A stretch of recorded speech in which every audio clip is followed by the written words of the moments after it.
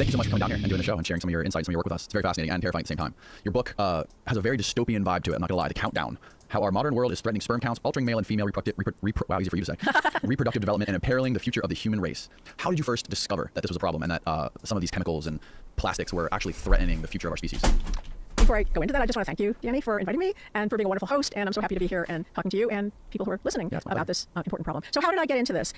I have to say that, way back in the middle 90s, I knew nothing about endocrine disruption or phthalates or any of this. I was completely ignorant. And I got asked to sit on a committee, a federal committee called the National Academy of Sciences, kind of a big deal. And they invited me because of my neutrality, I think. So usually in those committees, there's people who take one position and the opposite position and the people in the middle who are neutral. And I was a neutral, although they didn't say that explicitly. That was clear when I got there.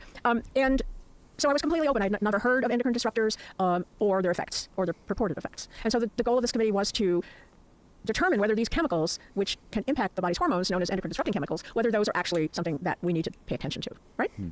So I love challenges, I love puzzles, and I thought, wow, this will be fun, and I'll meet new people, and yeah, I'll do this. And one of the first things we did was to look at this paper that had come out a few years earlier out of Denmark.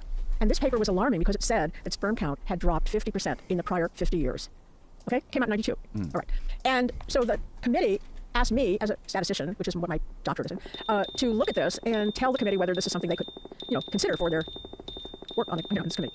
And although it wasn't related directly to, at that point, the hormonally active agents in the environment, which is what the committee was called, right? So we had this harm that appeared to be going on with unknown cause at that point. So I looked at the paper, and I have to say, I was not impressed.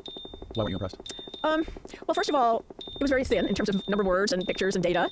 And the data that were there, if I had a graph, I could show it too. But you've seen it in, I think, yes. Yeah. And a lot of the data were in recent years. They were kind of spotty over the time period. And more importantly, perhaps, there were not, any of the factors that we worry about, which might cause an erroneous decline. None of those were considered. So I said I wasn't sure. And so the committee said, well, can you investigate this and let us know what you think? Okay. So I had the good fortune to be on sabbatical and be able to do that. And I spent 6 months answering that question. So let me just give you an example. So you might yourself think about things that could make what you read about it. So that just, but somebody approaching this might think, well, okay, it went down because in more recent years the men were older. That could make it down somewhat. Actually, sperm count doesn't decline dramatically with age, so that might be a small factor. Maybe the men are more stressed. That's probably happening, and stress actually does lower sperm count. Okay. And the men could have been more obese, and obesity lowers sperm count. And maybe most importantly, you might ask, well, maybe the way we count sperm has changed, so that in recent years, the counting method counts lower. Methods change, and maybe they're not exactly the same over the 50 years, right? So, and finally, there was the question of who are these men? And maybe, if you think about, you can't ask a man on the street to give a sperm sample, right? So, a man has to volunteer, he has to have a motivation to do that. And maybe he's doing that because he's going to get a vasectomy, then he has very good sperm count, right? Because he's had a lot of children. Or maybe he's doing that because he's having trouble conceiving, and then he has low sperm count. So, the selection of the population is really important, right? So, there were 61 studies, and so I took out of those 61 studies, I got them, retrieved them, looked through them, and took out of them any information I had on these and other relevant factors. I also took out what country they were conducted in, and so on and so forth. All the details I could about the study. And then I and my colleagues put them in a spreadsheet and ran a more complicated analysis than had been done before. So we call it multivariable because we had all these variables in there, right? We're not just looking at the decline.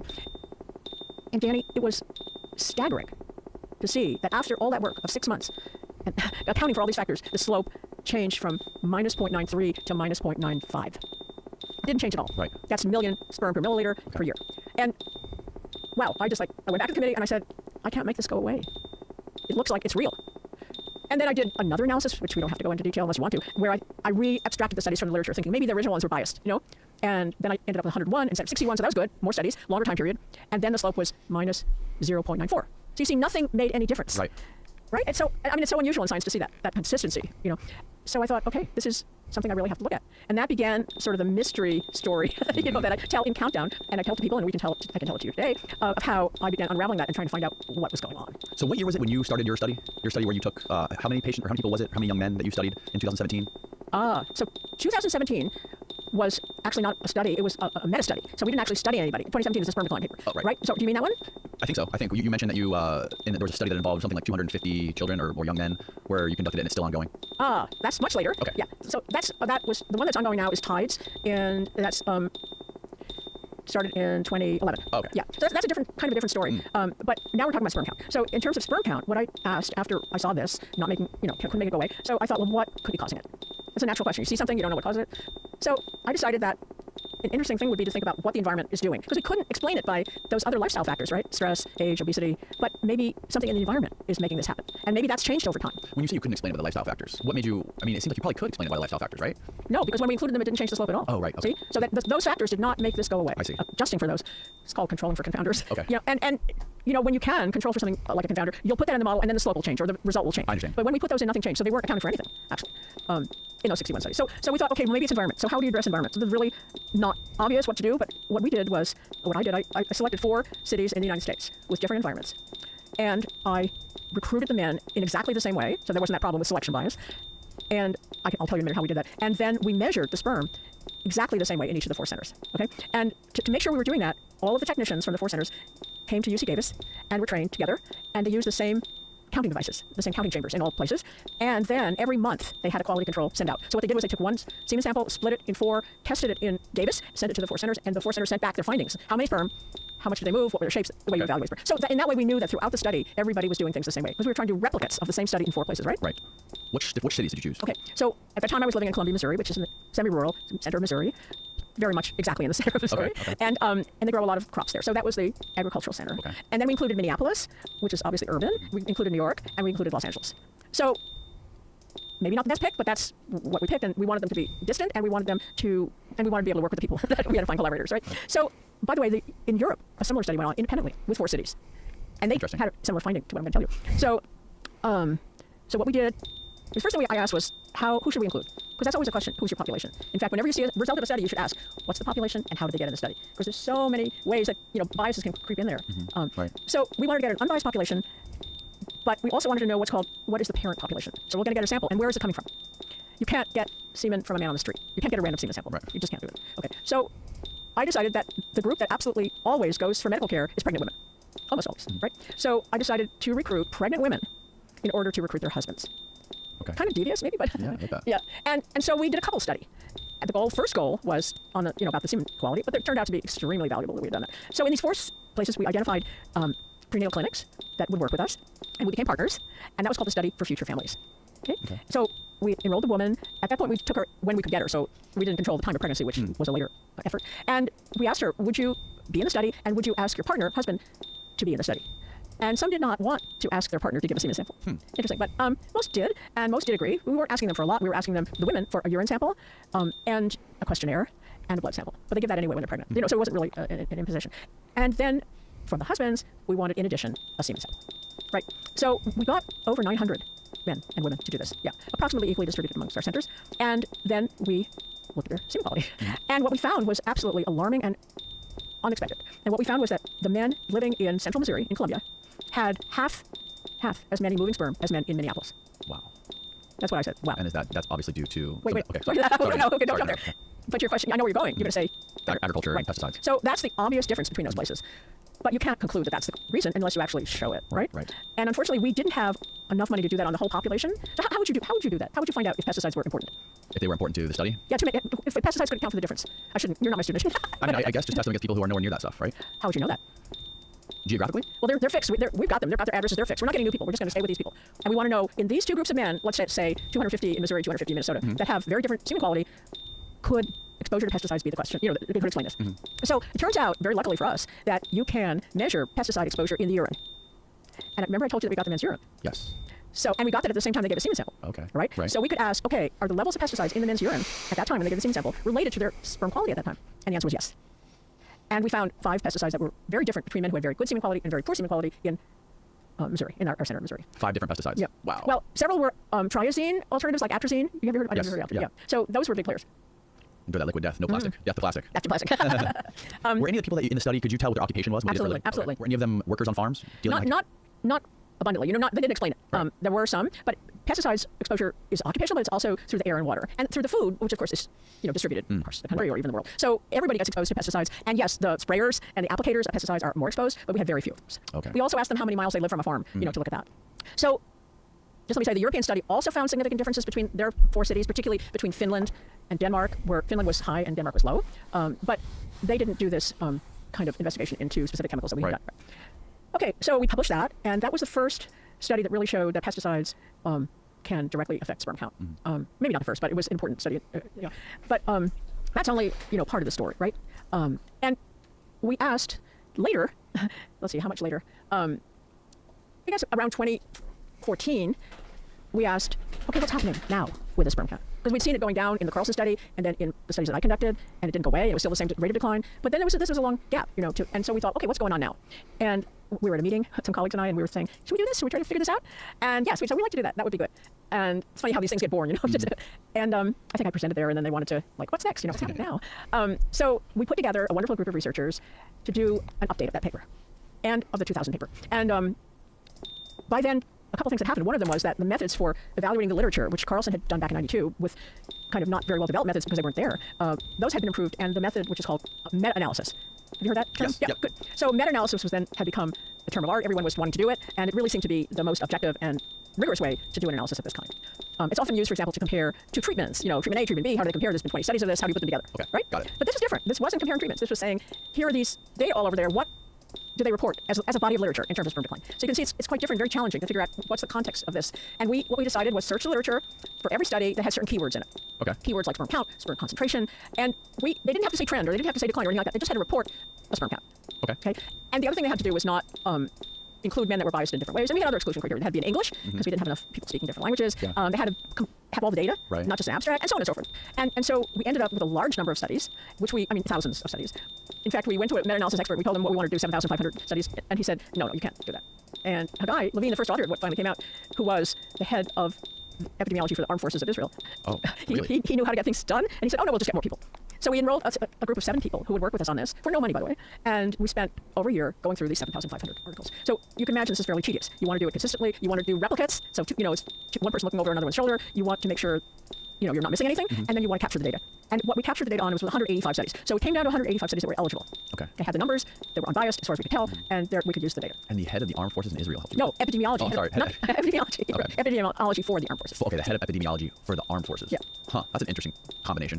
He was an epidemiologist, and he was in the armed forces, and Right. yeah. Okay. Anyway, that's really not really important, except to say that Haggai knew how to get things done. That was what that said to me. That's safe to say. Yeah.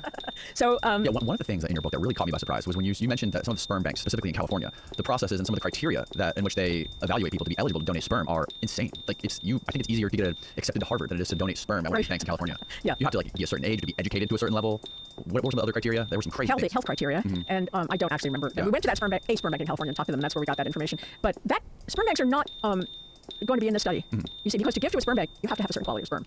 So, And that's due to what the women request mostly, right? That they want. no, a sperm bank will not accept sperm that's below standard WHO standards for semen quality. It's not about what the women might want something having to do with the man's interest or Right. education or height or whatever. It had to be above 5'8" or something. Something like that, yeah. Wow. But what we cared about was their sperm. And because they're selected to be in a sperm bank, they're actually sperm donors, they're going to be way above average. Right. And so we didn't include them in the study Okay. that we're talking about, the meta-analysis. Right. Yeah. So that study started at that meeting in 2014, and it was finally published in 2017, right? And just blew me away that it had the same results basically as Carlson. Still 50% in 50 years, still 1% per year. But we did 2 things that were very different from what Carlson had done. One is we separated countries by geography.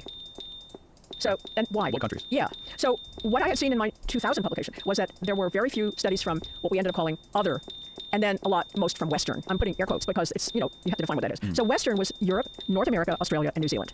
Okay. And those are the places where there were a lot of data. And these are countries that are westernized, whatever that means, which can be quite political, by the way. The other countries, South America, Asia, Africa, had very few data. And here's the kicker, because the non-Western studies were late in the time period, if you think of a line, they were all up to the right of the line. That's where they came in. There weren't any early studies, very few from non-Western countries. Okay. That means that there's a bias that the end of the early years had mostly contributions from Western studies, whereas the late years had a number of, fair amount of contributions from other countries. And so that's called confounding. You can't separate the effect of geography from time because they're mixed up. Right. And so in order to do that, we did what's called stratified. So we divided the studies in Western and other. And then we could look at the slope specifically in Western and specifically in other, right? I'm going to make you into an epidemiologist. Okay, so then the other way we stratified was what kind of men were these? What kind of men? Yeah. Interesting. Yeah, how do you categorize them? And the way we categorized them was in 2 groups. Those men who were known to be fertile. Okay, that means they had a child or they were married to a pregnant woman. And the other ones were, let's call them unselected. Okay. They had not been. So the fertile men were selected in some way. They had proven their fertility. Okay. There's a question about whether they should have been in there at all, because generally we tried not to select on anything that was related to sperm count. But we kept them in there because there were some very good and, my study, the European 4-city study, and it seemed like we wanted to see what's going on with those men too. So we kept them separate, fertile men, and the other men who did not know their sperm count, did not know their fertility, were the most representative. So you see, they're ignorant. So Yeah. they can't select in or select out. Okay, that makes sense. On that basis. Right. So 4 groups, 4 slopes. Wow. And the strongest slope was this unselected Western men. And that's where about half of the men were. And that's the line that's very much the same as Carlson. Okay. Yeah. And what is the earliest that they started measuring the sperm count in Western countries? In our study, Yes. 73. 73. Yeah. Okay. And it's gone, or is it sperm count specifically that has gone down? I think you say by 1% per year, and Yeah. it's now recently up to 2.5%. We'll get to that. Okay. Yeah, 1% per year mean in that study, sperm count. At what point, sorry if I'm jumping ahead, I don't know if I am or Yeah. not, but you can correct me if I am. At what point in the study did you guys decide to start measuring the taints of humans? Sorry to interrupt, but this episode of the podcast is brought to you by Verso. We all know how important it is to get the right amount of nutrition, exercise, and sleep as we age. It's something I'm really passionate about and have discussed at length with doctors and nutritional scientists on this podcast. That is why I use Verso. Verso is a company dedicated to translating scientific breakthroughs into products that hold the potential to increase longevity. I take Cell Being every day to help combat aging by increasing my NAD levels with powerful ingredients such as NMN, transresveratrol, and TMG. NAD+ is arguably one of the most powerful molecules in the body, but declines with age. Keeping NAD+ levels high helps guide longevity genes called sirtuins. Sirtuins are called longevity genes because by activating them, they support overall health and slow down aging-related effects by regulating important processes inside of cells. High NAD+ levels can improve your metabolism, repair damaged DNA, and ramp up energy production in your brain, immune system, and muscles. Now, you can't take NAD+ as a supplement because it's too big for the cells to absorb, but NMN directly converts to NAD+, while resveratrol activates your sirtuins, which increases their attraction for NAD. These two molecules act synergistically and increase your NAD+ more than just NMN on its own. Verso also publishes third-party testing from each batch produced to absolutely guarantee you're getting what you pay for. Head on over to ver.so and use the coupon code CONCRETE at checkout to save 15% off your entire order, or go to ver.so/KONCRETE right now. It's linked below. Now back to the show. Okay, that was not in this study. Not in the study. No, Okay. no, that's not.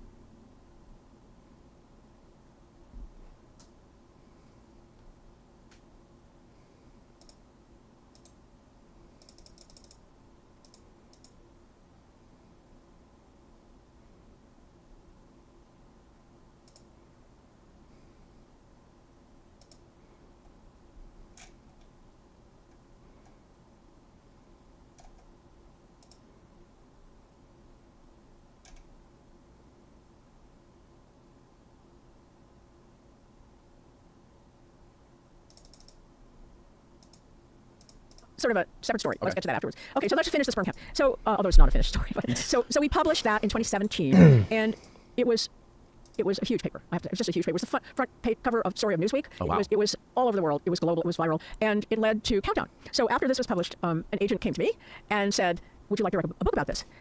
And I said, "I don't think so. I've never written a book, and I write papers for scientific audiences, right?" Right. But then I began to think, I know a lot more than, after this came out than I did when we started these studies. And I thought, well, there's a message here that people should be hearing, and they're not going to learn about this at scientific meetings. Right. So I think I have to talk to somebody else like you and your audience to let them know what's going on. And so I decided to write the book. And I got a wonderful co-author, and that went on. So now let me go back to the sperm decline, because I haven't finished that yet. So we did publish that sperm count had declined 1% per year in unselected men in Western countries, and also in fertile men in Western countries. In the other countries, which is Asia, Africa, other continents, Asia, Africa, what am I missing? Asia, Africa. South America. South America. Thank you. We just didn't have enough studies to say anything. You didn't have enough studies, but I'm curious. What did you see as far as sperm counts in those? Specifically South America. I'm curious about. I can't tell you that. There weren't enough studies to say. You see, what you see, if it's few studies with a lot of variability, you might see a line going up or going down, but what we say is not significant because the possible alternative lines are very, very wide. Okay. Wide, what we call confidence intervals. Okay. And you can't draw any conclusions. Okay. So you have to be careful when you read a paper. If it says, this, happened, this went up or this went down, just look a little deeper and say, how sure are they of this? Right? Okay. And when you ask that about the non-Western countries, say, how sure are you about this? We had to say, not sure enough. Not sure enough to make any conclusions. Wow. So a few years later, we decided, this gets boring, I'm sorry, but that we should do it again. Okay. And the reason we should do it again is we knew from tracking the literature that more studies had come out in these non-Western countries, and maybe now there was enough. And from looking at the literature, it looked like things had gotten worse. So we started all over again and got, in a 7-year period, from the time our last selection stopped, we repeated the whole thing. We got all the literature, and we abstracted the data, and we put it in a database. And roughly what year was this that you restarted? That you did again? We restarted it in 2018, yeah. And we published it in 2022. So last year. Okay, yeah. So maybe it was 17 that we started, because we went 7 years, so maybe it was 2015. Anyway, we covered 7 years. Yeah, I can't remember when we started it. Two things. One is, yes, there were enough studies in non-Western countries now to say that in unselected men there was a significant decline. Okay? Okay. So that answered that, and we have to go on. Of course, we have to do this again and again every Right. X years. Yes. But maybe more alarming, and this is what you alluded to, and I said, wait, that the 1% decline that we had seen in the past was now, if you look at studies in recent years, that was from 2000 to, I think it was 2015, I don't remember, I think that's right, the rate was 2.6% per year.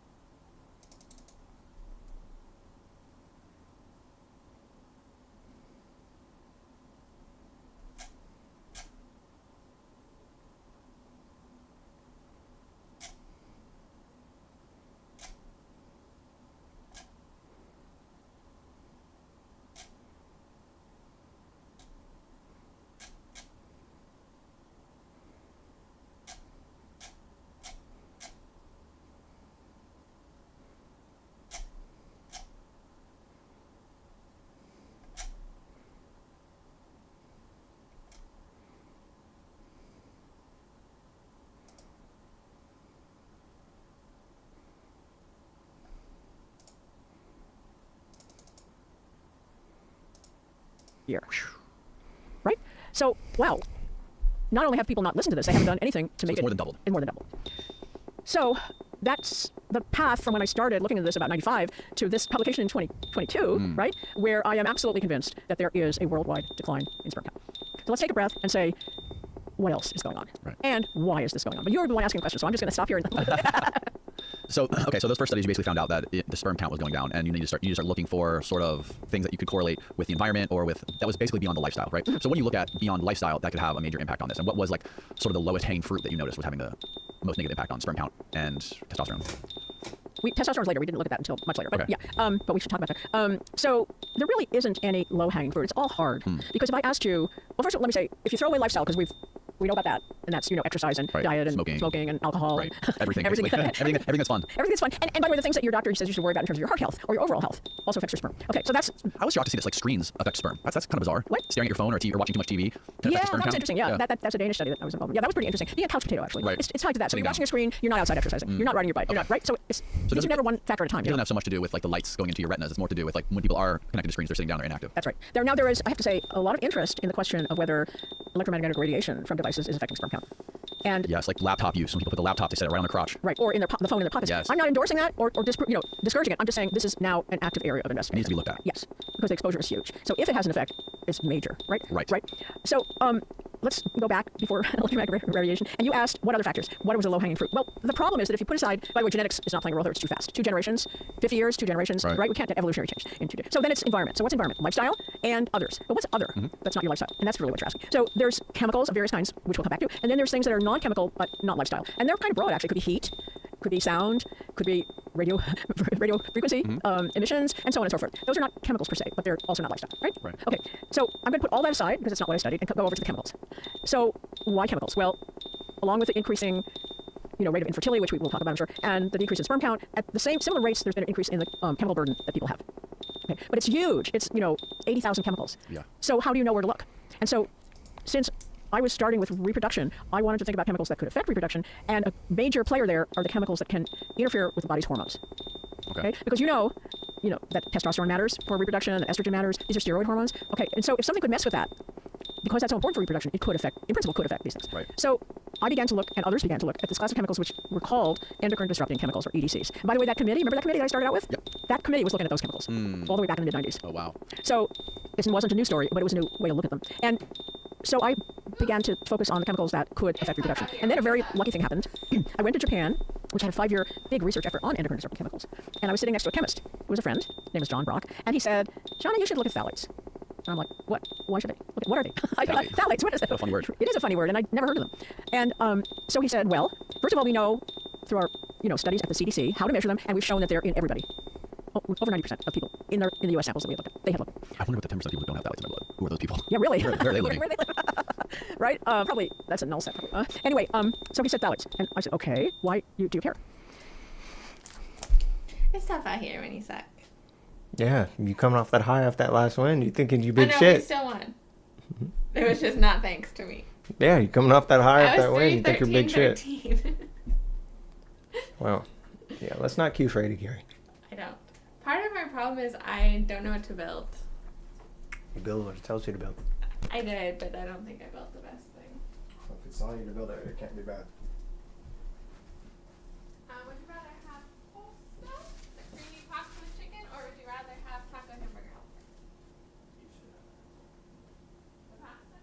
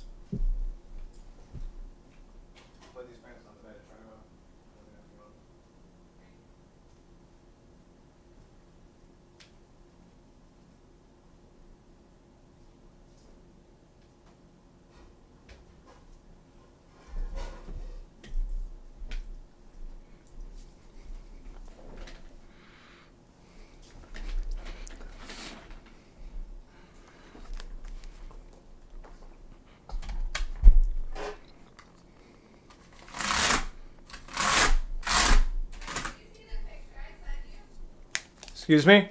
Did you see the picture I texted you What was it? of Shipro? Yeah. Why'd you send it to me? Because he brought me that damn toilet paper roll as if it was a toy to throw. And then he's sitting there waiting for me to throw it. I mean, did you throw his fucking toilet paper roll? No. Well, that's very disappointing, considering you're supposed to be his mother. I just placed it in his mouth gently and then he did And then he took off? Yeah. And then he just chewed on it.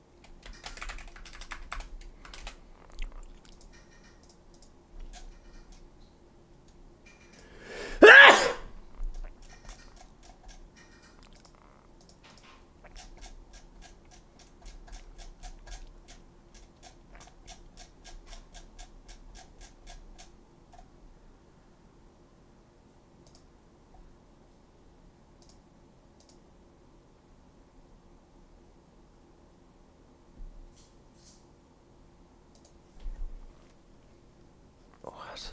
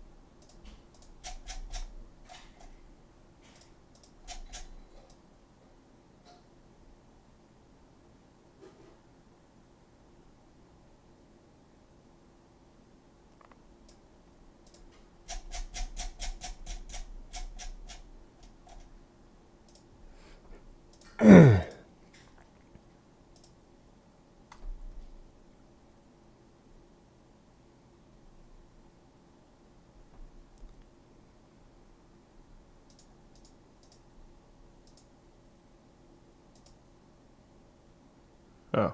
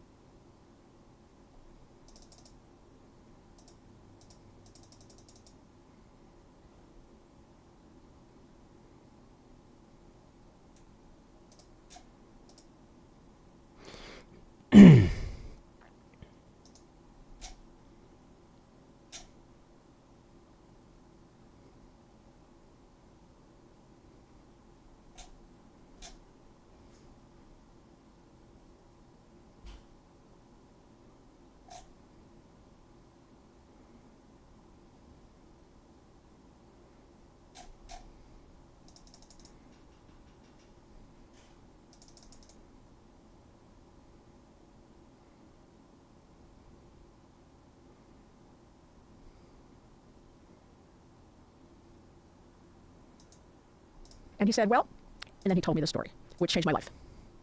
He said that his colleagues at EPA and at the National Toxicology Program had been feeding phthalates to pregnant mice, rats, rodents.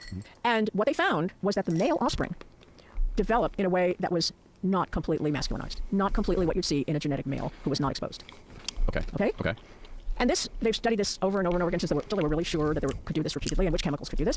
And then they published. And what they published was that when the mother, let's say rat, was exposed to a phthalate, let's just say, I'm going to give you a name, diethylhexylphthalate, DEHP, just so I can talk about it. That's probably the worst actor in this class for lowering testosterone. When the mother was exposed to that in early pregnancy, then her male offspring developed smaller penises, smaller scrotum, testes were less likely to descend, and there were internal changes as well, changes to the vas deferens and so epididymis and so on. And this distance that they'd been measuring for years, which I and no other epidemiologists had not heard about, the distance from the anus to the genitals became shorter. And they called it the phthalate syndrome. So this is the first syndrome that was named after a chemical that a woman is exposed to in pregnancy. So that means these guys in Japan were the first ones to study it? Sorry? Well, the gentleman in Japan, your colleague, the chemist, he was not Japanese. He was American. He was at CDC. He was American. Oh, he was at CDC. And he studied the chemistry. But the people who saw this and discovered this in rodents were Earl Gray and Paul Foster at the EPA and National Toxicology Program. Okay? So they showed this phthalate syndrome. And then I thought about this and I thought, well, what about us? Right. What about humans? John says we're all exposed to it. So what do we see this in humans? So that became my next big project of unraveling this mystery, right? By the way, I'll tell you a couple of other things about rats. What Earl Grey said, AGD is forever. So if you have a small AGD, sometimes called the taint or the gooch or the grundle. Very familiar with the gooch. Yeah, The that's three terms are grundle. better known than technical scientific terms. But when that distance is shorter, when the mother has been exposed in this critical window, 3 days. 3 days. If the exposure is during days 18 to 21, they found that out later exactly. Then they get this whole syndrome. After 18 to 20 days after conception? Yes. Okay. Gestational day 18 to 21. Okay. And the analog in humans is not as specific. We don't know exactly what it is, but we know it's the first trimester. We know it's the early first trimester. Right. Okay. So I wanted to see, how do I look at this? So they had rats. They fed the rats the phthalates. We can't do that. We can't feed pregnant women phthalates. Right? No. That would be unethical. That'd be unethical. Highly unethical. But remember the study for future families? The Yes, first one? yep. Okay, remember I told you that we saved the woman's urine? How lucky was that? Right. Now Go back. we can go back, get those samples, test them, and see how much phthalate is in their urine when they were pregnant. So that was just really fortuitous. And all my graduate students, I say, if you can collect urine, it's cheap, it's easy to store, and it's going to turn out to be useful. Right. So we had this urine, we sent it to John Brock and others at the CDC, and we said, tell us how many, which phthalates are in these women and how much. And there was a gradient. Okay. They all had it, but some had a little and some had a lot. And then what are we going to do with that? We want to then relate it to the offspring genitals, right? Yes. So we had to get the kids, Of all these people. all these people, Wow. to come in, and that was no easy task. But we got many of them. We didn't get them all, but we got many of them. How many roughly? Oh, gosh. Off the top of your head, you don't have to be exact. Yeah, we could look it up, but it was in the hundred. It was like several hundred. Okay. Yeah. By the way, what is this graph, Stephen? This is the common phthalates. Ah. So for instance over here, the green one is what you were talking about, the DEHP. Yes. Okay, in Canada. Okay, oh, that's interesting. There's no DEHP on the east coast of the U.S. No, then maybe they didn't sample there. Okay. You know, But they have that big graph there. It says MEP. So there's a bunch of red, like in the New York area. Yeah. And then MBP. Wow. And what is that little zoo? Okay, that's like like the Eastern Europe or the Western Europe. Yeah. There's a lot of green. I actually don't believe there's anywhere there's no DHP. Look at that giant spike right on like what is it, Iran or Saudi Arabia? That giant one. Of ME, it's mostly MEP, which is red, and the MDEHP. So MEP, monoethyl phthalate, is in personal care products, fragrance, skincare products, makeup. That's very Nail polish. Nail polish, right? Okay. Yeah. MEP is a big player there. It's not actually one of the worst actors in terms of being anti-androgenic, but But the DEHP is the DHT worst. is the worst, and then dibutyl phthalate, DBP, and ZP, benzyl butyl phthalate. And now what's interesting, they're new ones. We can talk about that process afterwards. The new ones that are bad too, Okay. coming out and being put in the market. So where were we? Yeah, where were we? So I wanted to figure out. So John and others at CDC got the samples Right, and did the measurements, and right? children. And we got the children. And then the question is, what do you look at in the children? So it wasn't obvious what an AGD was in a child. We knew it wasn't a rat. Okay. But how do you make that translation? So it took a while, a couple pilot studies, to actually figure out how to replicate the rat exam, if you will, Yeah. to an infant exam. Work with pediatricians and to develop this and set this up so we could do it reliably and repeatedly and consistently, get the same thing every time, which you need for science. And once we figured out what that exam was going to be, we brought the babies in, and if the mothers agreed, measured this syndrome markers of the Right. syndrome in these children. Right. Okay. So we found it. We found the phthalate syndrome in humans. This means that the mothers with the higher levels of the anti-androgenic phthalates, particularly those three that I told you, were more likely to have a child with these symptoms and most markedly shorter gooch. Yeah. Okay? Right. Right? And of course I didn't use that in the publication, but shorter AGT. And that paper also made a huge impact. It made a huge impact scientifically, and lots of other people started measuring AGT. It also made an impact in terms of politics, or actually public health, because phthalates were then investigated and included Who investigated them? the Consumer Protection Act. Okay. Consumer Protection whatever. Committee? Yes, thank you. And I testified there, and they heard that, and when they wrote their report, they recommended that phthalates be taken out of children's products. And they were in the Consumer Protection Act of 2008. Okay. So the paper came out in 2005, and we had this legislation. Now, I have to say, they were a little off the mark, because the products that they banned these phthalates from were children's products. That's too late. You get an A. Yeah. Yes. First time ever. That is right. If they really should have been worrying about what the mother was exposed to. So I think it's great that it came out of pacifiers and sippy cups and toys and rubber duckies. Important also, certainly continued exposure is not a good thing, but it did not protect the pregnant woman or the fetus. Right. Anyway, this paper made a huge impact. And then it left me with this question, and you've alluded to this earlier, which is, who cares? If you look, you have two sons. If you look and measure their AGD, Damn, I look didn't know bigger or that. smaller, you wouldn't by eye see the difference. It's not anything that jumps out at you. It's not like the child looks weird. Right. It's just something you can measure. Okay. And what is the proper measurement? Like, what should it be, depending on age? I Is there an equation? No, there is no proper measurement. It's because it's a function of body size and age. And so all of these measurements are adjusted. So, how, like your height, a child's height, you say, is that child very high, but tall? It depends on their age, right? Right. And for something that's measured very close to birth, which we did in our next study, what's the gestational age? How developed were they? Right. So I don't want to, people could read the paper, they could read the book, but I don't want to have people going out and measuring their children's AGD and worrying about it. I don't want to do that. So, like, for example, when you have a newborn, you have to bring them in for like a 3-month, 6-month, 9-month checkup, and they give you a percentile of height, head circumference, weight, and all that. Do they do that with AGD? They don't do that with AGD. Obviously. Unfortunately not. That's one of the things I really, really would like to see. I'd like to see this as a standard of care at the Yeah. newborn exam. Yes. Just like you measure a kid's head circumference, you can measure their AGD. Exactly. And it would be simple, quick, and would give us unbelievable amounts of information. Right. Because what turns out, this little measure is kind of incredible. It tells us something about the past and something about the future. So I told you a little about the past. It tells you about the mother's exposure to things that not only phthalates, but other things that lower testosterone. So it tells you about what was what we call androgenic environment in the womb. And by the way, it's relevant for girls too. We can talk about that. Yeah. But it also tells you about the future, and that's the next step in the story. So when we said, who cares? Why does it matter? We were asking, what does this have to do with fertility? What does it have to do with function? What does it have Right. to And do what does it have to do with the life of that baby as he becomes an adult right, in general? In general, right. So we fast forwarded and thought, well, okay, let's at least see, because these children were very young, we couldn't see their function sexually, but we could look at young men. And Earl Grey had told us that AGD is forever. If you adjust for height and body size, then if it's short, I told you it's short forever. So we thought, okay, so if a man in college has a short AGD, it's likely he was born with a short AGD. And does that also mean they have a small penis? Those are separate measurements, but they're correlated. They are and, correlated. And on average, the phthalate syndrome in our study included a smaller penis. But So small balls, or testicles, sorry. I want to be scientific but we here. didn't measure the length of the penis, we measured the width. Oh, interesting. Which, Why was that? Because the length is variable. And the width is not? No, not much. Not much. Okay. It's much more stable. So that's what we measured anyway. So, And- so there's a strong correlation between the width of the penis and the length of the AGD. yes. Okay. So I would say more directly, there's a correlation between yes, and also to the phthalate levels and the width of the penis, Okay. and the phthalate levels and the length of the HGD. Okay. Yeah. So we went to Rochester, where I was living then, university, and we put up posters. And I had a wonderful postdoc working with me who took charge of the study, Jaime Mendiola, and he ran the study. And he got these volunteers to come in and give a semen sample and let us measure their HGD and complete a questionnaire. Okay. And they were very, wonderful and helpful. And one of them said, well, for $75, I'll give you anything, because that's what we paid. Oh, nice. Damn. And so what we found, or Jamie found, Jaime is his Spanish name, that the longer let's start with the sperm count. The lower the sperm count, the shorter the HGD. The longer the HGD, the higher the sperm count. Correlation, linear correlation, Right, okay. Linear relationship. And then we couldn't ask about fertility in that population because these are college students. But in California, a colleague named Mike Eisenberg looked at men in an infertility clinic and did this a similar thing. And he got their sperm count and he got their HGD, and he showed that, again, that it was related, HGD and sperm count were related, but also that fertile men had a longer HGD than men who hadn't delivered a child. It stands to reason. So when people say, who cares? I say, everyone should care, because that measurement tells you something about the future. Not only about the past, what was in the womb, but in the future, how that boy is going to function. Right? Right. Right. So let me stop there. And you also said there was a correlation between how soon they hit puberty, right? Or was that only in women?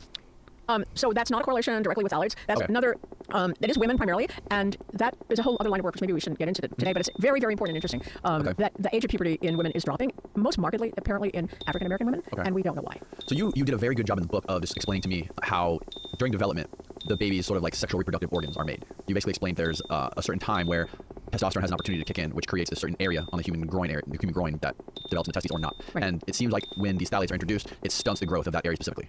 Correct. And that's very well put. So let me just back up and say, before, just leave phthalates out of it. Okay. Just in every baby. In very early pregnancy, the male and the female genitals are the same. Right? Right. You can't separate them. You don't see ovaries, you don't see testes, you don't see penis. It's actually just a ridge of tissue. Okay. And then at the critical time, which we know in rats specifically, we don't know specifically in humans, but it's early pregnancy, the testes start to form. And that's genetically programmed in an XY individual, right? And so they start to form, and at a certain point, they're able to produce testosterone, and they do that. Okay, in the genetic male. Female also, but just a little bit, but mostly much more in the male. Okay, so what they showed in these animal studies is that when the mother was given phthalates in her food at that time, when the testosterone is surging, that the surge is wiped out. It's eliminated. The graph is very dramatic. Right. It's just completely flat in males, genetic males. So that says that male needs that testosterone at that time to develop normally.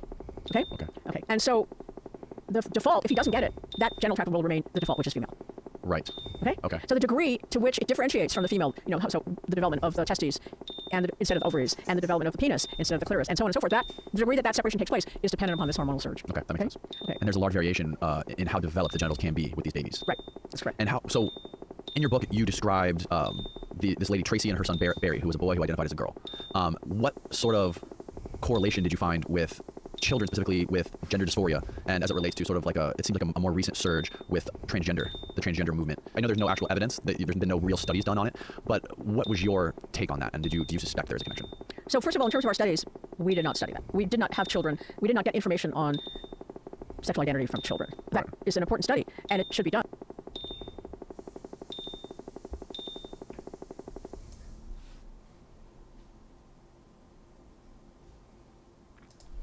What was your take on that, and do you suspect there's a connection?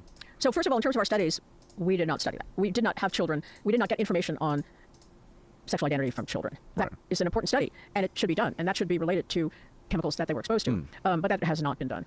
My suspicion is that just as the genitals differentiate into male and female, the brain also does, and we know that there are, for example, men. This is a stereotype, okay, and it's a social stereotype, so it's very politically very difficult. But there are certain things like social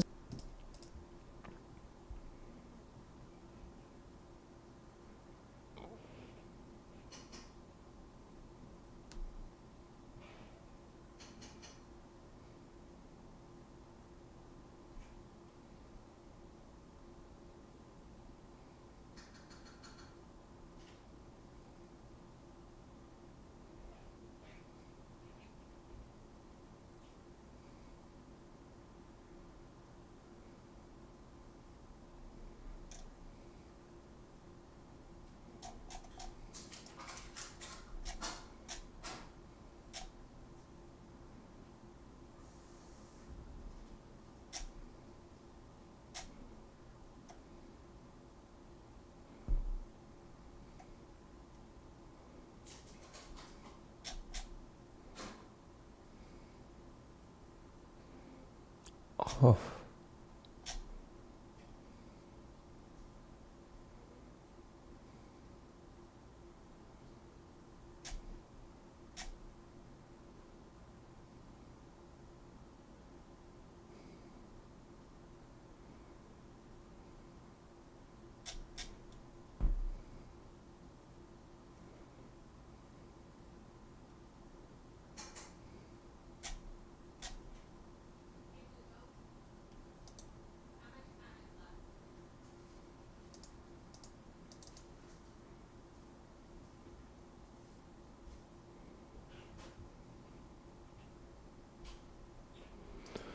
Socialization seems to be easier for females, and spatial ability to manipulate things spatially, which is testosterone dependent, seems to be stronger in genetic males. That's testosterone dependent?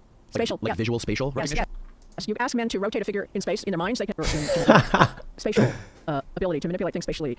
Genitals differentiate into male and female. The brain also does, and we know that there are, for example, men. This is a stereotype, okay, and it's a social stereotype. So it's very politically very difficult. But there are certain things like socialization seems to be easier for females, and spatial ability to manipulate things spatially, which is testosterone dependent, seems to be stronger in genetic males. That's testosterone dependent?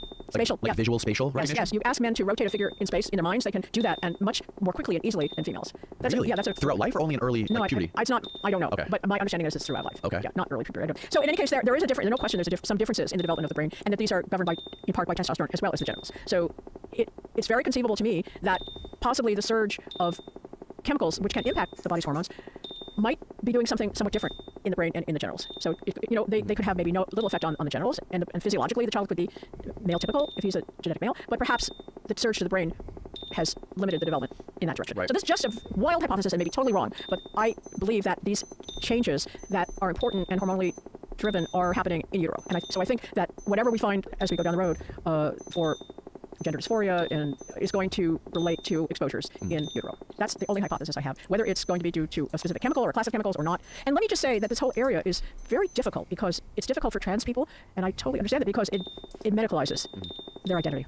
It says, why are you like this? And we don't ask that generally, and it's similar concerns for people who have other atypical development, for example, ASD people and so on. Right. What causes that? Well, I'm not sure that question is yet. We've learned how to phrase that question in a way that does not make people feel that the way they are is the way they should not be. Right.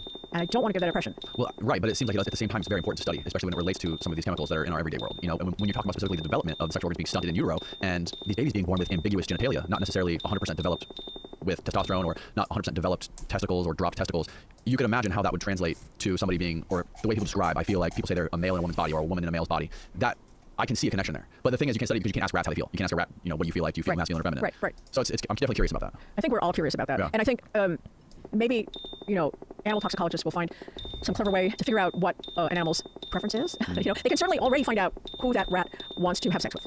And they can produce rats, and as I told you, that males want to have sex with other males. Really? Yes, yes. That can be produced with the pesticide we talked about before, atrazine. Right. And Right. this was a study that was done on fish and frogs as well, right? Right. Frogs, particularly, yeah. Frogs. Right. Oh, yes, they made homosexual frogs. Right, Right. right. So that is possible. But what that has to do with gender dysphoria is a really open question, and one that I think is very delicate. And we have to be careful about even asking without offending people. Yeah. I think, honestly, that we need some trans people to come in and do this research because they will do it sensitively and they'll understand what the concerns are. And as a non-trans, non-binary person, I'm afraid I'm, at risk of sticking my foot in it. You know what I mean? And saying things that will offend people. And so I'm being really careful. Yeah. Maybe you could have somebody on your show who's trans and would talk about it. Yeah, well, it's hard, because serious academics like yourself, they don't want to talk about it because there's a very big risk of people coming after you or trying to discredit you in any way. And, the problem with it is it does stifle discussion and research. Like you just said, you don't want to touch it. And that's a problem, I think. No, I didn't say I didn't want to touch it. I said I didn't want to talk about it now because I don't know. Right. I can just tell you there's a study that I think would be relevant and that I think should be done. Right? And that's what I always do. I always just think, how would we do this? And then I do it. Right? Right. But this one is going to be hard. But it could be done. And there are databases in Europe and the United States where urine has been stored from a long time ago. And you could test that urine for environmental chemicals like phthalates or whatever, the bisphenols we haven't talked about in other classes, pesticides and so on. And then you could see, if you have a very large sample, how their children developed and what % of them were trans Right. or took that option or considered that option. It would probably a gradient. And see whether the exposure correlated with behavior in, say, the adolescent years around sexual identity. That study would really be valuable here. Yes. The problem is that, like I said, asking that question and writing controversial. it's controversial. And I'm afraid that it will take a very open-minded funding agency or to say we're interested in this, we want to fund this, we want to find this out. Right. But I'm not against studying it. I'm just against talking about it in ignorance and talking about it without the participation of the affected people. We can't always do that. We can't always include the affected population in our design of our study, our conduct of our study. But to the extent that we can, I think we're being more and more sensitive to people's needs. So that's what I would like to see. I would like to see. I actually know one person who's an epidemiologist who's trans, and she would be great to work on this. Absolutely. And yeah, I think that will happen, but I don't have the answer now. Do you think there's any correlation with the gender dysphoria and things like anxiety or depression? I've read some that there is, and certainly gender dysphoria people are under considerable social pressure and stressors. So I wouldn't be surprised if there wasn't more anxiety. And I think prescribed things like antidepressants and stuff. I don't know those data, but I wouldn't be surprised. Yeah. The pharmacology and the medicine, and specifically the antidepressants, like, they seem to be an issue. I'm not an expert on it, but I know that more and more young people that I talk to every day are on uppers and downers. They're on antidepressants or on stimulants, such as like Adderall or whatever, Right. to study and to get through school and to get work done. Are you talking about trans people? Or? No, just in general. Oh, just young people in general. Oh, Not specific trans people, but yeah. Right. But imagine if you combine the two, right? Yeah. It's got to be a cascading effect. It's got to make Yeah. it worse. If you're already dealing with this feeling of gender insecurity or dysphoria, and you compound that with things like depression and anxiety because of it and cultural stigmas, Difficult. not a good combo. Yeah. Let's talk about testosterone. Did we talk about testosterone yet? I don't think we did. So how does testosterone? Where does that come into the picture? All this. Well, obviously, testosterone is very key here. It's important for the production, the development of testes, the production of sperm. And by the way, now that more and more young men are seeking testosterone treatment, Yeah, we talked about this yesterday too. I'm concerned because they're not going to have adequate sperm when they get around to having a Right. child. So yeah, So I've been on some of these online Reddit forums that talk about testosterone, and it's I don't know if you're familiar with Reddit, but it's basically a web where people can go and just talk about any topic, and then it gets deep, gets into the weeds. But there's lots of kids on there in like the bodybuilding communities who are in their late teens, early 20s that are, a lot of them even, some not, but some getting their blood work done beforehand and having abysmal testosterone levels. They're talking about how their testosterone are in like the 1 to 200s nanograms per deciliter, which is on the very, very bottom of the scale that the CDC recommends. And these guys getting on testosterone because it's like, what's the trade-off? Like, do I start testosterone therapy and feel great, feel like a normal person, and be able to go to the gym and be healthy, and sacrifice not being able to have kids? Like, it's a very heated sort of topic because there's an obvious trade-off to doing that, but there's a huge advantage to doing it too because you feel so good when people feel so good when they do it. Yeah. So the information I have about testosterone, which is increasing as I study this more, is that it is declining just as sperm count is declining, and probably at a comparable rate. And because we know that many environmental chemicals have the ability to lower testosterone, it's very plausible that that's why this is happening, right? Right. But that doesn't actually prove it. We have to do something similar, that we did with, for example, in those Rochester young men. I'm just getting an idea here. We might be able to do this. What can we do? We could maybe, if we have those samples still stored, measure the testosterone, which we didn't do, in those young men and relate it to their mother's phthalates, which we did measure. Right. Remember I told you that? And wow, maybe we just started a study here. Oh, wow, we got your next book. Yeah. That would be really, really interesting. Or maybe not in these men, but some population where we knew, prenatal exposure, because I do think that that's where it's happening. And then we have measured testosterone maybe at several points in a young man's life to see whether there's a relationship. So I give that out to people if they were listening, if they can do a study, they could contact me and we'll work on it together. Yes, we'll include your contact information below for people to email you.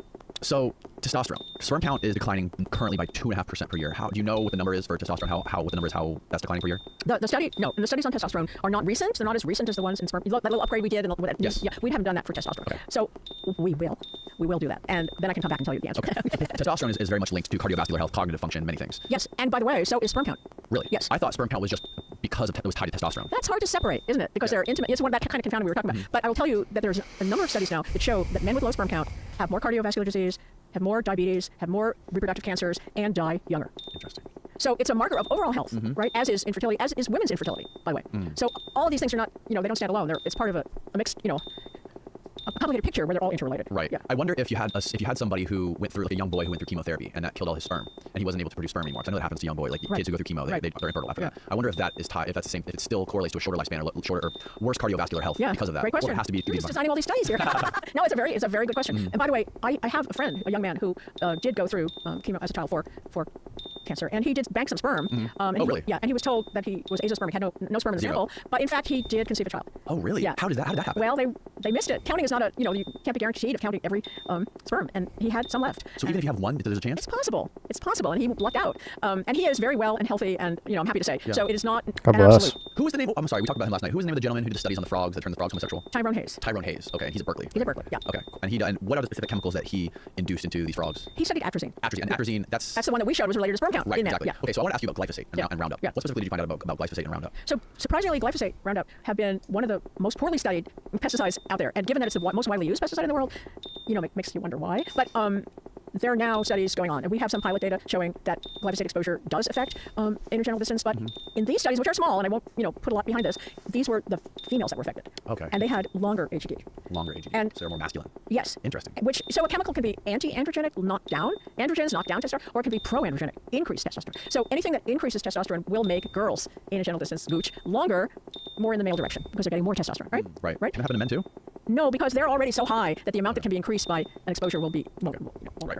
But if you're very low and you get an increase, it could double your exposure. You see. Right. And So, but this is very, very tentative, and this is an area of very, current study that people are looking at the effects of glyphosate in various ways. One, on the microbiome, on obesity, Right. on lots and lots and lots of things. It's one of the hot new topics in the field. Yes. And, it seems like all of this is, you can put it on the same bucket of our problem with trying to make everything convenient. And one of the big problems with glyphosate and the Roundup is, like, they used to spray the crops and just spray the weeds individually. And now what they do, they developed this thing called corn ready Roundup. Have you heard of that? Where they basically just take an airplane and they coat acres and acres of farmland with Roundup, and it even gets all over the corn crops. But for some reason, it only kills the weeds and doesn't affect the corn.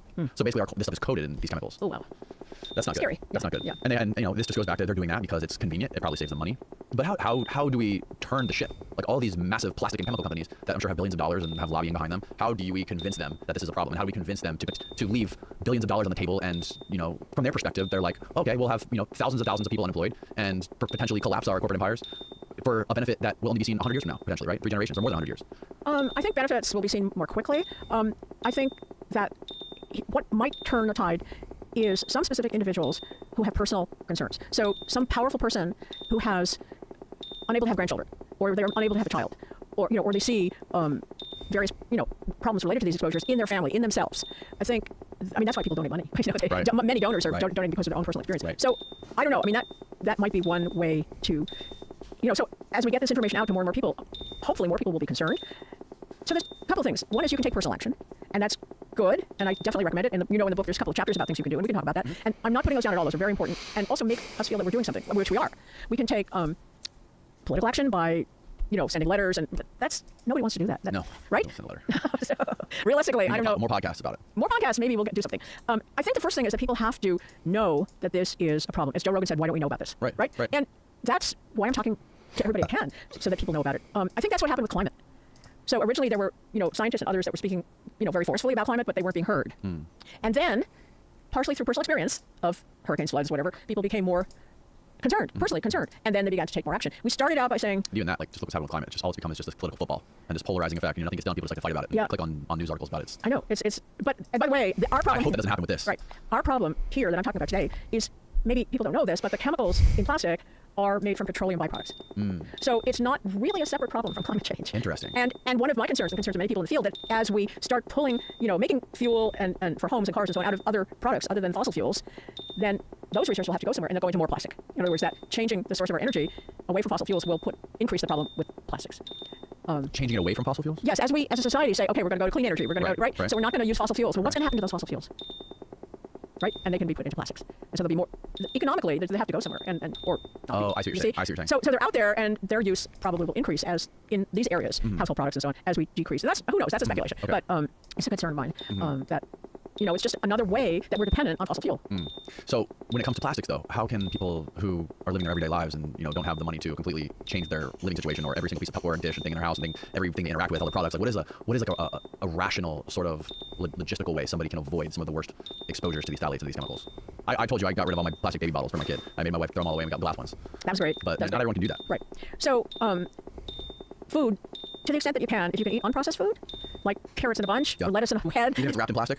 Because a lot of carrots come wrapped in plastic. Yeah, that's true. So here's the thing about chemicals leaving the plastic. If they're warm or if there's liquid, it's more likely, if the environment is warm or liquid, it's more likely for the phthalates or the bisphenols to leave the plastic, right? So carrots, I'm not so worried. But if you go to a farmer's market, if you're lucky enough to go to a farmer's market, you can just buy it from the farmer. That would be the ideal, I would say. I think I told you yesterday about an experiment where they took this farm, and some of the cows were milked by hand, and some of the cows were milked by a milking machine, and the cows that were milked by hand had no phthalates in their milk, and and those cows that were milked by the milking machine, that milk had phthalates in it. So it's really hard to know, how to avoid them. If you go to buy a container of milk, even if it says organic on it, that could have been processed through a milking machine. Yes. We don't know that. Yeah, I mean, it's ridiculous if you walk through the grocery store, all the labels that are on every single product. I mean, the FDA doesn't pay attention to all that stuff. No. So you were asking me some simple things people can do. So I would say, if you can afford it, eat organic, because a food being organic keeps out most pesticides. Phthalates are, by the way, also in pesticides as an inert ingredient because they increase absorption of the phthalate into the plant. And in general, organic food is produced more carefully with respect to environmental risks. Okay, so I would say if you can afford it, and not everyone can, that you would buy organic food. Or buy from a farm. Or buy from a farmer, ideally, a farmer's market or something. But and try to avoid fast food because these tend to be ultra processed and full of huge numbers of chemicals. Again, that's an economic thing. Some people just have to, Right. grab a meal at the end of a huge long day. Yeah. But so then in the home, besides food, we talked about this, but it would be good to treat your water because we now know that water contains lots and lots of micro and nanoplastics, and I would prefer not to drink that myself. So I distill my water, and I know you use a reverse osmosis. Those are both very good ways of treating your water. You can also get a filtration system, which is a little more problematic because you have to change the filter and so on. But don't buy water in plastic bottles if you can avoid it. Right. So Especially when those plastic bottles have been sitting in a car or somewhere. right, or in a right. truck. Don't leave water in plastic bottles in your car. And then as far as air, our ambient environment, our air is full of these microplastics and nanoplastics. So HEPA filter is pretty effective. Another thing that's effective is to just leave your shoes at the door. Then you're not bringing in those particles from the outside into your home, and vacuum with the HEPA filter. So try to keep your air clean. So these things come in every which way, through inhalation, through ingestion, that's eating and drinking, and dermal. So the dermal is your skincare products, makeup, sunscreen. You can worry about what's in those. And we don't have a completely perfect way of screening those. Environmental Working Group does a good job, and they have a consumer guide to personal care products. And cleaning products, by the way, also contain a lot of these chemicals. So I would say going to some of the guides we suggest in the book, or some we haven't suggested that you can hunt for on the web, Right. try to buy products that have been screened to some extent, none very thoroughly, I would say, but to some extent, to be free of these chemicals. Now you talked about how you can you walk me through how you distill your water and how that's done? Sure. Sort of. I mean, I can't tell you the actual mechanics of the machine. Right, but like, is there a certain thing that you bought somewhere? Or? I bought a distiller. It's called a distiller. Yeah. Okay, where'd you buy it? On the web. Okay. Can you search for distillers? Maybe look at them. I'm curious. I would put, if Did you don't it mind, countertop distillers. Countertop Yeah, distillers. because you don't want something that's going to be huge for a business or, but countertop, home distillers. Okay. Yeah. One of these just sits on the counter? Yeah, the one on the left is actually what I have. That one. Yeah, but it doesn't mean it's the best. It's just Right. one. And that's how it works. You just So fill it up. let's read that. By the way, I don't want to be endorsing any particular brand here, but just say that. No, yeah, we you just clicked on the first one we saw. Yeah. So, you put it in at night. It drips out, it evaporates, condenses, comes into that pitcher, a glass pitcher, and then in the morning I just pour that water into 2 glass pitchers that we keep in the fridge. It's wonderful, tasting water, and then my husband cleans it out. And by the way, what's left, I live in San Francisco, the water's good, but what's left after we pour out, after it's been distilled, the residue doesn't smell great. I bet.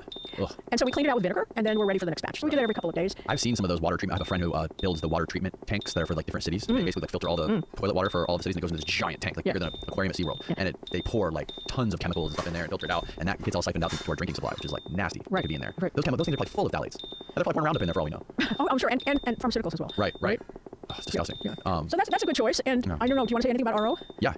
What is RO? Reverse osmosis, isn't it? Oh, yeah, I don't know anything about it. I just okay. bought one, so I heard they were good. Yeah. I got it installed. It's just like there's like these 3 filters that are installed under there, and the water travels through all of it. It's very complicated, but it makes the water taste better for sure. There's a stark difference. I can tell the difference between tap water and that water. Absolutely. And an interesting little experiment, which would not be hard, would be to take the same source and pass it through a distiller, an RO, and a home filter, and then blindly ask people which they prefer, Yeah. and test them for chemicals.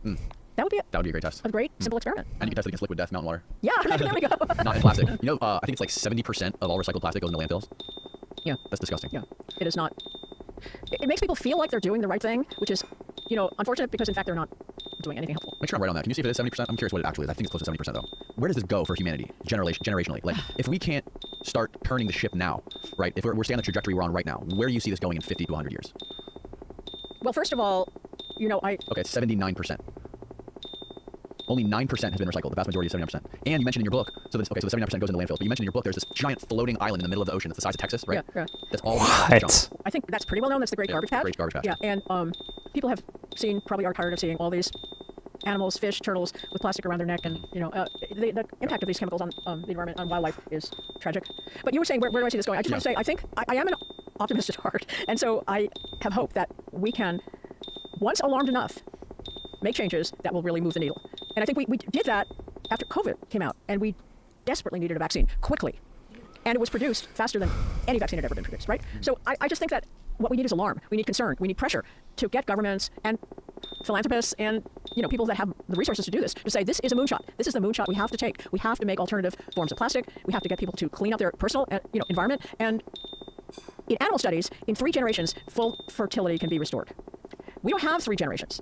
Because for an animal, 3 generations is 6 years. A rat. For a rat, right? If you're a rat, you got 6 years. 3 So generations. 2 years is the lifespan of a rat. Yeah. And for us, our life, we have intergenerational is 25 years, so we have to look out 75 years. Okay. At the rate at which sperm count and other things are declining, it's probably not enough time. I think we have to clean it up faster than that. The other thing that gives me hope is that we have alternative ways of conceiving.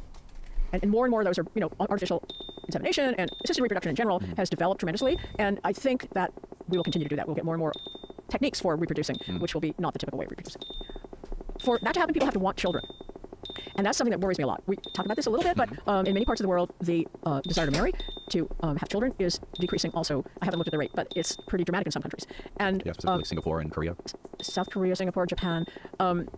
So for the species to maintain itself, we have to have 2.1 children for every couple in their lifetime. Okay? That's 2.1 children per couple. yeah, man, woman, replace themselves and a little bit extra because there's some loss, right? So that's called the replacement rate for total fertility. And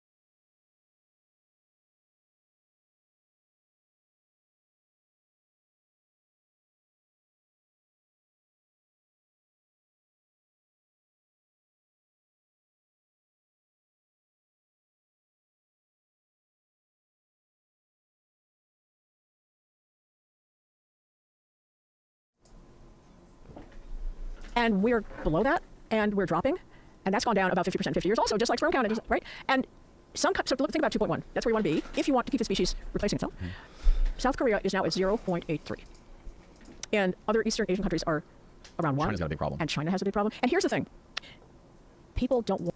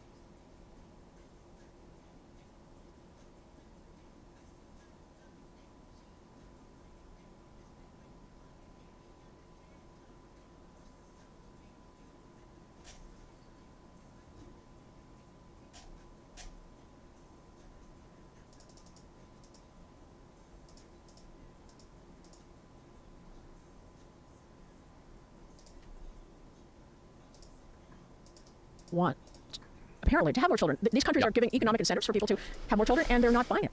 So I don't know. I don't know what will turn that around. And economically, countries are recognizing that if you don't have enough children, you won't have the middle of the population pyramid to support the old people who are increasing, and you have economic chaos, really.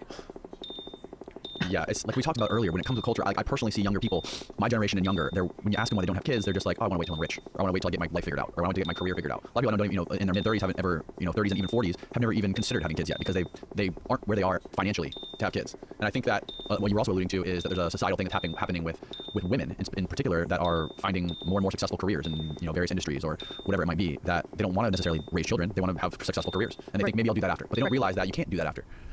I think. And then you look at people. Sorry, but then you have like Kourtney Kardashian, who just came out as she's pregnant with her. I think it's her 4th child with Travis Barker, and she's like 45 years old. So people think, oh, Kourtney Kardashian did it, I can do it too. Right.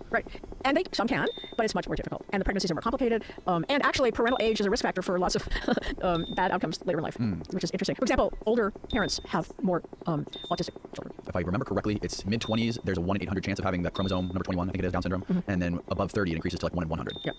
That's terrifying. Yeah. So postponing childbirth is risky. It's risky because maybe you won't conceive, because as women age, they have fewer and fewer eggs that are available for usable eggs, and more chances of chromosomal abnormalities in the sperm, and so more chances for failure of that pregnancy. And by the way, we didn't talk about this, but if you look at couples going for assisted reproduction and test their urine, and that's the man and the woman, the presence of a number of these EDC chemicals in the urine affects the success of that attempt to conceive that pregnancy. Wow. The embryo quality, the number of embryos retrieved, the number of eggs retrieved, the embryo quality, the implantation rates, and the birth rates are all affected by the chemicals in the parents. And that's a study out of many studies out of Harvard, all out of what's called the Earth Study, and other people are looking at that too. But it's not just affecting the fetus in utero, it's affecting the fetus before it gets there, if you will. It's not a fetus, it's an embryo. But Infecting the eggs. affecting the eggs, affecting sperm, affecting what after they've been put together, and even affecting embryo, even after it's been implanted. So there's risks all along the way for the failure of this process. I love the fact that you're optimistic, but I don't see how we're going to be able to fix it. I don't see. I hope it does, but it's going to take a lot of these podcasts, and it's going to take really shaking up the hornet's nest to try to get people to get off their ass and take some action here. Yeah. Gotta keep trying. We have to keep trying. Absolutely. Yeah. Is there anything we missed that we should talk about? Yeah, I would like to just say that it's not just humans, right? So, I mean, there's a lot of information on declines in multiple species, insect decline, insect Armageddon, bird decline. You know that. You know what I'm talking about, right? Yeah, yeah. And now there are studies that showing even sperm count in horses and dogs has been declining as well as humans. So, of course, animals living in the environment or domestic animals are going to be exposed, those domestic animals, those dogs and so on, to the same air that we are, in the same water that we are, and probably they have a lot of the stuff in their food that I've never analyzed. But And alligators in Lake Apopka. in the wildlife, like the alligators in Lake Apopka that were producing smaller and smaller litters, and by the way, having smaller anogenital distance. Smaller penises. Smaller penises, right? Penal size. That was the first thing that Lou Gillette showed, was that alligators in Lake Apopka had smaller penis. Lake Apopka was contaminated by pesticides. So that was when was that? It was like in the 90s. I think? Yeah, I think that's what you said, yeah. And so this is not a new story, and it's not just a human story. That's a point that I don't think I talked about and we didn't get into. But it's a planetary problem. Right. Right. But it's because of us. A large part of it is because of us. Yes. I not won't good. rule out that there are some other forces that are changing, but right. certainly we see direct relationship, as in Lake Apopka, between the pollution and the fertility of that species, the ability of that species to survive. And I think everyone knows about species decline, the number of species that are declining or endangered, and actually we are as well endangered. Is there anything specifically with marine life that we're seeing like a decline in, other than like alligators that are in lakes and stuff like that, but like in the oceans?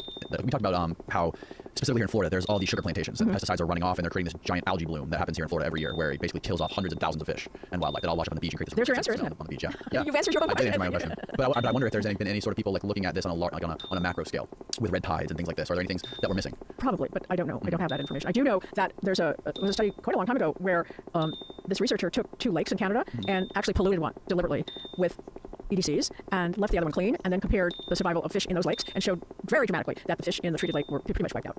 Yeah. So there's no question that we do that and that's going on.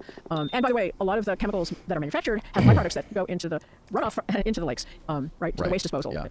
So Yeah. it's not a happy picture, but No, it's not. I'd like to just end by saying, countdown. First of all, is very Hold it up. yeah. Hold it next to your face. Hold it next to my There you go. face. Smile for the camera. Hi, countdown. Beautiful.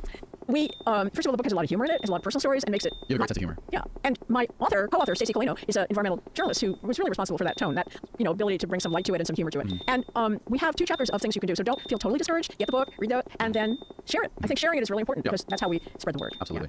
Why don't you tell people where they can find more about you? ShaunaSwan.com. That's me. It's all over social media. You can look for me there. I don't remember my Twitter handle. Yeah, I'll figure it out. I'll put it down Yeah, that'd be there. good. Or I can send it to you. Perfect. I already got it. Yeah, Send it. I got it. yeah. Cool. Well, thank you again. I very much appreciated this. And that's all, folks. She's so awkward.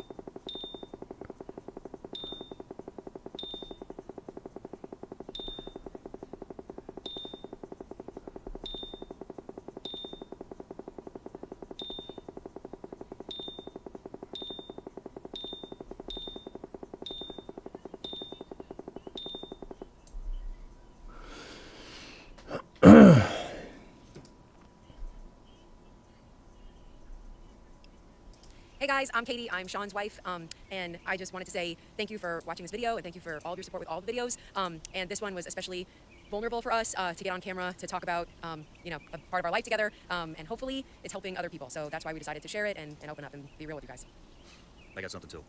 On top of everything that my wife just said, I know when everybody looks around, maybe not everybody, but you might feel very alone with what's happening in our country and in the world right now. And I felt very alone. And I just want to say that another reason I did this is because I want to show you all that you're not alone. We're being lied to. Things are happening that a lot of people don't agree with. And this is the way. This is the way to truth, and this is how you find your people. And I've searched a long time for this, and I was looking in a lot of the wrong places. And I'm happy to be here. Love you all. Thank you for the support. I hope you get something out of this. Well, we haven't done this in a while. I think it's been since the psychedelic experience, which was what, about a year and a half ago? Just about. That we have been in studio talking about us. So, thanks for being here, babe. Allow myself to introduce myself. For those of you that don't know, the beautiful woman sitting across from me happens to be my wife, Katie. But hey, we got a really important topic we're talking about today, and I've received thousands and thousands and thousands of emails and messages and phone calls of people wanting to know how I found faith and what brought me to faith, and a lot of people have been saying that they've been praying for this to happen. Friends, people I don't know, people I've never heard of, and number one, it feels amazing. just to be a believer, and two, man, the people. It's been overwhelming to see and hear from. There are good people in this world, and you know, I was starting to wonder with these interviews and with all the stuff that we've uncovered, and yeah, it's a lot. It's a lot, and you see where the world's headed, and it doesn't seem to be going anywhere good. And I think God showed up just at the right time for me.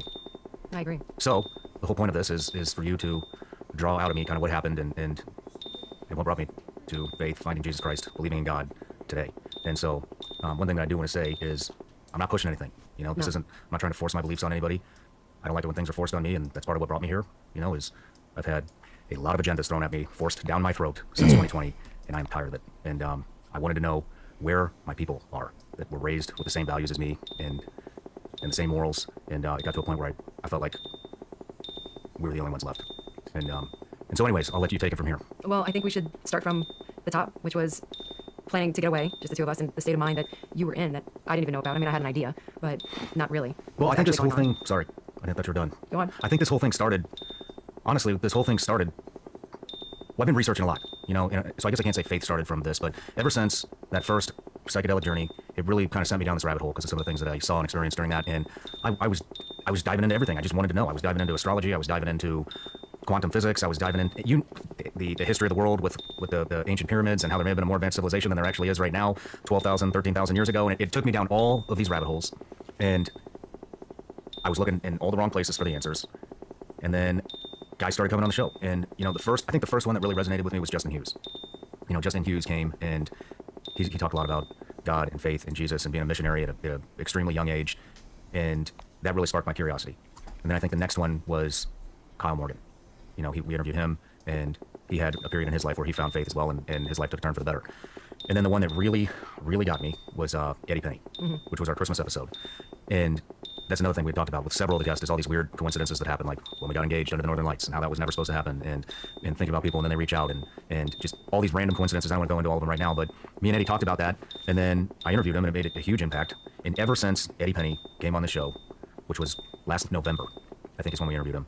Fast forward Christmas. Well, it doesn't. You don't need to fast forward. We released him on Christmas. What an episode for Christmas. But every single person that has sat in that chair after Eddie Penny, no matter what the background, doctors, all kinds of people. I'm drawing a blank right now, but they've all talked to me about the Bible, and I don't think that's a coincidence. No. And then some stuff happened. But you know, the other thing I want to say is I can't say that I was necessarily an atheist.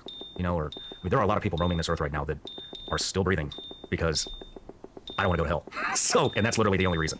But, so I guess I always believed a little bit, you know, but man, this last thing just really grabbed my attention. Well, what was your spiritual background, your religious background? Well, I grew up Catholic, you know, and went to church every Sunday, went to Sunday school, did First Communion, did reconciliation, did confirmation, the whole thing. And then when I left home, you know, being Catholic, it was boring. It didn't capture my attention at all. And then all these things kind of started coming up about the Catholic Church, you know, and I don't want to get into them. We all know what they are. And if you don't, you can figure it out with a quick search. But you know, and then, you know, left home at 18, went to the SEAL teams, went to war at a very young age, stayed at war until my mid-30s, got out, met you, and but just really had, to be honest, zero religion. I mean, I've seen a lot, you know, in my life. I feel like I've lived like 3 or 4 lives now. Yeah, got my SEAL team life, got my drug addict life, got my CIA life, got my family life, got my interview life, you know, and now moving past all of this, you know, the stuff from combat and all that. I mean, that was horrific stuff. And so, yeah, you know, it was like, how can all this kind of stuff happen, you know, if there's a God? And then I started interviewing, and we started uncovering corruption, and I started hearing other guys' stories about what they've experienced and more, and guys that are going to prison and being railroaded by our president and unjustly, and it just, there's so much corruption in this world and things that don't seem fair that I mean, how could there be? When you were overseas and deploying and on missions, did you pray? There was one platoon, not usually, but there was one platoon. It was when I was in Iraq. I left Afghanistan, I jumped into my sister platoon, and you know, this stuff isn't really talked about in the military, at least from my experience. But when I jumped in that platoon, that group of guys, all of them were into the Bible, and they would have like these group prayers before we go out on a mission, and I would take part, but it was just because, to be honest, it was just because I fit in. I wanted to fit in, you know, and that entire platoon was doing that. So I was like, all right, I'll pray tonight before we go out. But it didn't mean to me what it means now. So you didn't pray before or after you'd go out, do a mission, and come back? Just with that one platoon. Every once, have you ever heard the saying? You probably haven't. Have you ever heard the saying, there's no atheist in a foxhole? I haven't heard that. So basically what that means is when you're about to die, all of a sudden you'll start believing. And I can attest to that because there are a multitude of experiences that I had where I was 100% certain in my head, this is it. This is how it ends. And some of those times, yeah, God would pop into my head, but not very often. That's crazy to believe. Like, that's so far from what I believe, you know? I can't imagine being in those positions and not praying. Well, I mean, I'll just tell you, when you've been in that position enough times and you've seen enough people die and you've had enough friends die and you've seen what Al-Qaeda, ISIS, Taliban was doing to our people, I mean, you see things that nobody else will ever see. They can't even comprehend what you saw. They can't, I mean, you see the American populace. They don't know what this stuff is about. They don't. So if anything, that made experience you these things. question, like, Yeah, how could there be a God if this stuff's happening? Yeah, I mean, you got a guy like, let's just take Adam Brown, for example. Great dad, great husband, doesn't cheat on his wife. Just a stand-up, phenomenal human being. And in SEAL teams, I don't care what anybody says, but the normal, when I was in, maybe this has changed, is you womanize, you drink, you fight, you go to war, you come home, and you do it all again. You go look for a piece of ass at the bar, you beat the shit out of a bunch of people, and you get drunk. That's how you bond with your team. You go to war. That's it. So what about Adam And so Brown? you got a guy like Adam Brown, who's a rarity, in the SEAL teams. I mean, there's not a lot of men serving at that capacity that is a real role model. Looking on the inside, knowing everything. You know what I mean? There's not a lot of guys like that, and it seemed like it was always the guys like Adam that got killed. And so when you see that, and you're like, man, like, why wasn't it me?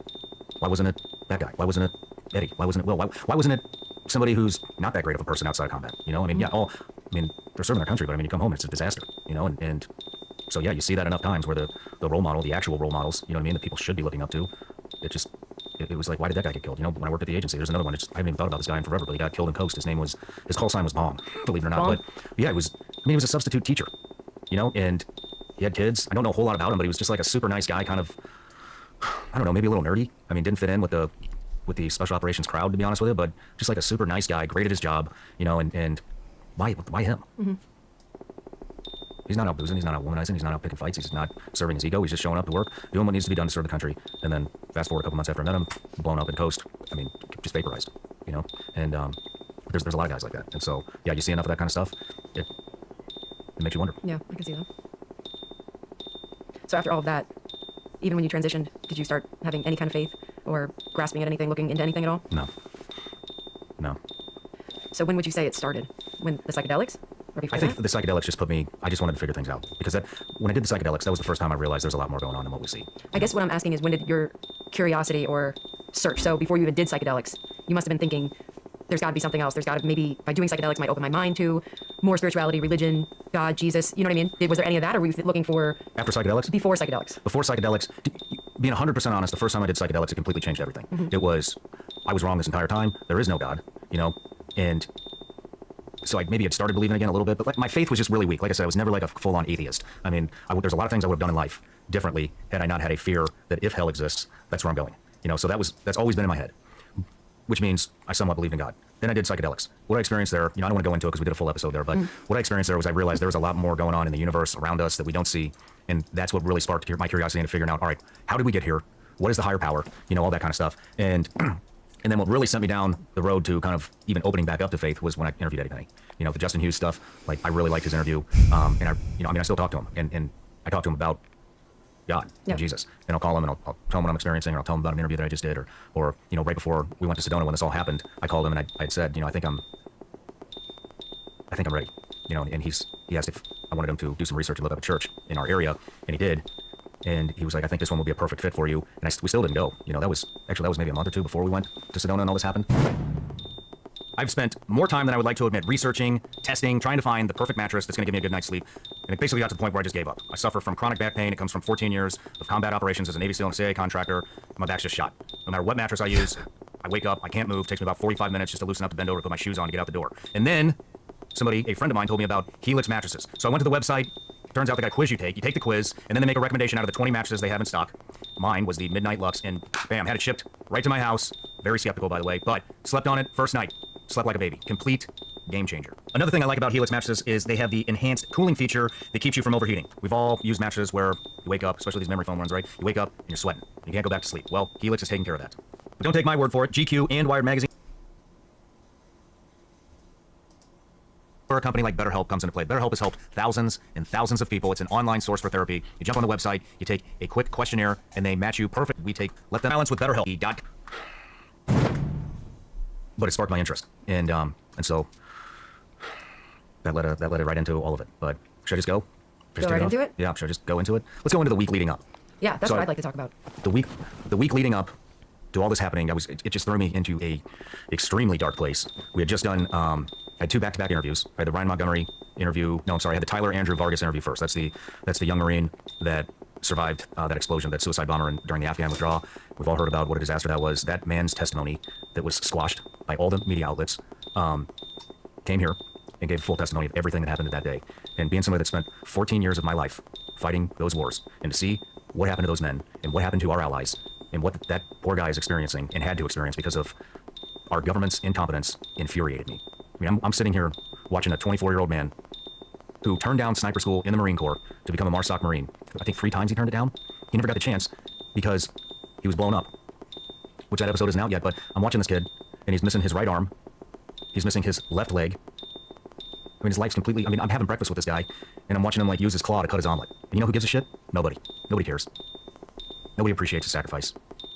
They do, but that's what I felt at the time. You know, some people do. And so that, the very next day, I interviewed Ryan Montgomery, and that was uncovering how many pedophiles there are in the world today. Then on top of that, we had the Covenant shooting in Nashville. And so, I don't want to mention any names, but we got asked to come up there, or I got asked to come up there and do a security assessment. And so, of course I'm going. I mean, we live here. This is our community. And I said, absolutely, I would be honored to do it. And so, I go up there. This is for free, by the way. You know, I just want to point something out. Not everything has to be a business these days. If you live in your community, it's okay to do something on the house and to better your community. Not everything has to be a business. Not everything has to be a sale. Sometimes it might be a good idea just to be a good person. And I don't see a lot of that anymore. Everything's got to be transactional. But anyways, and I didn't advertise it. This is the first time I'm even talking about it. Right. You know, but went up there, walk into this school, and I'm with their security guy and a couple of the teachers. Everything's still very fresh. I walk in and they you know what happened. And for those that don't know, a trans active shooter walked into a school, killed a bunch of kids, killed a bunch of teachers, and then Nashville PD shot and killed that person. But they're walking me through, and you just see like pure evil.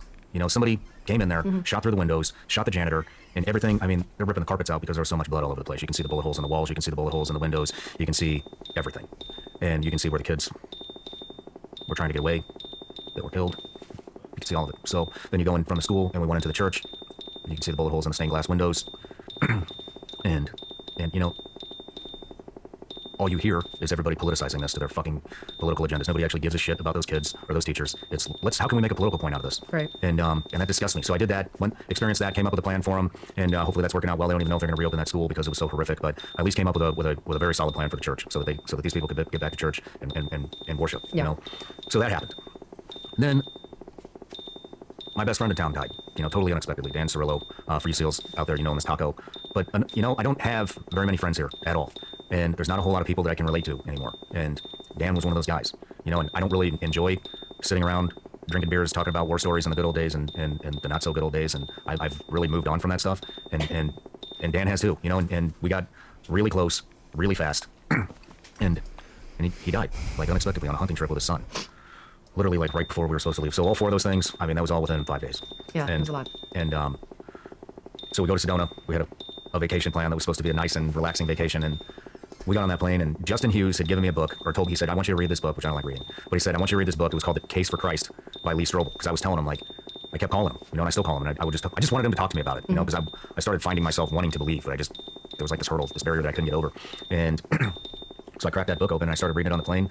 And man, like everything just came crashing down. I don't know what it was in that book that triggered it, but I just put my sunglasses on, buried my hat over my face, and I just didn't want to be seen, and I lost it. I started crying. I didn't feel good, and I'm not like an emotional guy. You know, I've hid my emotions for so long, I don't even know how to access them anymore. You know, I mean, time and time again, you see guys come in here spilling their guts. It doesn't affect me. Or I guess it does affect me, but it all came crashing down at once. Well, let's also be honest, you and I weren't even speaking. Oh yeah, we got into it. What did we get into it about? All of it. Yeah. But yeah, we got into it. And so I'm on this plane, and I'm thinking about everything that I'd experienced for that past week.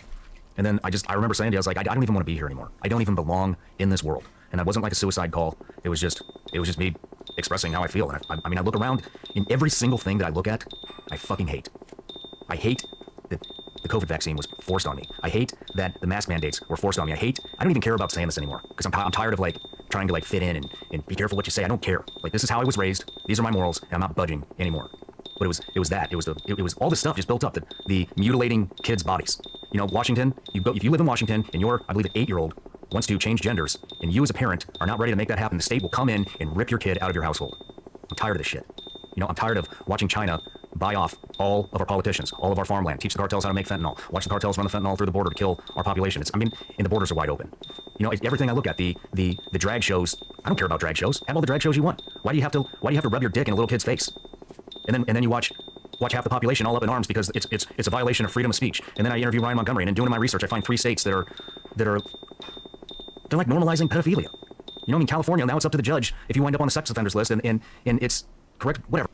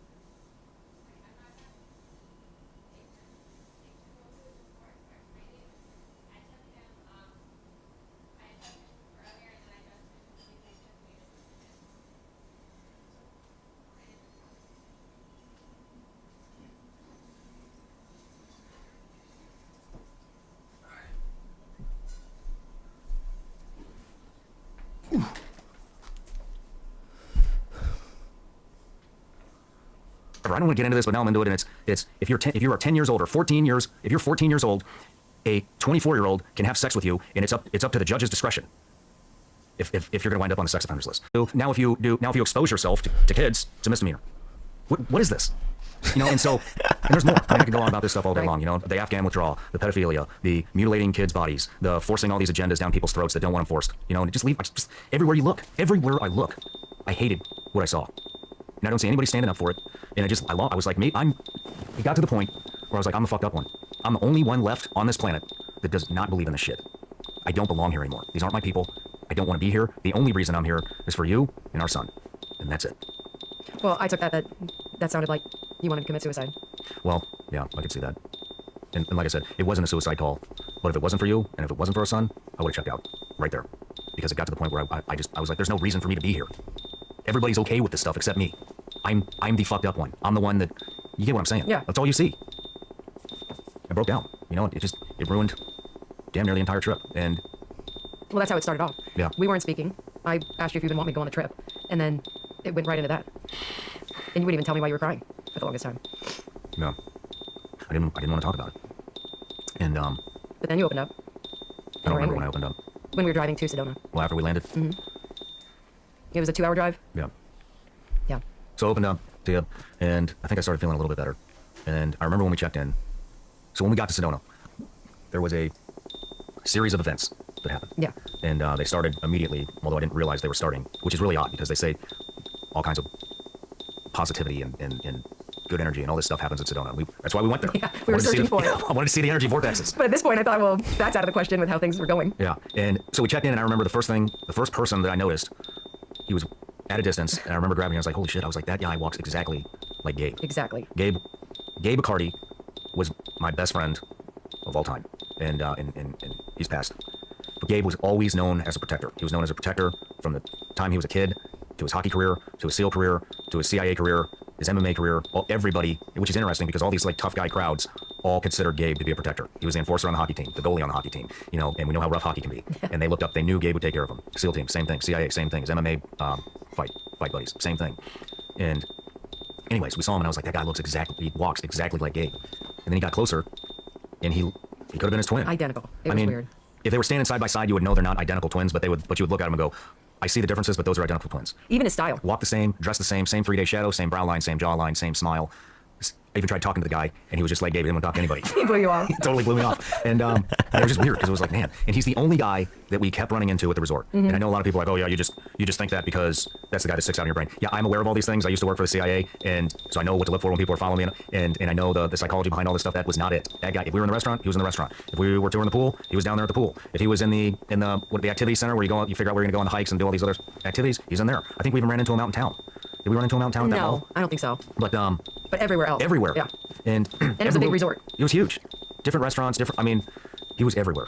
And then I thought that was really odd, but I didn't at the time. Then Dave Rutherford, and Jonna, we went on vacation with them. Dave and Jonna are our best friends, and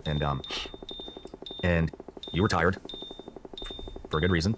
And I went to lunch with Dave and Jonna, and right away, like, Dave started kind of getting on my ass. He listened to this interview I did with this guy, Andrew Bustamante, and we had talked about, I mean, it was just a discussion, but we had talked about where we would go if America wasn't the superpower anymore. And it was just inevitable, and there's nothing we could do. And he brought his thing up. I said I would go to Paraguay. And he was like, well, why would you go to Paraguay? I said, well, and Dave was like, what are you talking about? You're going to leave the country? I'm like, no, Dave, I'm not going to, it was a conversation, but I was like, I'm not in the mood to listen to your opinion on what I should do when our country collapses. I don't give a shit what you think. I'm not asking for any advice. This is what the fuck I want to do. And he's like, well, why do you go there? And so I told him, it's South World, the cartel shit's happening. They're not growing drugs. Nobody's ever heard of the place. It's landlocked. There's not a lot of people there. All these reasons. Now you're giving away our secret. It's a place to disappear. There's other places like this that I've got in my back pocket too. So, but he started getting on my ass about it, and I like completely lost my temper and like uncontrollable. And I'm yelling at him, and anybody who's looking at me in this very nice restaurant, I'm pointing at them, yelling at them. You probably fucking did this shit. It's your fault that we're here. Fuck you. Quit eating your fucking salad. Get the fuck out of here. I didn't care who it was.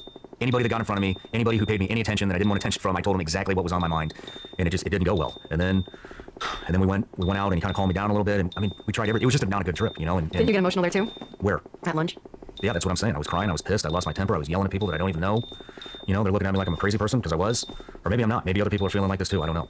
At that specific moment in time, I felt like I was the only one who was against all of these agendas that are challenging the way I was raised. And so yeah, I completely lost it. That was a disaster. Dave got us out of there, and we went out and by Creek, and he started talking to me about Dan. My buddy that just died. Dave was also very close with him, and we just tried everything. He tried saging me. He tried talking to me about the Bible. We went out to dinners, and nothing was helping. And then we did the sage thing, and then we went out to dinner one night. And I remember at dinner, this is kind of the first thing that got my wheels spinning. We went out to dinner, and Dave was we were talking about frequency. And like I said, I've been on these rabbit holes where I'm looking at the universe and quantum physics and you name it, I've looked into it. And I started getting into all these frequency things, consciousness, and I've been watching this guy, Greg Braden, a lot, and on YouTube, and he talks a lot about frequencies, and he can relate things back to the Bible from physics, and it's really interesting stuff. Anyways, I'm telling Dave about these frequencies, and Dave goes, well, do you know what the God frequencies are? And I was like, no. And he goes, well, you need to look into the God frequencies. And I said, well, what are those? And he says, well, he said, the reason Jesus was able to do all these miraculous things was because he was in tune with all three of the God frequencies.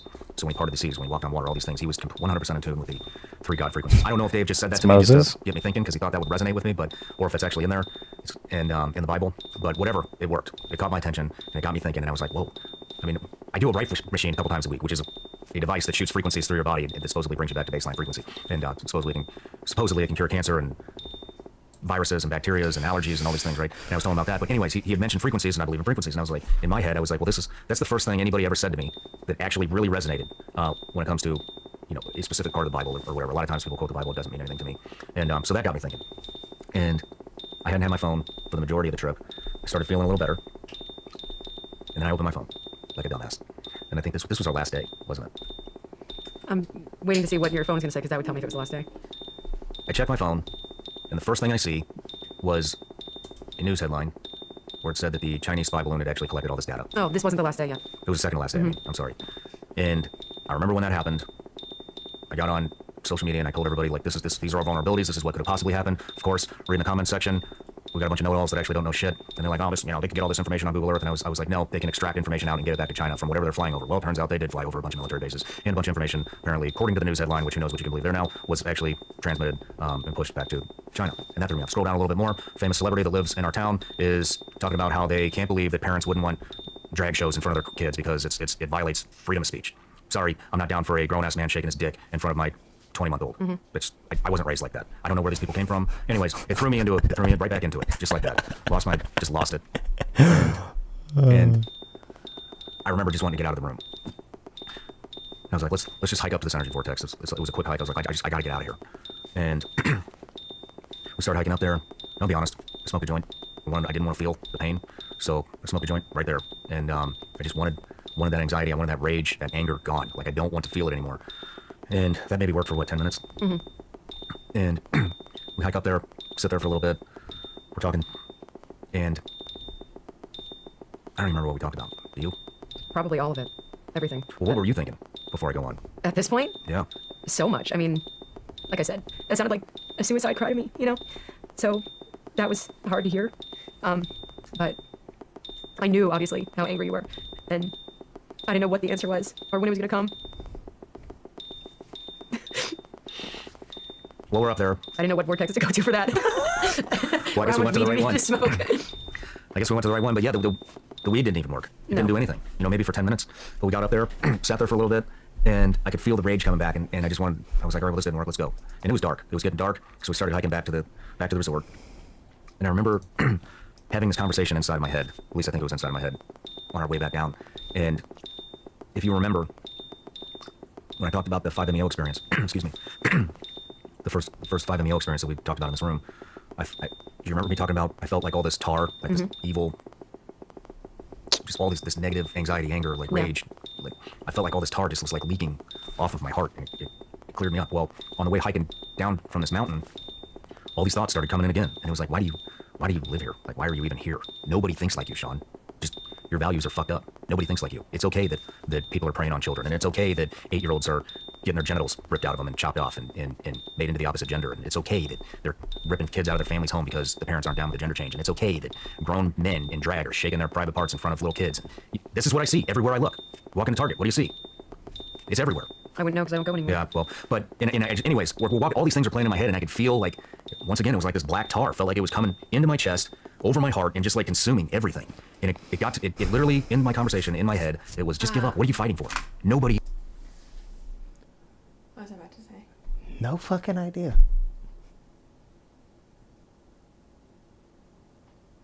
I had one more thing I needed to say before I go.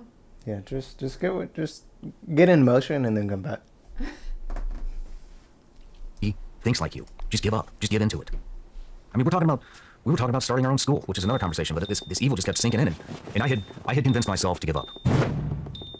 As a parent, my number one priority is the well-being of my kids. I want to make sure as a dad I'm giving them everything they need to thrive, grow, and succeed in today's society, both now and in the future. And so it might be time to start looking at life insurance from Fabric by Gerber Life. Make sure your kids are set up no matter what happens. Fabric was designed by parents for parents to help you get a high-quality, surprisingly affordable term life insurance policy in less than 10 minutes. Fabric's new lower prices could mean potentially significant savings over other providers with great quality policies like $1 million in coverage for less than $1 a day. It takes less than 10 minutes to apply, see your quote, and then personalize your quote to fit your family's needs. You could be offered coverage instantly with no health exam required. Fabric has partnered with Gerber Life, trusted by millions of families like yours for over 50 years. They also have over 1,600 5-star reviews on Trustpilot.com. Protect your family today with Fabric by Gerber Life. Get your personalized quote in seconds at meetfabric.com/Sean. That's meetfabric.com/Sean. MEET fabric.com/Sean. Policies issued by Western Southern Life Assurance Company. Not available in certain states. Prices subject to underwriting and health questions.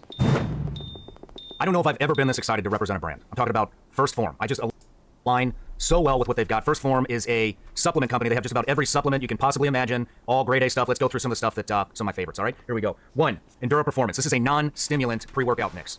Guess what? I'm super busy. Guess what for you? And could use it in the attic of my house 3.5 years ago, right when the show started. Can you believe that? Now I'm repping the brand, and if you haven't checked out their podcast, you might want to. Like I said, realasfuck.com/SRF company delivery service I found right by where I grew meat industry, and that 1,000 are raised that and suicide rate. Harvested humibiotics ship. Over on that hike down the mountain. I was like, that's more like this. I'm tired of fighting. I don't want to do this anymore. I don't want to do these interviews. I don't want to uncover corruption. I don't even want to do what I think is the right thing because apparently it's the wrong thing, and I'd given in. Give up how? How did you want to give up? Just give into it. Like, I just wanted to not let that kind of shit bother me anymore. Like, oh, they're mutilating 8-year-old kids? I don't care. That's how it's supposed to be. Technology advanced. Why shouldn't we? No. This drag thing in front of little kids? Nobody cares. It's no big deal. What's the big deal if a 45-year-old man is shaking his dick in front of a 2-year-old? It's not a big deal. Right? You got a guy up here, no arm, no leg, has to go to the bathroom in a bag. Because there was no plan when the Afghan withdrawal happened. Nobody cares. Nobody cares. They won't even put him on the news because it might embarrass somebody. All right, you guys. Nobody cares. Okay. All these things, you know? Oh, we got a 47-year-old man, right? What? I just said, see you when I get home. That's how you're leaving? Huh? That's how you're leaving? What's the matter with that? That's how you're leaving your clothes. Oh, I'm not about to take my sweatshirt off. Right. That's what I'm asking. So you're not about to leave. You're just telling me you're about to leave.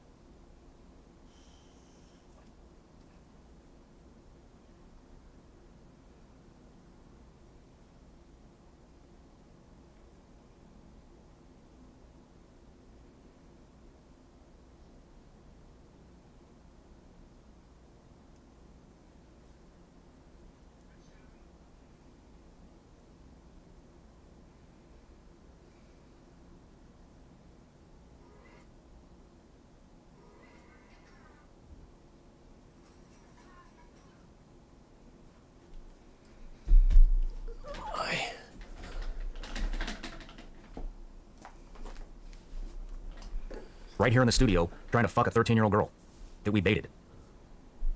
Man, because it might embarrass somebody. Nobody cares. All these things, you know? Oh, we got a 47-year-old man right here in the studio trying to fuck a 13-year-old girl that we baited. Certain states are okay with that. It's all good. So these are the things that I'm like, the world's changing. Like, you gotta be okay with this, or you can check out because you don't belong here anymore. This isn't your world, you know. And it's not my world, and I know that. But you know, like I said, I'm not gonna conform to this shit. And so this is the conversation I'm having planned in my head as we get down, you know, to the front gate of the resort. We're staying at this resort called Enchantment, and they got an armed guard at the gate. And we were there for what, like a week? Yeah. We were there for a week. I pay attention to these kind of things. I was a SEAL. I was a CIA guy. I take security extremely seriously, very seriously. And a lot of these guys at that gate, they knew who I was. Say hi, I love the show, fan, whatever, you know, and met them all. It's cool to meet them. But this night, we've been in and out of that gate how many times? Yeah, quite a few. You know? And mostly by foot, so we Yep. walk right by. Yep. Always, you know, I mean, these are the people that are guarding your ass. You better be nice to them, you know? And so get to know them. Well, this time this old man walked out. And I don't even... Why don't you go into this? Because I wasn't present in the moment. I was totally in my own head. You know, this old man came by and said something, and the only thing I remember at first is I had my back turned to him like this, and I was looking at him over my shoulder because I wanted to give him the body language that, hey, buddy, I'm not in the mood right now. I don't want to talk, and I don't care what the fuck you have to say. I'm moving on. But I did, so I started talking to him. And nicest old guy. But yeah, I quickly just started a conversation with him and noticed his accent. I want to talk, and I don't care what the fuck you have to say, because I wanted to give him the body language that, hey, buddy, I'm not in the mood right now. I don't want to talk, and I don't care what the fuck you have to say. Because and the only thing I remember at first is I had my back turned to him like this, and I was looking at him over my shoulder because I wanted to give him the body language that, hey, buddy, I'm not in the mood right now. I don't want to talk, and I don't care what the fuck you have to say. I'm moving on. But I did, so I started talking to him. And nicest old guy. But yeah, I quickly just started a conversation with him and noticed his accent. And of course started talking the whole New England thing. He was from Boston. And then you started to kind of turn our direction because you realized I'm in it for a little bit. And that's when he started like acknowledging you in the conversation then. And he just kind of started saying everything you needed to hear. That's what got my attention. I didn't care. I remember him looking at me and telling me he was a veteran, an Air Force veteran. This guy, I'll estimate, what do you think, 65, maybe 70? I'd say in his 70s. He looked at me. As happy as could be, too. Yeah, super nice guy. Like I said, I'm giving the body language like, hey, buddy, I just want to go back to my room. I don't want to talk. I'm not in the mood. He looks at me and tells me he's a veteran. And then it was like this guy jumped inside of my head and read every single thought that I was having, so much so that it literally scared the shit out of me. I don't even remember everything he said because after the first thing, it freaked me out. And he looked at me and he was talking about himself. And he said, he was like, you know, I remember when I got out, he's like, all these things were happening, you know, outside of my control, outside of the country. He's like, they really bothered me. And he goes, but you know what? And he was talking about, I mean, he was like, this thing over here, you don't need to worry about that anymore. That's not your fight. And the stuff with China, that's not your fight either. And all these things that are happening within the country, that's not my fight anymore. That's my kid's fight. He said he fought his fight. Yes, he said he fought his fight. Now it's somebody else's turn. But he went through, and I don't remember, do you remember everything he said? I remember he talked about his travels, that he loves to just travel now. And one of the places he loves to spend his time is California. And that's when you and I were like, what? Why are you going to California? Yeah. And he said, I know it's messed up right now. He said, but man, it's beautiful and the weather's beautiful. And he just loved it for what it was, what the natural beauty of the state. I can't say anything about it because I haven't spent enough time there, but he just thought like you and I were crazy to not see its natural beauty and for what it actually was. And you and I thought he's crazy for spending his time in such a corrupt and out of control state right now from what we hear. And that's what really got us like tuned into what, like, how can this guy even think this way? But he was just living his life. He said, oh my gosh, the weather, and I get to go to the beach. And he was just really enjoying it for what it was and didn't let anything else faze him. Yeah. Nothing was getting to him. Yeah, I think that was towards the end, because I do remember that portion. But I remember the very first thing, you know, he said was, he was talking about all the stuff that's happening outside of the country. And I mean, it was, that man read my mind from front to back in about 60 seconds and just went through it all. Boom, boom, boom, boom, boom, boom, boom. And after, like I said, after the first thing, when he was talking about all the stuff outside of the country, it literally freaked me out. Yeah. I don't know if my face changed, but I was like, how is this guy in my head right now? And then he said something else, and I remember thinking, he's 100% in my head right now. What the fuck is going on? And then I totally tuned out because that's all I could think about was how is this man in my head right now at this specific moment in time, reading each and every one of my thoughts and reciting them back to me. And conversation ended. We started walking again. It was dark, and I remember looking at you, and I just said, "Holy shit!" I think God just spoke to me through that man. And I was feeling so relieved because I knew it was everything that you needed to hear at that moment. So I was just really happy. Do you remember what you said? No. I said, I can't believe. I just kept saying it. I was like, I cannot believe. We'd never seen that man before. We'd been in and out of that gate at least 5 times a day. All Yeah, different times. a bunch. Nighttime, daytime, morning, you name it. We're out hiking around or going out in town or going out to a nice dinner. And I never saw that man there the entire time we were there until that very last night. And And I kept saying, I can't believe it. That guy just read my mind. I think that was God. He was talking to me. And you said, Sean, you don't realize it, but God's always around you. You said, look at all the good things that are happening to you. Look at the impact you're making on the people that listen. And how could you not see that? And I just kept saying, I was like, I can't believe it. I can't believe it. And you said, the reason you can't believe it is because you've never made room for him. We're always busy doing all these other things. And you refused to make room for him. Well, he showed up. Mm-hmm. So in that time frame, it takes, what, maybe 3 minutes to get from Yeah. the gate to our room, which we were staying in like this, I guess it would be like a duplex. Like a bungalow. Yeah. Like a villa In bungalow. the 2 rooms, the doors face each other. We never saw our neighbor the whole time. The only No. other person in the building. We walk in, we're getting ready to walk up to our little villa, and I'll be damned if the guy that looks identical to Gabe winds up being the person that's staying across from us. We had seen him in every That was so weird. corner of that resort. He was there. We didn't realize, we never saw who was staying across from him. It wound up being the guy that looked identical to Gabe. And like I said, Gabe was known as a protector. I was in a super vulnerable state where I was ready to give up. And so that was a sign. He must have thought, though, that we were crazy because you and I both looked at each other like, oh my God, like Yeah. he's right there, We did, you know? we And he's did. probably thinking, these people are following me around the resort, staring at me like constantly. Now he's like, and now they're right next to me. Well, So sorry, dude. yeah, well, maybe not, because then we walked in the room, and the first thing you said is, you go, you think that was a coincidence too? Yeah. And I started, once again, I broke down again. I started crying, and we had a long conversation in the room, and it was more of me saying, I can't believe this is happening. This is insane. What's going on? What am I supposed to do? And I remember looking down at the carpet and realizing the entire carpet was all these crosses and a pattern, and it just really like threw me into a tizzy. You know, there was just so many coincidences happening. And I remember we're talking, and my phone ding. We finished the conversation, and I went to check my phone, and it was a text from Dan's daughter, who doesn't have my number. I had met her one time. I don't think I said 2 words to her. She doesn't know who I am. And Dan, the same Dan that had just died a couple days prior. And this is what it said. So I'm going to read this text. Now, this text came in. This is so weird. This text came in the middle of our conversation right after these 2 other things happened. It says, hey, Sean, this is Dan's daughter. My dad requested I reach out to you. I had a moment with him the other day when my mom and I walked into his gun room. It was the first time she had been in there since his passing, and I felt the whole room awaken like invisible stars were bouncing off the walls. There were a few people in the room, but he really grabbed me by the balls, as he would say, and made a couple of clear points. I want you to know he spoke very gently, very smooth, like he was calm and tranquil. One favor he asked of me is that I contact you when I'm ready. He didn't give me any more direction than that, but I think he would just like you to know he sees you or feels you. My mom told me recently you had become his best friend and his favorite person to be around.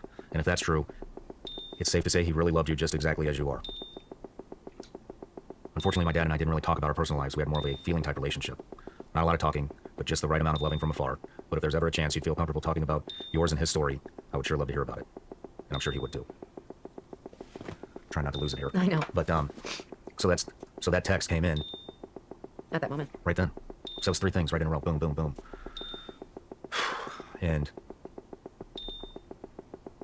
started getting ready for bed, and I told you that was our last night. We were leaving early in the morning. I think we were leaving by 8 in the morning to get back to the airport. And I said, hey, I want to wake up really early. I want to hike back up to that vortex. And I just feel like there's going to be something else. And if there's not, that's fine. You know, then I will just say thanks as the sun's rising. And thank you for giving me faith. Thank you for making me a believer. And so I got up, I don't know, 4:30 maybe. Got dressed, hiked back up to that energy vortex. It was freezing. I forgot how cold it gets in the desert at night. It's been a minute. But while I'm hiking up there, and I'm like, I was like, I think Jesus is going to pop out of a bush at this point. I was like, I'm going to see a burning bush. Something's going to happen. Something's going to happen. Well, I got up to the energy vortex. Nothing happened. There's one right outside of the resort. And I brought my phone because I wanted to time lapse the sunrise, and I just wanted to remember the moment. And so I was like, I know, I'll just set my phone over here. I don't want to be around it. Turned it on airplane mode, and I just wanted to time lapse the sunrise. Ladies and gentlemen, you've heard me talk about them before. We're talking about Hoist's IV level hydration. Stuff tastes absolutely incredible. And what's ironic about that is it actually has half the sugars and 3 times the amount of electrolytes as most sports drinks on the market. It also has no artificial dyes, and there are no preservatives. So that's probably why the U.S. military signed a contract with these guys. So now warfighters throughout the entire U.S. military have access to Hoist. It's on majority of military bases throughout the entire world. Let me rephrase that. U.S. military bases, not all military bases, just U.S. In fact, they are only one of 3 hydration products even authorized by the U.S. military. You can use it to save 50. That's drink about my psychic anxiety is gone. I research without any. I genuinely certified. Water.com. And I'm sitting there and I'm waiting and waiting and waiting for the sun to rise. And freezing. I almost was like, dude, screw this. I'm going. Nothing's happening. I've been up here for a couple hours now. I thought the sun would rise a little earlier than it did, but I'm done. I was like, no, just gut it out. Stay out here. Like, just say thank you, and then we'll move on. And so I'm sitting there, and you know, just when you can see this, right before the sunrise, you can see exactly where it's going to come up. And I got up there at night. Stars were everywhere. I watched all the stars disappear. I watched the moon disappear. I watched the sun getting ready to come up. And I'm looking out over the horizon, right where the sun's about ready to peak. And I see this UAP. And at first I was like, oh, that's probably just a plane, flying straight at me. Nope. There were no chemtrails up there. There were no other flights, no other planes, nothing. No, not even a hint of any airplane jet. It was that early in the morning. So I started moving around, and I was like, well, maybe if I move over here, I'll see it like moving. It is a plane moving at an angle. It wasn't a plane. It was sitting in the exact same spot, just sitting there. While I was walking around, I looked away and I looked back and it was gone. I was like, damn, well, whatever, whatever it was, I don't care. The sun's about ready to come up. It came back. Not moving, not anything like extravagant. Well, I don't, it just looked like a little dot. I'm gonna put it on screen so everybody can see, but what it looked like. But I sat there. This time I wasn't gonna look away. I watched it, and then it just disappeared, gone. So something else did happen. I don't know what that was, what it represented, if I was supposed to get any meaning out of it, but all I know is I saw a UAP. I've never seen a UAP. I haven't either. And that was a UAP, or a UFO, whatever you want to call it. But sun came up, said thank you. I made a quick video about, just saying thank you. Once I hiked back down, got my phone, made a quick video, like, just documenting the moment, the date, the time, all that kind of stuff. And hiked back down, felt like $1 million. I believe in God now, and all these things that happened, and I'm excited to get on with life. I was excited to tell you about the UAP. We get in the car, head to the airport, and it was a long flight. I didn't think the camera would have caught that. I was like, there's no way this crappy little iPhone on time-lapse mode caught a little bitty dot over the horizon. And I started watching the time-lapse, and I just started zooming in. Sure as shit, it's in there. So I'll play that right now. But, so then we get home, and I start telling everybody about this. I told Justin Hughes about it. I told Kyle Morgan about it. I told Eddie Penny about it. I told Dave Rutherford. I told everybody about it. And thinking that they're going to think I'm crazy.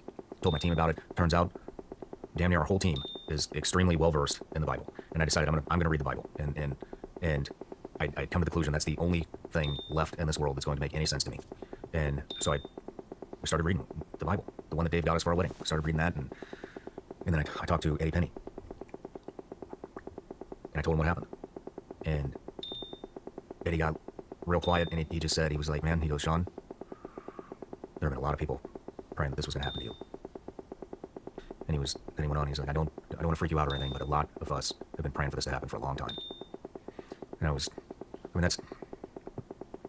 that hit you. Mm-hmm. He started talking to me about all kinds of stuff. Things that had happened to him. Things that I might experience now that I've chosen aside. Some stuff about spiritual warfare. He started talking about guardian angels. The majority of the conversation was about spiritual warfare and guardian angels. And how to read the Bible, and it was just a long conversation about faith and what it's like to find it, and things that I might experience now that I've found it. He says that evil will show up now that I've chosen a side, and the guardian angels will be around me.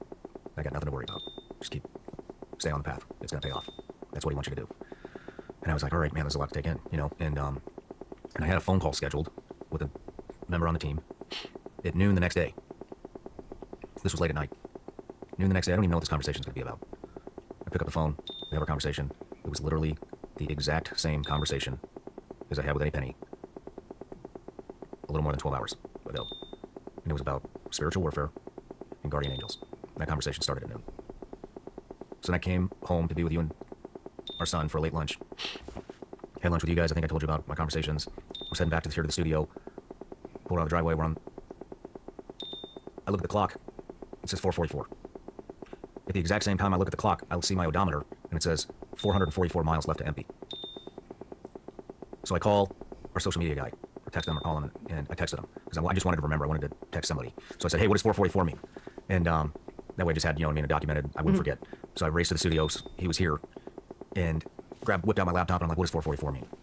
444 means that your guardian angels want you to know that they're around you, and that everything's gonna be okay. So I Googled it, what does 444 mean? That was the first Google result that I saw, was your guardian angels want you to know that they're around you. So at 4:44 in the afternoon, I saw my odometer that said I had 444 miles left to empty, and this was 4 hours and 44 minutes after that conversation about guardian angels and spiritual warfare started.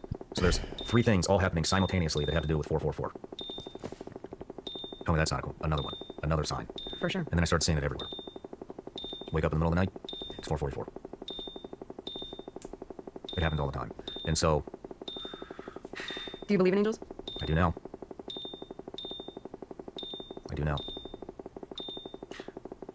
You said that you believed in hell before. Do you believe in heaven? I do now. I mean, look at everything that's changed just since Sedona. That happened. That was the last straw. I was like, all right, I'm all in on this. Went to church. Haven't missed church. I think it's been 5 times in a row now, right? 5 weeks in a row we've gone to church. I think so. Since then. Went to the church that Justin Hughes recommended. Love it.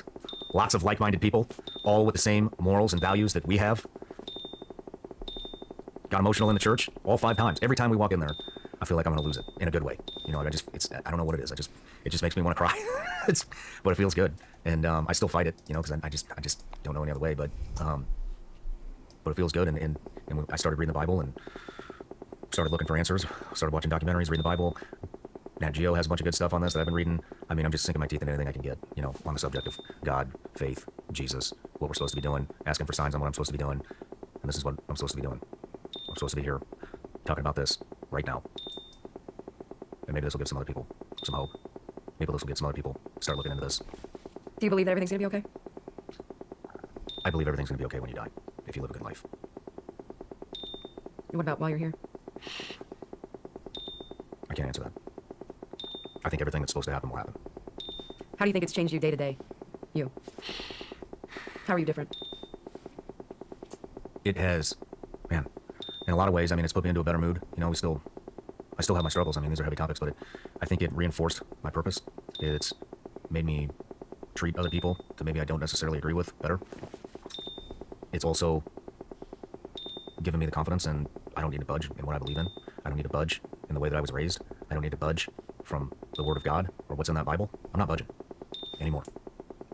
I always thought that I was doing the right thing, and I've always, I guess I can't say always, but ever since we met, I've always really tried to do the right thing. Even when people do me wrong, and I want to get revenge, or go after them, or make an example out of somebody, or publicly humiliate somebody that publicly humiliated me, I don't do it. Because that's not how God will want me to do it. But it gave me the courage to keep being that way. I don't need to budge for anybody except God. And I know what I'm doing is the right thing. And I know my values and my morals fall in line with the Bible. I don't care what kind of shit the government's throwing at me. I don't care what people try to shame me into believing in. I don't care anymore. I know I'm doing the right thing. If it falls in line with that book, I'm doing the right thing. I don't give a shit what anybody else says. And that's brought me a lot of peace. To know that I'm doing the right thing. What are you looking forward to most about diving in more to it? I mean, you just started the Bible. I just want to learn. I just want to learn what he wants us to do, how we're supposed to live. You know, and it's, how does it end? Do you think there's a part of you that gets upset the more you learn about what's in the Bible and what is written out as good versus evil? Does it make you think even like you're even more upset at the evil that's happening? You know what I mean? I think the thing that I struggle with the most is forgiveness. Because I don't want to forgive these people. Ever. And that's not what the Bible's about. That's my biggest struggle. You know, and True. I know I'm supposed to forgive, and it's hard for me to, it's just hard.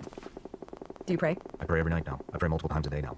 You know, and I feel like I live my life better, and I've always been, you know, big on family and you and your son, and now I think that's even better. You know, and yeah, forgiveness is going to be tough for me. Do you think you'll get there? Yeah, I've gotten there with a lot of things already. What did you think about my spirituality before all this? What do you mean? What did I think of it? I was happy about it. I know. Like, were you wondering if you'd ever jump into it with me, or? No, I wasn't into it. I thought it was great that you were into it. I didn't want any part of it. You know, not at the time. I know you liked it when I prayed out loud at the end of the night. I did. Or you do. I do. What would you tell somebody that's right now looking for a sign? Don't give up. You know, that's one thing I said at that lunch that you weren't at when I lost my shit. And because David said something to me, and he said something along the lines of, you need to find some faith. And I mocked him. And I was like, I need to find faith? I was like, I'm going to tell you something. I was like, I've had I don't know how many guys from our community come in and sit across from me and tell me about how God revealed themselves to them. Justin Hughes talked about it, Kyle Morgan talked about it, Eddie Penny talked, lots of guys in here talked about it, you know, on and off camera. And I said, you know what? I was like, I really, really try to do the right thing. I try to bring hope to the world. I try to shine a light on evil shit that is happening on this planet. I try to, I mean, a lot of these stories is overcoming like extreme trauma, or you know, you see everyone in the world, and like all these, especially in this country, everybody's victimizing themselves and pouting and honestly just being a wuss. And I've taken on a responsibility to say, because I think they've been brainwashed into thinking that they can't accomplish anything. I can't do it. And so I bring stories out. It's like, really, you think you can't do it? Look at this guy. Started from nothing, not a dime to his name. And now look at him. Now he's one of the top business guys in the country. Or, you know, or veterans lots of veterans. I mean, you know what kind of content we put out. Lots of veterans where, you know, they're spilling their guts. I mean, Tyler Vargas, Nick Lavery, one leg. They were going to kick him out of being a Green Beret. Goes back, passes everything, goes back to war, retires. You know, I don't know if he's actually retired yet, but he's getting close. But you know what I mean? And it's, you see the kind of trauma and the stuff that these guys have overcome, and it brings everybody hope. Even my own story. I mean, shit, I tried to kill myself in my car. And when I left the agency, I had nothing, not anything. I had a friend who wound up dying. You know, nobody was there to lift me up. And I told my own story, and I hope that people hear about it, and they're like, man, if these guys can overcome this stuff, then so can I.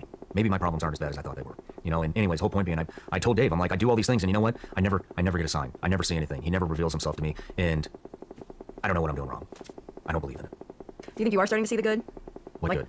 Like what I've said when I said in Sedona. Like, he is all around you, you're just not seeing it. Yeah, You are starting to see it now? I'm seeing it. And seeing what you've already done? I don't know. I mean, I'm not. I don't know. Yeah, I know I'm putting positive stuff into the world, but you know, I saw it at that event that I just spoke at, the Danny Dietz Memorial Classic. The people that went to that, I mean, I couldn't believe, like, well, people were coming from all over the country. We met that woman flew in from New Jersey on a whim. You know, we met a guy who drove all the way down there from Tennessee. You know, people from all over the country came there to just shake my hand and say they've been praying for me. One guy gave me a cross that he carried in his uniform on every mission that he went on in Afghanistan. That cross is right up there now, right next to Gabe's flag. I didn't know that. Yeah, lots. Definitely a lot of people came. There was lines of people coming up to me, telling me, "Hey, this is how you've impacted my life," and that felt amazing. And it also felt a little awkward. You know, It was because overwhelming to see. I'm not a very public person. I don't like going out in public. I sure as hell don't do public speeches. You know, I'm just not out there. This is how I get my message across. Me and you, nobody else is in the studio. You know, and so it's hard for me to. I'll never know the full impact.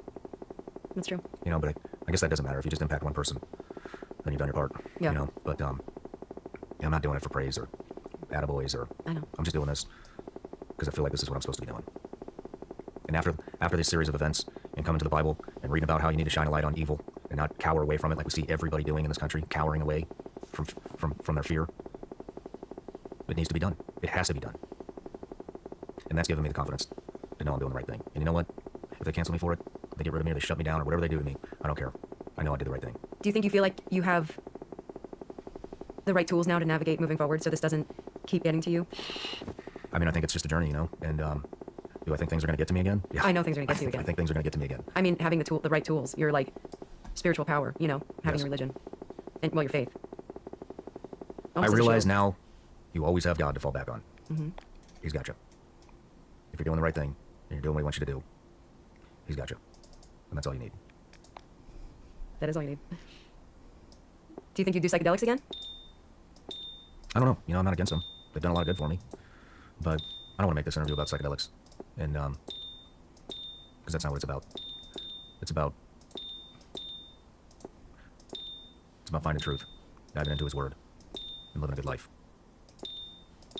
And that's it. Sounds good to me. Me too. Let's go get some lunch. Is there anything else? I think that covers it. Well, it was definitely a different flight on the way back. Sure was. I love you, Dave. Me too. Good night. Good. Hey everybody, I'm Sean Ryan. Click here to subscribe to the Sean Ryan Show YouTube channel for the hottest and most compelling interviews that you will not see anywhere else. I've also made a playlist of all the previous SRS episodes, so they're easy to find. You can find that right here.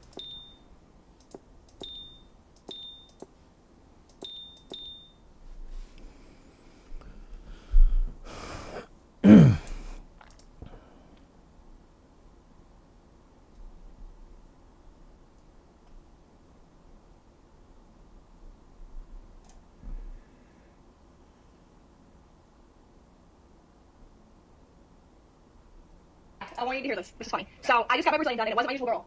It wasn't a usual girl. It was a guy. His name is Paul, and I did it. I've never had it done by a guy before, so it was a little awkward at first. But I mean, he did a good job. So Yeah, I think so. I saw it. It's good. Pretty good. yeah. So I mean, Why did you look at me like that? you don't care About what? that it was like a guy. Like, do you feel weird about that? Oh, you know, say that again. Say that again, please. Say that again. No, please. It was a guy that did my Brazilian.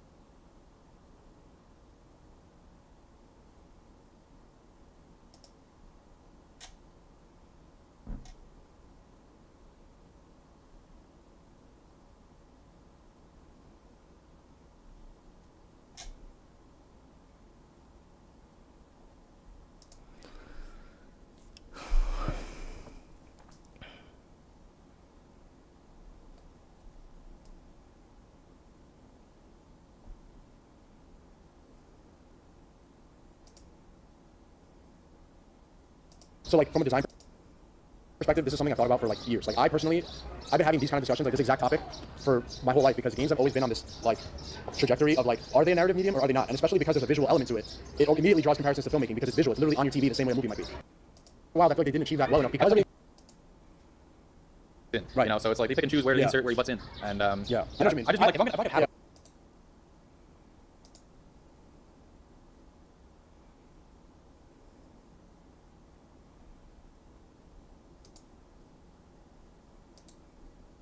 butts in, right? You know, so it's like they pick and choose where to insert, where he butts in, and yeah, I know what you mean. I just like if I could.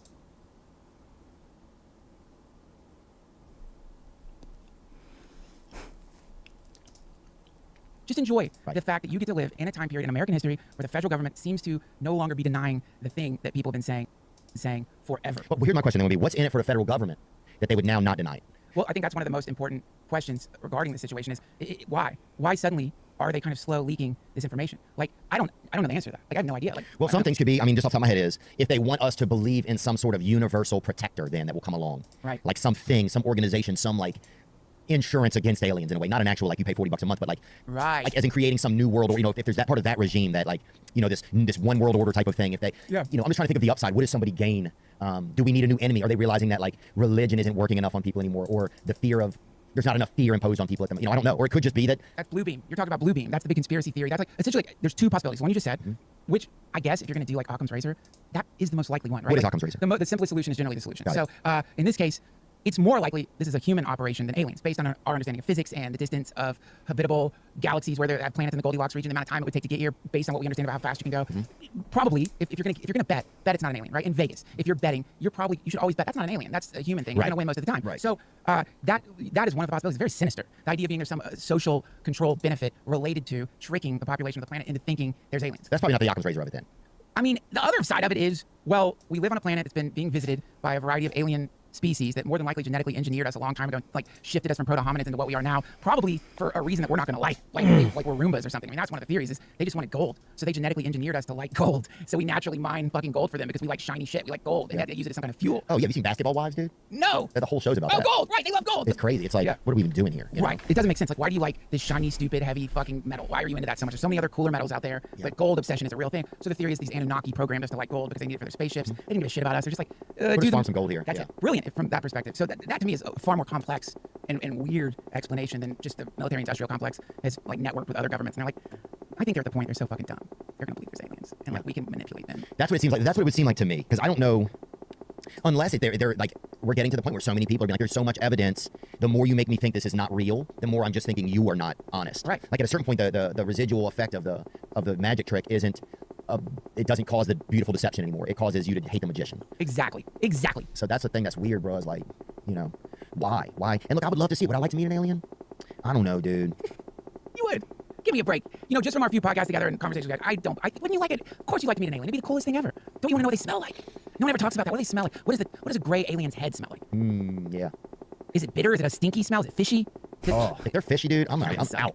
Bro, how much would the smell of aliens depend on how much we give a fuck about it anymore? A lot! Huge, bro. If they smell anything like a Korean pet store, dude, I'm fucking gone. Dude, Close Encounters of the Third Kind. Spoiler, if you haven't seen it, I'm gonna spoil it. Very end, the guy who's been building the Mud Mountains happily walks into the spaceship, the beautiful musical spaceship. Imagine the fucking thing closes and you catch that first waft of deep, like fish laying out in the beach smell as you're like light speed heading away from the planet. And that's gonna be what you smell forever as you look out at the vastness of space, black holes, all the beauty of space. All you can think about is there's just this stink, rotting eggs and fucking fish. Bro, we would hate them, aliens. Immediately we would hate them. Like, these stinky motherfuckers. They smell so bad. And they refuse to like take showers. Like, no, we don't do that. No, we'll evaporate you before we'll take a fucking shower. No, we're the advanced intelligence. You're supposed to stink. They're like, no, this is one of the many things we figured out. If you don't stink, you haven't evolved. Like we used to not stink, and then we learned. This is our purpose here, to emit foul odors. Realizing there's more to you than just being this reactive substance described as like a human. Reactive substance. Is that what the aliens call us? That's probably what they thought it was at first. They're just like, there's a bunch of reactive substance on that planet. Yeah. We don't know what it is. Sometimes it like gets into vehicles. We think it's vehicles. Yeah. Sometimes a doctor tells one of them they have black guys in their head as a child. Yeah. You know? I know. Well, I did read that maybe that is the reason. Even though these days I guess you can't say we're not getting visited, but one of the theories on why aliens are coming here is because they don't consider us intelligent life. Yeah. So they just see us as just like what you're saying, some kind of like vaguely sentient reactive meat, and it's not worth visiting. I think that makes sense. I mean, I've long thought the reason why I think aliens used to come a lot, probably back in the day, right? Yeah. They came a lot. That's why you saw a lot of Egyptians drawing them. Yeah. You know, and even the fact that they would stay stable long enough for an Egyptian to draw them, because an Egyptian, you know, like they had to get a candle, they had to light it, they had to get the guy who could draw. Like it was a little bit more of than just Chisel it. yeah, Sometimes chisel it. Yeah, it was more than just us grabbing a phone, right? Yeah. But I think Yeah, they used to come by a lot, and then they realized it's kind of boring. We've become like one of the boring theme parks in the galaxy. So if your parents, if your alien parents take you to the Earth for your graduation, I bet the other aliens are like, what a fucking loser. Your parents are fucking, nobody's been there in forever, dude. How poor are you guys? It's like a Six Flags knockoff. Yes. Like one of those shitty theme parks where they don't even try to clean up the puke. Yeah. There's just puke splattered everywhere. You'll probably get like pickpocketed. You look at the kids controlling the roller coaster, and they're like clearly on PCP. They're not paying attention.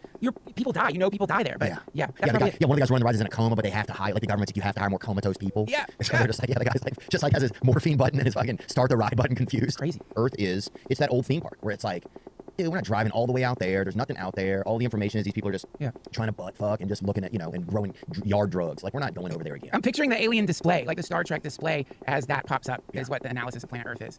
That's amazing. There's like, that's not worth our time. Yeah. We're not going to burn Vespine crystals to fucking go to that piece of shit. Now, it will at some point, though, become a hit with alien youth to come back here and do something, because that's how everything is. Right. There will come a time, and maybe it's coming now, because aliens seem to be, gaining popularity. I don't know if it's gaining popularity or if it's gaining, like more sightings or whatever. What is this? Yeah, this is actually pretty topical. NASA just held like a 4-hour press conference about UFOs for the first time, and they're basically admitting that it's a daily occurrence. UFOs. There's one thing that's happened since this weirdly boring NASA press conference where they did say this. Did you see the thing? There's now a whistleblower who has come forward and said that the United States has alien spaceship wreckage, and a congressman, I can't remember his name, gave a statement to the press saying they were debriefed that, in fact, we have alien wreckage, that they're about to have hearings on it. So all the UFO people are, that's it, we're definitely not alone thing. People are really freaking out right now because, this is what all the UFO people have been saying is coming. Disclosure. So it's that guy. A whistleblower says he handed over classified evidence proving that a secret government program has been recovering spaceships and aliens for decades. We're definitely not alone, David Grush says. He's a former intelligence and military official. Republican Dean Phillips, Representative Dean Phillips from Minnesota, Democrat. And my first reaction is probably like everybody watching this, which is wow. And secondly, I'll believe it when I see it. I mean, that's fair. You're not supposed to immediately believe UFO. Oh, no. But what's interesting about this is that the denial that usually happens when things like someone says it's not really happening in the same way. And again, there was a congressman who said we were debriefed. Like, did you ever see that? So like, they did hearings on UAPs a while ago, and then after the hearing, they debriefed the feds, the Congress. They debriefed them. And they did an interview with one of these representatives in the hallway after he just got told whatever the fuck they told him. And he said, you can find it on YouTube, he said something along the lines of, lock your doors and windows tonight, folks. That was his response. Like, whatever they told him inspired him to say we should like lock our doors, like, keep an alien out. Lock your doors after classified hearing on UFOs. A Louisiana senator, now we're talking. Yeah, man. This is the same state that couldn't keep brothers outside of my head when I was a kid. Dude, I'm telling you, this is nuts. You can watch, are you allowed to show YouTube videos on you? There's a clip of him doing it. It's hilarious. Is this him right here doing it? Oh, yeah, that's it. Flying objects. That a couple of weeks ago, our skies were clear. And then all of a sudden, we have spy balloons and other unidentified flying objects raining down on us like confetti. That is not accurate. These objects have been flying over us for years, many years. We've known about those objects for many years. We're not sure that we've known about all of them, but we've known about many of them, except for the Chinese spy balloon. We don't know what they are. What's different about the last 2 weeks is that we've started shooting them down, but we can't find the remnants, except for the spy balloon. And that's what I took away from the hearing today. So I don't know if he paid attention during the whole hearing. Then. No. Confetti. Raining down like confetti. It's a great descriptor. Yeah, that's what I don't, I think, but maybe I could see if there's an alien life form, you shoot it, whatever, and it dissipates. Part of the way it's constructed is not to fall down to this. That would be the first thing I would make of something that can't leave evidence. Right, like exactly. But so, like based on the stuff that's coming out right now, and I love UFOs in the same way I love like stories about magic and miracles, but I don't go full bore into it because ultimately, like day-to-day reality isn't impacted like mundane reality, right? Taking care of the kids, paying the mortgage, so you can get too distracted by that stuff and spin out. But this moment in United States history is really fascinating in the sense that if we go back to Roswell, it was a weather balloon. That's what they say. Even though there's like many accounts of people saying that they saw aliens, there was weird wreckage that seemed to be able to, like, you could bend it out of shape and it would go back into the form it was, just like weird shit. Right. This gets denied by the government. It was wreckage. Weird stories about it. Whatever. We get Area 51. You know what I mean? Like it has its own airplane that flies people in. You get a variety of like early phase government whistleblowers, like Lazar, I think is his name. Alan Lazar. Bob Lazar. Bob Lazar. Yeah. Bob Lazar. You get like that, and then these people get creamed in the media. It's like, that's a lunatic. He never worked at Area 51. This is bullshit. He's like a con artist, whatever. But now what's happening is instead of the denial that generally follows the whistleblower's admission of us like having some connection to aliens, it's not getting denied as much anymore. And in fact, this whistleblower program they just created makes it so anyone who signed an NDA who's a private contractor and has been assigned to work on alien wreckage can now come forward and say, I worked on this shit, and they get full immunity. Because that apparently was the back door. Like so there was these programs you could hire, like, I don't know, name any, like Raytheon. I don't know for sure. I don't know if they ever. I'm just throwing out like right, yeah, Raytheon. Hire Raytheon. Duracell. Hire Duracell. Say, look, we got this ship. It crashed. Can you guys hang on to it? Try to reverse engineer it. And so now a private contractor's collected the wreckage, has the wreckage, meaning if you're asked under oath, do we have wreckage? You could say no, because we don't. A private contractor has the wreckage. That was the loophole. So now they set up this whistleblower program, and all these people like that guy are starting to come out. People who just like worked at Hyundai or I don't know, worked at like Dodge Neon. And they're like, hey, what, can you reverse engineer this thing that seems to be bending the time-space continuum? And they're like, no, but they couldn't say anything about it because they signed these hardcore NDAs. So now they're all leaking the data. So we're getting this weird, slow leak from all these people that's painting a picture. And that's a real program that they allow now. Yep. How did that program get created, the whistleblower program? So what was happening was, well, the biggest problem is like apparently people get around these things. And everyone listening, you can look all this up. It's like I've got the documents. It's real. Like it's not like it's real. You can find all this stuff, but the biggest problem is you're a Navy pilot. Yeah. And you see something that is not functioning according to your understanding. Not kosher. Seems odd. It's going so fast. It's stopping. It's just stopping like it's a cursor on a computer screen. Then it's going the opposite direction. It's jamming your radar. It doesn't seem to have windows, right? So you see that, and your choices are: do I say I saw what is obviously a UFO? And if you do, you could really like fuck your career up. Yeah. So you couldn't talk about it. The other problem is that apparently people get too close to these things. There's a physiological impact. So let's imagine you got close to one of these things and now you're sick. The VA won't pay for it because there are no UFOs. What are you talking about? And so inadvertently you end up creating a situation where people won't say what they're seeing up in the sky, which isn't great if you're trying to defend the sky. We want to know what's out there. You want to know everything that's flying through U.S. airspace, right? So yeah, the whistleblower program was, I think, initially to kind of create a safe way, a safe haven. Where people could say, okay, this is what I saw. I don't want to endanger myself. I don't want to endanger not being able to get medical care and things like that. That's it. Yeah, and then and now it's sort of like, now that it's working, it's, all you need is like one person to come forward. It's like Me Too for aliens. Just one person, then the next person, then the next person, then the next person. That's what's happening. All these people who've kept this shit like completely secret. Oh, I'm sure bottled up. Imagine the people that have molested people or something just because they saw an alien and they didn't know how to process. Or went insane, or so many things. Yeah, beat their spouse, or just imagine a guy he saw something in his whole life he spent hiding things from him, like taking anything and hiding. Like just weird. There's weird ways that people react to things that seem beyond them. Yeah, it eats you alive, and then add to it that apparently these people have been threatened with death. That whoever's running this shit is not fucking around. They don't want the general populace. They don't want the world to know that this has happened because apparently, and again, this is just conjecture here. Obviously, from a military perspective, if you figure out how those things can fly and you build a fleet of them, it's like the new atom bomb. Like you have complete superiority in the sky. And like if you're living in the United States right now, you want us to be the ones. You want to be first. You don't want some other country who they apparently all have this shit to like win this race. But what about Mexico, dog? They don't have the fucking strongest. They're like, dog, these motherfuckers, dog. That'd be incredible. All of a sudden they have the most advanced Air Force. Some guy just comes up with the fucking, and bro, it's the lowest riding UFO ever. Like the UFO is only like 2 inches off the ground. Like, dog, this bitch is fucking. It goes too high, dog. This bitch goes too fucking high. That would be so sick, dude. It would be. You're right. If they proved aliens, if there was some proof of them, like, and obviously if there was some further proof that really set in everybody, like everybody, it was like, wow, they're there, they're out there. What would that do to religion? Do you think that would strengthen it, or do you think that would weaken it? Well, I mean, I think it depends on the religion and the lineage of the religion. I mean, if you've been living in a religion that is doing the same thing for humanity that we used to do for planet Earth, the Earth is the center of the universe, if you've been living in some mindset that humanity is the sum total of, or like the final part of God's creation or something, then yeah, it's gonna fuck with your head, because now you have to deal with the fact that no, the universe is teeming with life on every level, from the subatomic to the to giant planets to God knows what, to the point where we might be some atomic portion of something we'll never understand. So yeah, but I think a lot of religions already have built in the idea that we're talking about the source of all reality, a kind of super intelligent, progenitive, benevolent creator force that just delights in making stuff and delights in like sharing its creation with the things it makes, that we get to co-create with it. It invites us to like sit down at the potter's wheel with it and make stuff while we're here. So it's a really wonderful artist, whoever it is, whatever it is, and it's the best kind of artist. It doesn't like there's no signatures, there's no copyright, there's no IP it's claiming for the sum total of all things. It's that incredible. It's like Banksy. Nobody knows who Banksy is. It's like that. It's just like, here, have it all. I'm giving you all of it. Let's see what you do with it. Yeah, it's beautiful. So I think from that perspective, aliens, sure, why not? And what if aliens, they also had a god too? What if they rolled up with a couple gods? We would figure it out. Yeah, that's what would be so exciting. It's like, what do they believe? Who are you worshiping? Who is your god? What is an alien god like? And what do they think of our idea of God? Or they're like, oh, like Richard fucking Dawkins, they're pissed at us. Like, some god, you dumb shits. We made you. We're your fucking god. Look at his big black eyes, emotionless face. We made you. You just hallucinated all the other stuff because we built that into you. To like believe in a god, because that makes it easy to control. We would beat them up then. We would. Oh, dude. I think we would. I think we would fight to have a god. The first alien human world star fight, like when a human finally just punches an alien. It's weird to think our kids might see that, man. It's weird to think that we might see. I don't think. There's a lot of beef between I have some black friends, and they said there's a lot of beef between like blacks and aliens too. What? Yeah, that's like we don't hear about because we're not, I guess in that culture that much. But yeah, there's a lot of like black alien. What? Yeah, they don't get along, or they don't get along that much. I mean, how many black dudes do you even know who are like, yeah, we have like alien posters or anything like that, I mean, I honestly, I don't know anyone who has alien posters, but like, I do know black people who are like super into aliens. But maybe I gotta meet more black folks then. Maybe, who knows? It's like, I don't know. I mean, I know there's a lot of people who like, or think they're demons. I mean, that's one of the threads of like, that's one of the explanations for them is it's like, no, these are the legions of Satan coming to the earth to pose as aliens and trick us into getting on those fucking ships. Don't get on the ships. Don't get on the ships because they're going to fly you right to hell, motherfucker. Don't get on the ship. I'm going to want to go look at least on there, I bet. Well, yeah, of course. Me too. We will get on the ships. But I'm going to say, hey, tell me before y'all leave. No, dude, you will get on the ship. For sure. I guarantee you'll get on the ship. I guarantee it. We'll probably be podcasting on a spaceship at some point. I mean, maybe that is what we're on. Maybe that's part of it. They get you on the ship. They make you forget you're on a ship. They trick you into thinking you're in the human dimension. We're just in some cargo bay right now. Plugged into the Matrix, baby. Hope you enjoyed that video, and you can watch it. You're a fact guy. You're a factual man. I've always kind of battled the dark arts overall, so it's like I've never really looked at a ton of the facts. It's always been this more ethereal sort of. What you want to be true rather than what is true. Not the one class out in Arizona, pretty high altitude. They say that if you learn something under certain psychomotor conditions, that you recover it better under those same conditions. Oh, wow. Like if you get high and you learn something, if you get high again later, you remember that better because you match the mental states. Oh, say aliens show up, right? Is there a society or culture or ethnicity that's best evolved, you think, to handle it? Scientists. Really? Scientists. If an alien if an alien landed right in front of us and said to you, Theo, take me to your leader, are you going to take him to the White House? No. No, of course not. You take to Congress? No. No. That's a great question. That's my Who would point. you take You would take him to. Well, I'm not going to speak for you, but I happen to be a scientist. But if I were not a scientist, I would take him to a scientist. You would? Yes, a biologist or a physicist. Somebody who's, by the way, say science is closed that day. Come back out to lunch. Come back tomorrow. Open at 9 in the morning. So even science has a sandwich, bro. Where would you take him? You speak of science like it's the one dude behind the counter.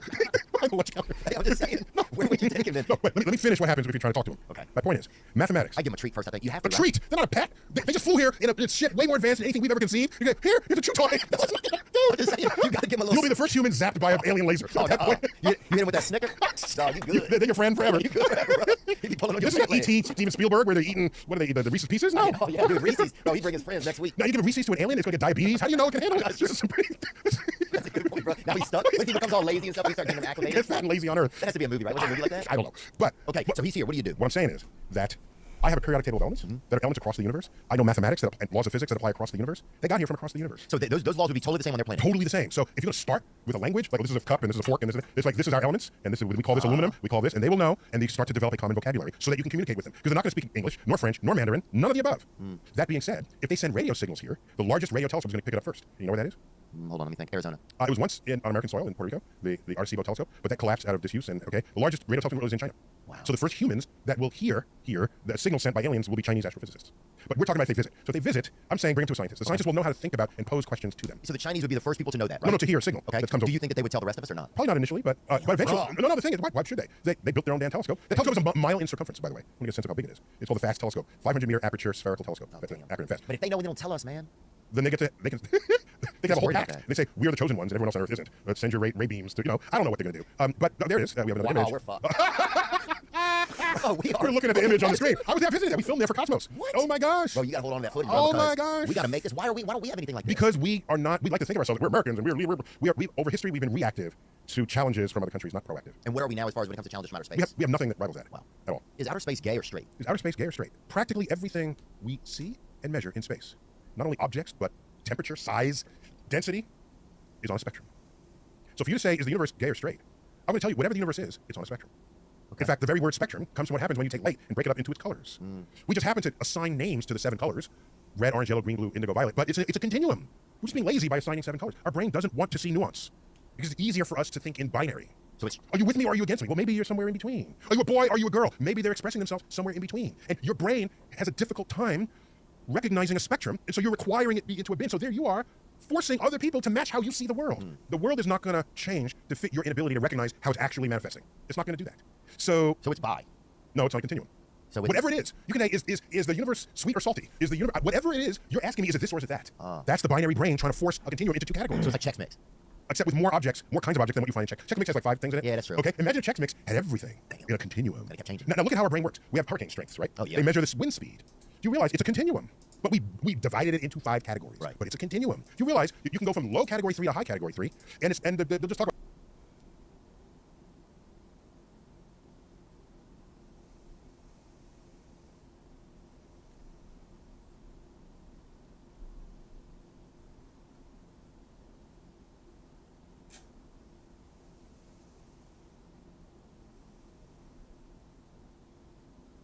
Look. Let me tell you something, little girl. If you do not, well, not little girl, because, that would make this whole video really weird. Listen, lady, if you don't start treating your man right, I promise I will creep into your life like a little trash panda digging through the trash. I will show up at your house and I will become the angel in a robe that asks him to take his pants off and cook some Pop-Tarts. Okay, stop being so fucking miserable. You have a good man. You don't need somebody as ugly as me to prove that to you, okay?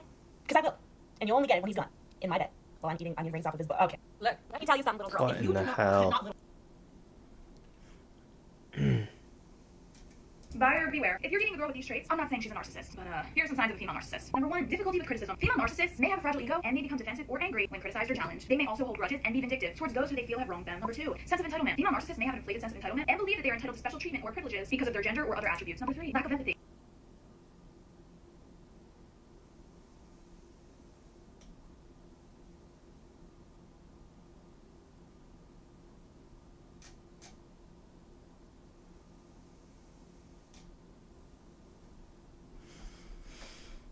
Right side, intuitively.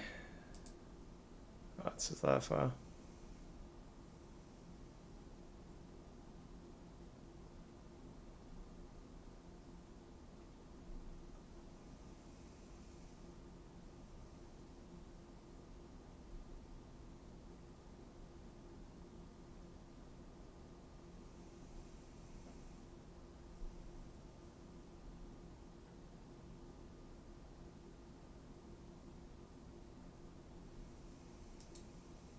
Yes,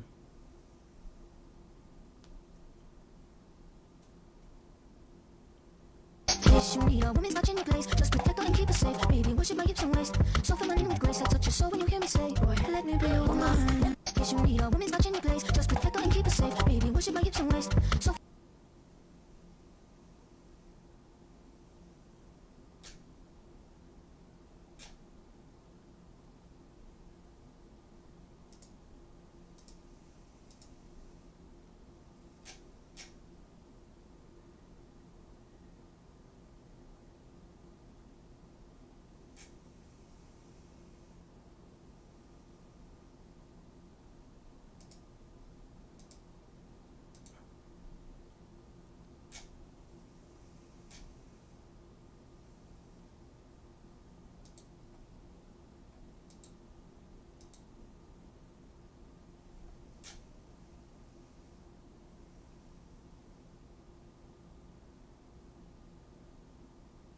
what you're saying is you just don't agree with it, that God can allow us to suffer if he compensates us. Like if someone came to my house and tore it up and they gave me a bunch of money, I'd be highly inconvenienced nonetheless to have to fix everything. I'd still be mad even if I was grateful for the money because it's my house, not theirs. But this is God's house, so he's sovereign over it. I don't see myself as a part of God's house. At best, I would see myself as a visitor within God's house who had no choice but to be in God's house. If I was in my own house and I dragged somebody into my house through no choice of their own and then forced them to undergo some suffering and then threw some money at them and said, I have the right to do this because firstly, this is my house, and secondly, I compensated for it. So if anything, you should be grateful. I think this would be gross. Right, because when human beings exhibit that kind of autonomy over other human beings, we call that slavery. It's funny that, isn't it? What you're saying is you just don't agree with it, that God can allow us to suffer if he compensates us. Like if someone came to my house and tore it up and they gave me a bunch of money, I'd be highly inconvenienced.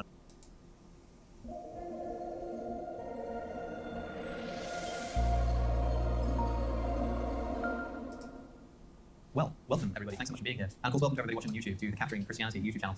It is a little strange that I'm introducing a video for Cameron's channel, but unfortunately he is sat right behind you and will not be on camera this time. But we are here in Houston, Texas for the Capturing Christianity Exchange, which is bringing together a Catholic, Protestant, an atheist, and an agnostic to talk about the philosophy of religion and discussion. And right now, I'm joined by the wonderful Trent Horn, who I'm going to allow to tell you about himself, and then also explain briefly why he's a Christian, and maybe if we're lucky, specifically a Catholic. I'll take some time then to explain why I am not, and then the idea is we're just going to have a bit of an interaction, and hopefully we'll be able to make some progress. But then, most excitingly, we're going to open up the floor to any questions that you might have for any of us on anything remotely related to anything that we're saying, and make sure we've got plenty of time to engage with you. So I'll hand it over to Trent. But yeah, thanks for being here, and I hope this is worth everyone's time. Alrighty.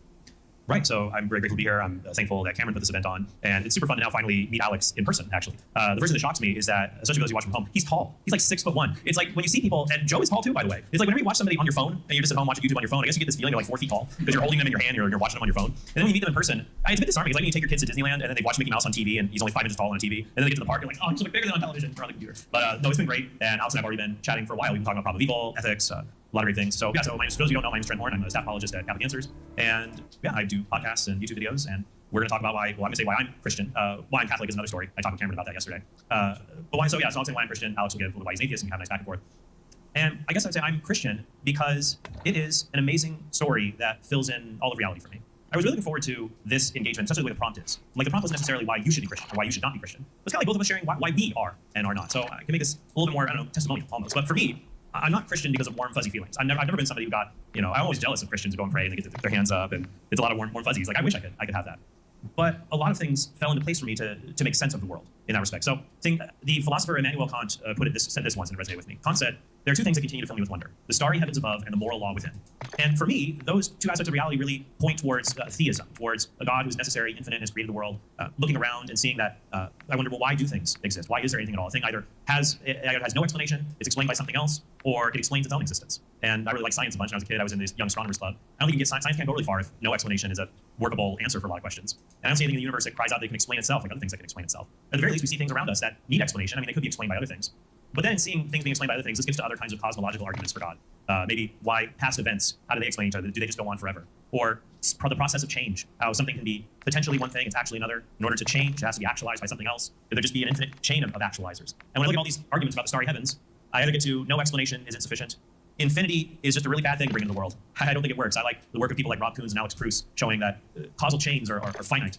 And seeing that when you introduce infinity into the real world and try to explain things, at least infinite series, infinite connections, I think it creates more problems than you want to solve. So for me, having a cause that is just pure actuality, necessary, unchanging, eternal, powerful, you might say, well, Trent, how do you get to all the other divine attributes? How do you get God out of all of that?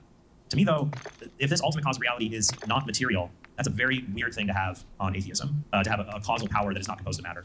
I think that points very strongly into a divine direction into it. And so that would be the other end, would be morality, kind of bringing it down to earth a little bit. And there's a lot of people making different moral arguments for God and different things that point out to them. And I believe you can be a good person without knowledge of God. There are good atheists. There are not they're good at atheism and they pursue the moral life. Alex is one of them. He's been challenging me on factory farming, so at veganism. So very soon I will either be a totally full-on vegan or I will be an unapologetic defender of factory farming. So I'm going to get off the fence one way or the other soon. But the idea, and I think that's good that he has that conviction. I love that. I hate people who are apathetic about morality. But that conviction raises more questions for me about the moral universe, the existence of moral laws. The universe, it ought to be a certain way. That kind of implies a kind of design for me. If I have one argument, I'm kind of working on Alex and I were chatting about this, I kind of call it like a pro-life argument for the existence of God, related to a very particular aspect of morality, human dignity. Because I was actually involved in pro-life apologetics working in Christian apologetics. And I would try to figure out, well, why is it that there's intrinsic dignity and a right to life for me and Alex and a newborn baby and a fetus and an embryo, but not for like a rat, cow, or a pig? There's no biological function that gives us our right to life. It's just, it seems like our dignity is tied to our species. But why is that? That seems so arbitrary. Well, what if our species was, and some people tell me, well, Trey, your pro-life view, you're just imposing this religious view that human beings remain in the image of God. And I always thought that was a weakness for the pro-life view. And now I think it's actually a strength for Christian deism. Like, well, no, I think a lot of people agree that humans are exceptional. The human species is different than other species. We have intrinsic dignity. And I think only a theistic explanation can account for that. So for me, putting all of that together shows that there's, I would say, it would show that God exists, all good, infinite, all powerful, all knowing. And then has God revealed himself. And to me, the resurrection of Jesus Christ best explains many of the facts related to around the starting of Christianity. That one work that I want to start soon for a book is I want to compare different miracle accounts. Because some people say we believe in Jesus, but I don't believe in other miracles, non-Christian miracles. And I look at the non-Christian miracles, and I don't think they have as good evidence as resurrection. Antony Flew was a one-time famous deist, and famous atheist. And when he was an atheist, he said the evidence of the resurrection was different than other alleged miracles in the ancient world. And I actually went and looked in the writings of atheists to say, okay, well, what are the alternatives? Like Christians believe resurrection, and they won't believe this other miracle, so they're arbitrary. And I read the writings of atheists. Well, what other miracles do they not believe? One of the most common ones were, well, Christians believe in resurrection, but they don't believe in Marian apparitions. Well, some Christians do. So I'm Catholic, and actually that's not problematic for my worldview. So I guess that's a lot. And I didn't want to. I made a thick cheesecake of trying to condense everything for why there's so much. But for me, like the world's a puzzle. You can't. Causal chains are finite. There's intrinsic human dignity. There's change in actuality. There's the Christian movement, unique to all other religions. It's like this big puzzle. There's just one piece missing to tie it all together. And it's that God created the universe and is behind this. And it all fits. And I don't see a comparably good reason to think that it doesn't make sense. So that's my version. And Alex, why are you an atheist then?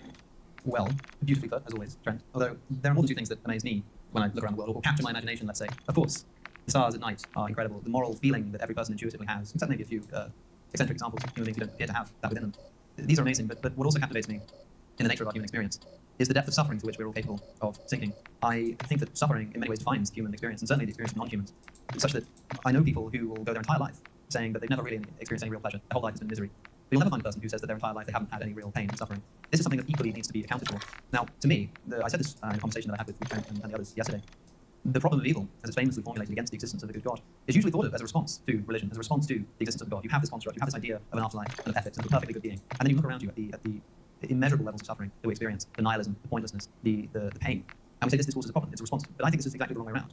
I think that the suffering came first, the nihilism came first, and the religion itself is a response to this. And so if you're wondering why it is that, of course, when you look at the nature of our human experience, why is it that we have this wonderful thing that seems to just explain it all away and give us a kind of comfort that we so desperately need? Well, maybe that's because it's how it was designed. The greatest accounts of nihilism and pain and suffering and of reaching out to God and finding no answer can be found in religious scripture. You can find in the book of Job the experience of a man who is suffering and doesn't know why. You can find in Ecclesiastes the lambastation of the meaninglessness of existence, the toiling to no end, the fact that eventually all of our achievements will be given to somebody who is unworthy of them when we die and have to pass everything we have on to another person. And the book of Ecclesiastes ends with saying, this is the conclusion of the matter. Fear God and keep his commandments. And then you have pages and pages and pages of nihilistic outcry. Somebody saying they just cannot understand why everything is so meaningless. They cannot live a meaningful life. They cannot find pleasure and joy in anything. And the conclusion of this is fear God and follow his commandments. It's kind of tacked on at the end there. The author of Ecclesiastes, the person who wrote it, is reporting the words of somebody else, who is the one who's the nihilist. And at the very end of this, the author adds on their own addendum where they say, therefore, fear God, keep his commandments. And what does it say to us? It says to us that maybe this is just a way to escape the suffering. Maybe we just all recognize that we've been dropped into this completely ununderstandable circus of pain and torment and confusion, and we have no idea what's going on. We have no idea where we got here. And it's terrifying. It's scary. And so we come up with a way to try to console ourselves in this situation. Now, if we look at how suffering is embedded into not just the human experience, as I say, but also the non-human experience, then we can ask a simple question. What would we expect to see if Christianity were true? What would we expect to see? How would we expect life to have evolved? What would we expect people's interactions to be like? And if we assume atheism, again, if we assume, as I said earlier, that the world we find ourselves in is just an amoral arena of accidentally existing organisms who just find themselves in a situation where they need to compete for survival, what would we expect to find? And what do we find? We find a system of natural selection which explains the origin of species on planet Earth, which is not, it doesn't just entail, but is based upon suffering and death. Survival of the fittest entails the death and destruction and suffering of the unfit. 99% plus of all the species who've ever existed on this planet have been brutally wiped from existence, even within the history of our own species, We've got all kinds of sufferings involved in its development throughout its history. Now, this kind of stuff is embedded into the very machinery by which God chose to create human beings. I'm not saying this can't be explained by Christianity. Of course, you could say that maybe this is all part of some grand plan. Maybe the suffering is compensated for in the afterlife. Maybe animals do go to heaven after all, and it just kind of makes up for all the suffering that they're forced to undergo. I'm not going to say this is impossible. I'm going to ask you what you think is more plausibly the case if we assume either hypothesis. What would you expect to see? I don't think we'd expect to see anything like this if we assumed that there was a benevolent invigilator. But as I say, if we assume atheism, not only do we explain what we see in the world, but we also come to expect it. I think it's a much better account. This is the problem of evil. Now, there's another argument, or another consideration, which is sometimes thought of as a subset of the problem of evil, and that's the problem of divine hiddenness. If there is a God who is good and wants to come to know us, then why is he so hidden from so many of us, so much of the time, even from those who so desperately seek his attention? Of course, there are people who are what J.L. Schellenberg has called resistant non-believers. They don't believe in God, probably through something of their own fault. Maybe they're resisting in some sense. Maybe they're they're blinding themselves to the evidence. Maybe they're really unwilling to approach the question honestly. Maybe they don't want it to be true and wouldn't accept it even if it were true. Lots of people like this do exist, of course. But as long as there's one example of somebody who honestly seeks God, wants to enter into a relationship with God, and has refused it, there's a problem here. How can this be explained? Schellenberg formalizes the problem as saying, if there is a God, he is perfectly loving. If a perfectly loving God exists, non-resistant non-belief does not occur. Non-resistant non-belief does occur. Therefore, it would follow that there is no God. Now, maybe one of the controversial premises there is that if there exists a loving God, non-resistant non-belief would not occur. But in order to deny that premise, we have to accept that God would be willing to allow somebody to desperately serve him and to do so honestly and openly and non-resistantly and just hide his face from him. And this is something that I'm often told will be something there'll be a problem with what I'm doing. When I speak to a Christian and I say, look, I'm just not convinced of this. I'm sorry, I've tried, I've looked at the arguments, I've been to church, I've prayed, I got a degree in theology, I moved in with Christian housemates and lived with them for a year to see it maybe in the minutiae of daily life. I can begin to see the truth and beauty of Christianity, and I've experienced precisely nothing. Nothing, not once. So sometimes I'm told that, oh look, are you really searching openly? If you were to really approach the question, if you dig a bit deeper, God will finally reveal himself to you. Maybe he's got a big plan for you. Maybe there's a reason why he's keeping you in the dark right now. It feels like I'm kind of being used if that's the case. It's like lucky for those who don't have to go through that experience, I guess. But what am I doing wrong? What is it that I could be doing wrong, given the history of my experience that I've just described to you? I've asked Trent, for example, if you woke up tomorrow and found yourself in my shoes, that is, you just suddenly were overwhelmed with this conviction that God doesn't actually exist, and that all of our moral intuitions are best explained as an offshoot of natural selection. Isn't it surprising that so many of the moral rules that we intuitively feel are those which seem to be beneficial to the survival of a society or a species? It seems quite strange. If you just awoke with this conviction, what would you do? What could you do? It's like, yeah, you could go to church, but you just don't feel it. You could listen to the arguments again, but somehow they just ring hollow. It's not like you get to choose what you're convinced of after all. You hear an argument, if you're not convinced of it, you're just not convinced. You don't get to choose to become convinced by it. You go through all these motions, and yet you find yourself still, as Shakespeare had it, troubling deaf heaven with your bootless cries. What do you do? And what is it that I could possibly be doing wrong? Because the other thing, of course, you can say is that, yes, non-resistant non-belief, it does occur. In other words, like this response that people take, where they say that I'm actually resisting in some sense, I'm doing something wrong, they're essentially denying the premise that non-resistant non-belief does occur. So maybe non-resistant non-belief does occur, but then we have to explain why it is that God hides his face from so many people. I know that you have responses to this, but I think that they fail. These are the two main reasons, of course. Now, there are also responses that I have to the arguments that are put forward by Christians. This is kind of a different level of argumentation for an atheist, because I can put a case forward saying the problem of evil and divine hiddenness make me suspicious of the God hypothesis. But equally, the things that Trent says I'm suspicious of too, particularly the claims that pertain specifically to Christianity. I can't remember exactly what it is you said about Christianity that makes it seem so true to you as opposed to other theistic religions, but perhaps that's something we can get into presently. But that's more or less at least a starting point for the approach that I'm taking to this conversation. I will also say that part of my non-resistant non-belief has been a bit of a shift. If you look at some of the material that I made when I was a teenager, which unfortunately enough is available online, you can see that I take an approach that religion is bad, and this is an approach that people often take. It's like you kind of join a team. You become convinced that God doesn't exist, or unconvinced that God exists. You join this team of people, and you kind of feel compelled to say that it must be a bad thing as well. But these are mutually exclusive. I think that saying religion is bad is like saying politics is bad. Yeah, sure, okay, politics is bad, but it's not as simple as that, because everybody agrees that politics is bad. It causes so many wars, it tears families apart, this kind of thing. That doesn't mean that you don't think that one political view is correct or appropriate. You're still going to vote at a ballot, unless of course you're like an anarchist or something, which these people do exist. And so yes, of course I think that certain doctrines and certain religions are bad, and I wouldn't want them to be true, but I think that just the basic idea that there is a perfect being who does actually care about you and will make up for your suffering, I think this is something that any rational person should desire. So here I am, I desire it. I'm open to it being true. I'm here to engage with the arguments. What is it that I'm doing wrong? Trent might say, here's some arguments, here's some considerations, but why are you not a Christian? Why don't you believe in God? Good point. Why not? Why is it that presented with the same evidence, you are just made of a psychological constitution such that it convinces you, and I am not? Maybe God has some reason to be toying with me, but not with you. Which is lucky you, I guess. I just don't see what I could be doing wrong. That's the in and out of it, but I'd be interested to hear what you have to say. All right, well, now I guess we can get into discussing back and forth then, how we feel. Sure. All right, where to start? Well, do you think it's possible that the reason I believe in God, even though you would say it's highly probable God does not exist, would be your view? Highly probable is putting it a bit probable, more than 51%. I kind of lean towards. I'm more suspicious of putting numbers on freedom to belief. I think what does it mean to kind of believe something 20%? Like I don't really know what it means, but I certainly lean more towards strong atheism. But I wouldn't put a number on it. So what I would say is, if you're asking me what do I think you've done wrong, it'd probably be the same answer you would give me as to why I have a misplaced confidence God does exist. I have made there's different reasons why people believe or don't believe. And I think it's possible smart people can fail to believe certain things because they make certain cognitive errors. It's not necessarily a moral error, but we find certain intuitions more plausible than others. We make different inferences. We have different values of different kinds of evidences that are presented, and we look at the world in different ways. So, for example, when you look out into nature and you see evil, suffering, nature, red in tooth and claw, human suffering, I see that, but I also see other strange things. I see a moral obligation to help people, and not just people, but a moral obligation to help non-humans not suffer, as if I have this command to do that. Though I do see that the humans who suffer have a dignity and a value that the animals do not. And I see hope and virtues. I see other things in there that make me look at the picture in a different way, if that makes sense. But of course it's different, because from an atheistic paradigm, I wouldn't expect that everybody who honestly seeks the truth will find it. Like on an atheistic paradigm, people can very easily seek the truth and just get it wrong. There's no guiding principle here. There's nobody who is there to catch you where you go wrong. On Christianity, if somebody goes honestly wrong, you'd expect them to be guided to the truth, because there's a God who wants to come to know this person, and they've gone wrong through no fault of their own. This is why Schellenberg shifts. He used to talk about originally the argument formulated in terms of reasonable and non-reasonable disbelief. He swapped to saying resistant and non-resistant non-belief, because these are two different things. You can reasonably believe a falsehood, and on atheism you can non-resistantly believe falsehoods. There's no problem with this. Of course, you can be open to something being true and just not be convinced of it. There's no problem with this. But if you believe that there's somebody overseeing this, who will look at people who are honestly seeking and they go wrong, and just somehow allows them to go wrong, because it'd be so easy to fix. Most people who come to Christianity do not do so because they've read a syllogism in a book somewhere. If you ask a friend who's a Christian what their conversion story is if they weren't a Christian all their life, it's incredibly rare that you find somebody saying that they read a particular argument and they just suddenly drop to their knees. Rather, it's usually something more experiential. Maybe the arguments that they're reading inform something that they've experienced, or maybe they have an experience that is informed by things that they've read, sure, but it's the experience, it's that feeling that actually causes somebody to convert. So somebody who's non-resistantly non-believing, all it would take is a sign. All it would take is an experience that this person can interpret as a religious experience. And that's all I'm looking for here. And so in other words, you say, well, I'm saying to you, isn't there a problem that people non-resistantly don't believe in Christianity? And you'll say, well, it's the same as me, non-resistantly not believing in atheism. Right. Two things. Because you believe there's no God of atheism that can set me straight, but there is a God of Christianity that can set people straight. Not only that, but there's another asymmetry, which is that I'm an atheist, you're a Christian. I want to be a Christian. You don't want to be an atheist, presumably. I want the truth, and at this point in my life, I'm highly convinced atheism is not that thing. So you're right, it's not something I'm trying to actively ascertain. But I think then, so the argument that you're running in, this divine hiddenness argument, why would God allow people to remain in error about his non-existence? Wouldn't we think that God would intervene? I think you're right that divine hiddenness is a subset, really, of the problem of evil. We can just call it the problem of bad stuff. Animal pain is bad, not believing in God is bad. Why would God let bad stuff exist? And my question for you, Alex, would be, are there, I guess I'll run the argument this way and you can fill it in how you like, that if there are at least isolated cases where we see bad stuff, but we say, oh yeah, I understand why God would let that bad stuff happen, like minor moral evils between human beings that allow us to grow in virtue. Say, okay, I see why God would allow this kind of bad stuff. Here's the circle of bad stuff. I see why God would allow it. Then it seems like, well, we've got this other bad stuff. I don't see why God would allow it. But from my perspective, if God is all powerful and all knowing, here's this circle. He could have reasons. I mean, who am I to say he does not have reasons for this other stuff? And also, it's not just that. I would say, who am I to say he does not have reasons? I can think of some plausible reasons. So one that comes for the issue of divine hiddenness. I'll give you a few things to chew on there. Number one, I think that God wants to keep an epistemic distance so that we have more freedom to be able to engage him and pursue certain kinds of goods, like sharing the existence of God with others. For example, when you see police lights behind you on a freeway, you slow down not out of goodness for the other drivers, but because you don't want to get caught. And I'm not saying this is the whole answer to divine hiddenness, but I think that God, he gives some space, number one. Number two, an answer to divine hiddenness might be related to the other problem of evil. Because you're saying, well, look, if someone has gone astray cognitively, in that they failed to recognize God exists, why doesn't God step in and correct that if he loves them? A similar question is, when someone goes astray and acts immorally, why doesn't God step in and correct them? Well, he lets us have free will. If he gives us moral freedom, I also think he gives us cognitive freedom. And I think he gives us that cognitive freedom so much so that even things like giving everyone a feeling that he exists, giving that sign, I'm kind of skeptical if that would be sufficient, because there are people, Alex, philosophers, frankly, you're one of them actually, who don't believe in the existence of things that I think are patently obvious. Free will, self-consciousness. There are philosophers who think they're eliminative materialists, so they don't think the conscious self really exists. And that seems totally obvious to be real. So I guess that's a thought I have on this negative case for God.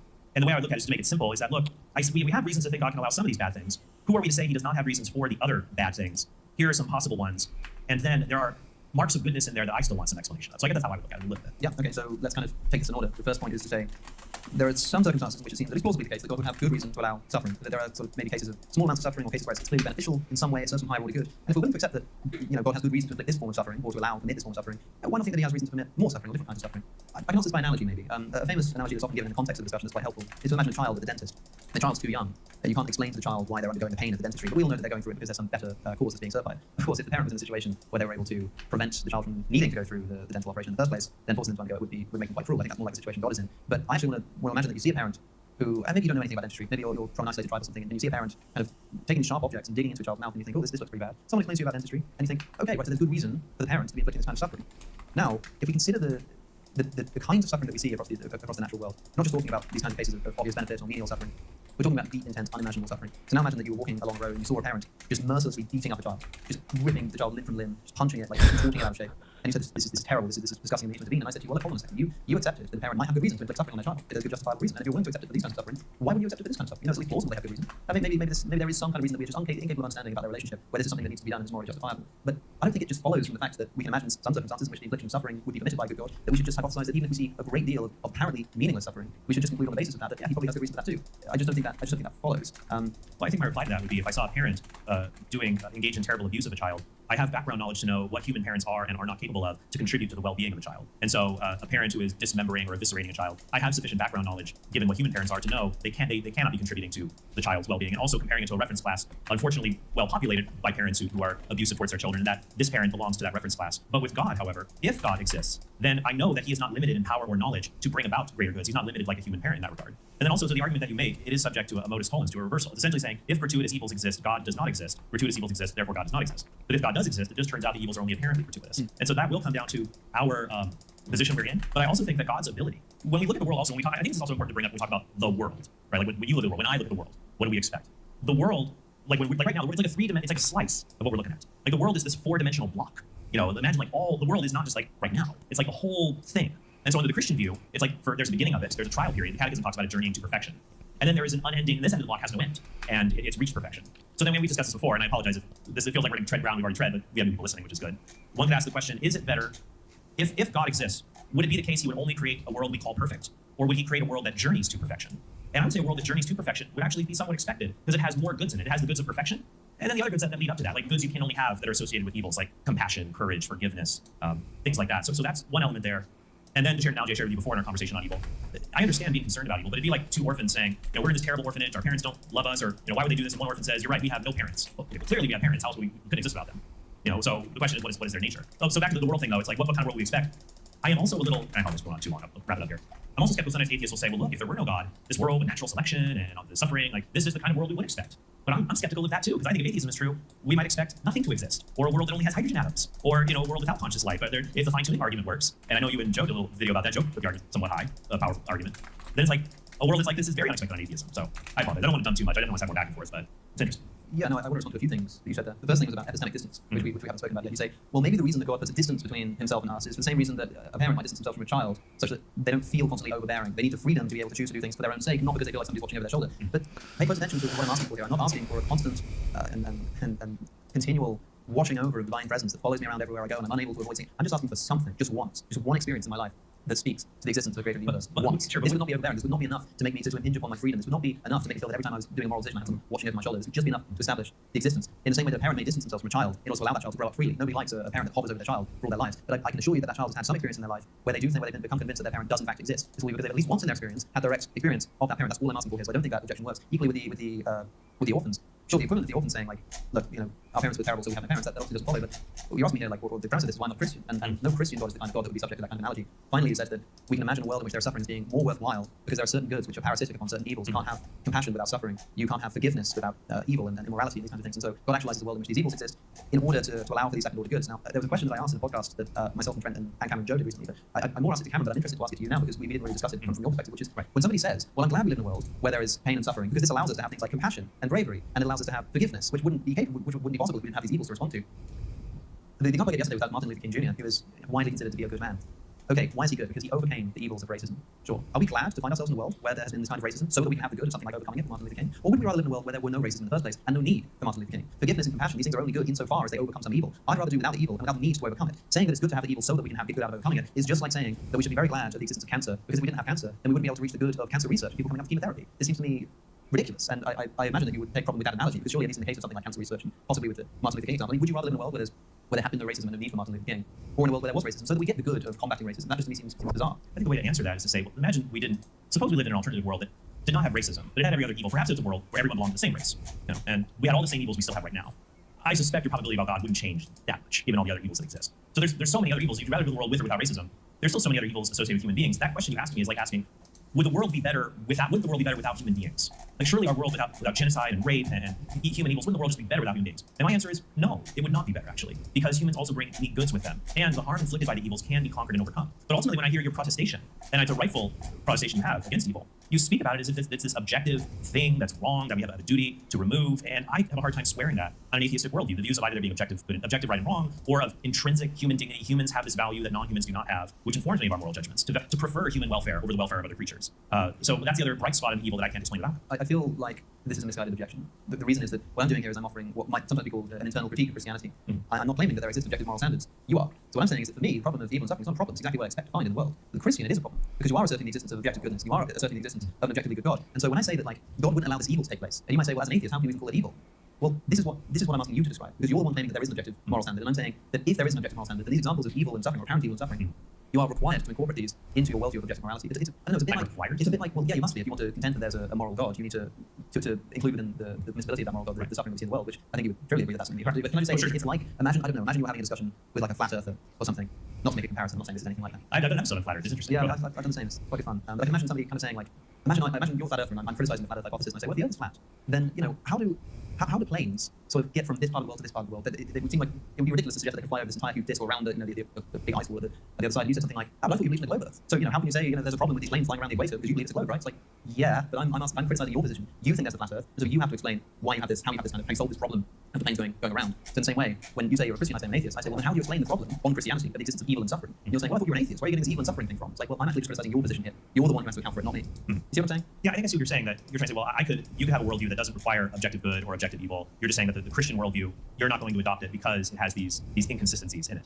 But I'm not sure that really works. I still think that there are moral duties being smuggled in here that you're not just saying, hey, it's really strange that you have this inconsistent view. Because people have all kinds of strange, inconsistent views. I mean, I enjoy comic books, and in comic books, there's something called retroactive continuity. It's necessary because comic book plots get totally inconsistent with one another. Superheroes have one power one day, next issue a totally different power. You say, hey, what about this or that? And it's interesting, but we don't give it that much of a second thought. It's not as important.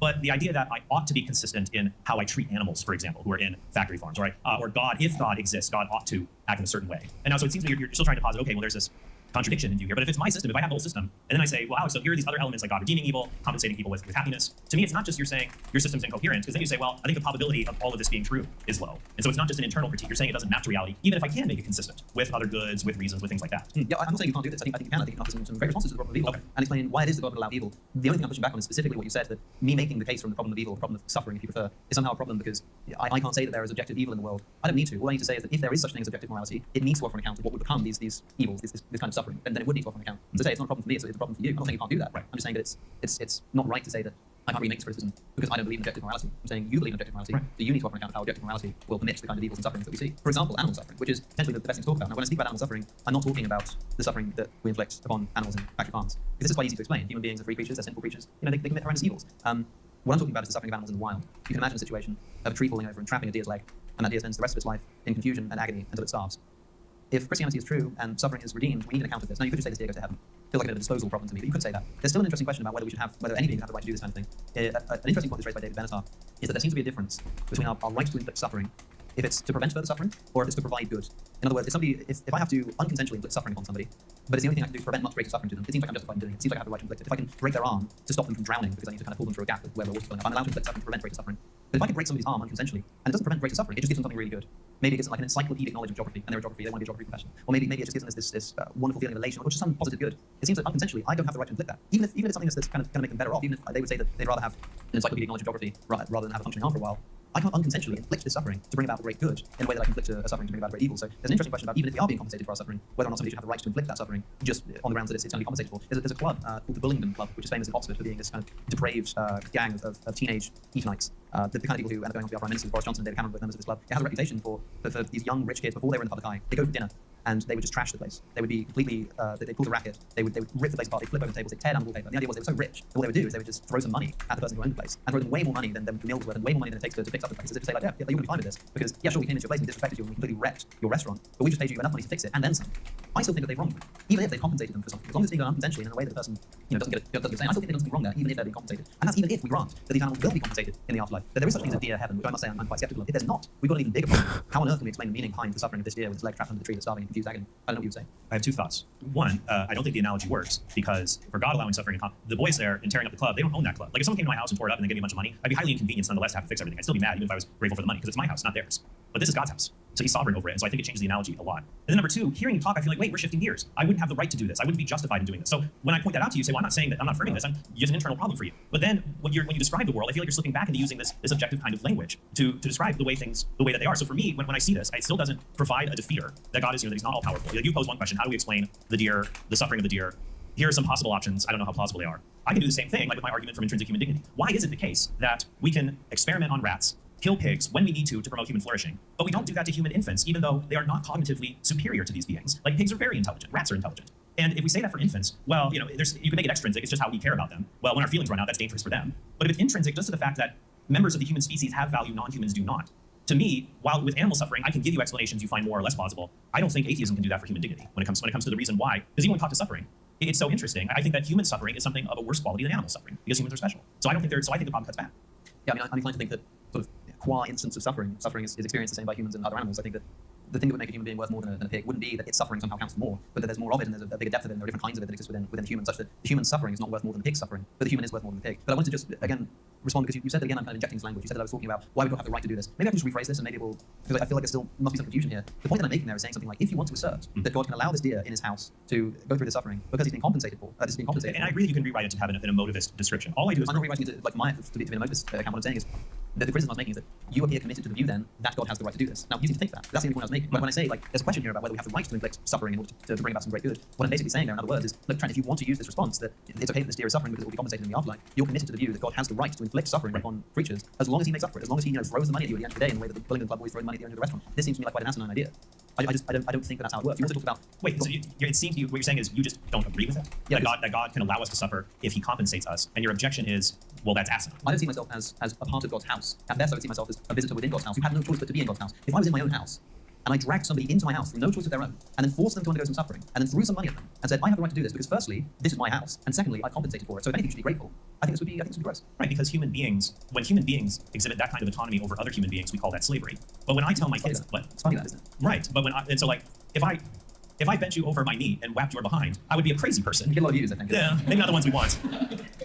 But if I were to discipline my own children, it changes dramatically because I do have moral authority over them in virtue of having caused their existence and in being given the responsibility to raise them. And so in virtue of that, then if God causes our existence and He is the absolute source of goodness itself, then it still makes sense and the analogy doesn't hold up. But for me, I am seeing the suffering and this other things, I still think they're the plausible answers. But when we go back and we talk about suffering across these different fields, well, do you think that in the ethical life, our actions should promote the flourishing of the human species over other species? I'm not sure I would commit myself to a principle kind of put that blandly. Not blandly, I don't mean that insulting, I mean sort of put so generically. I'm not sure because there may be situations in which promoting some level of non-human suffering is worth focusing on rather than promoting some lower level of human suffering or something like this. But if you mean like all other things being equal, should we promote the welfare of humans over animals? A qualified yes, because of course I don't think that like a human's well-being is intrinsically more valuable than a pig's or a cow's. I just think it's of a different kind. Like I'm trying to think about how best to explain this. Well, when I said earlier that a human suffering is not worth more than a pig suffering, but the human is worth more because of the kind of suffering it's capable of. When we talk about promoting human welfare over animal welfare, I'm imagining something like this. I say like if you had humans who were like pigs in every respect in terms of their cognitive ability and suffering, then maybe we should be promoting their welfare equally. But because they're not, we don't. Oh, wait a minute. I want to make sure I understood what you just said. Because I believe that human beings who are permanently at the cognitive level of certain non-human animals, and these would be severely mentally handicapped human beings, I believe their welfare should still far and above exceed the welfare we give to the non-human animals. I believe the severely mentally handicapped should be given they have far more dignity and deserve more respect than non-human animals, even if they're at the same functional level. And that's solely in virtue of their humanity. Do you agree or disagree with that thesis? Of course, as an emotivist, I agree. It's kind of, again, a qualified agreement because being an ethical emotivist, ethical statements for an emotivist are essentially just expressions of emotion that don't contain any truth value. And I can explain why it is I'm of a psychological predisposition to prefer the well-being of a human being over a pig. I don't know if I can justify that, but as an emotivist, I'm not dealing with a realm of objective ethics that can be justified at all. All I can talk about is like my emotive response. Well, but I guess what's hard is, let's say here's my Christian ethical worldview, and it includes this moral proposition. God has the right to allow us to suffer if He compensates us in the afterlife. And I hear from you, that's asinine. So if that's just an emotional reply, like that makes me feel bad and I don't like it, in the world of moral discourse, I can reply with, I don't care, because it's not a reason. But of course, for me, for an emotivist, that is, ethical debate, ethical statements, ethical propositions that are put forward are just highly evolved apes expressing themselves at each other. But for you, that's not what's going on. Right, yeah, we're not just swinging poo at each other. So it's not kind of a problem for me as long as I'm willing to just admit that that's what's going on.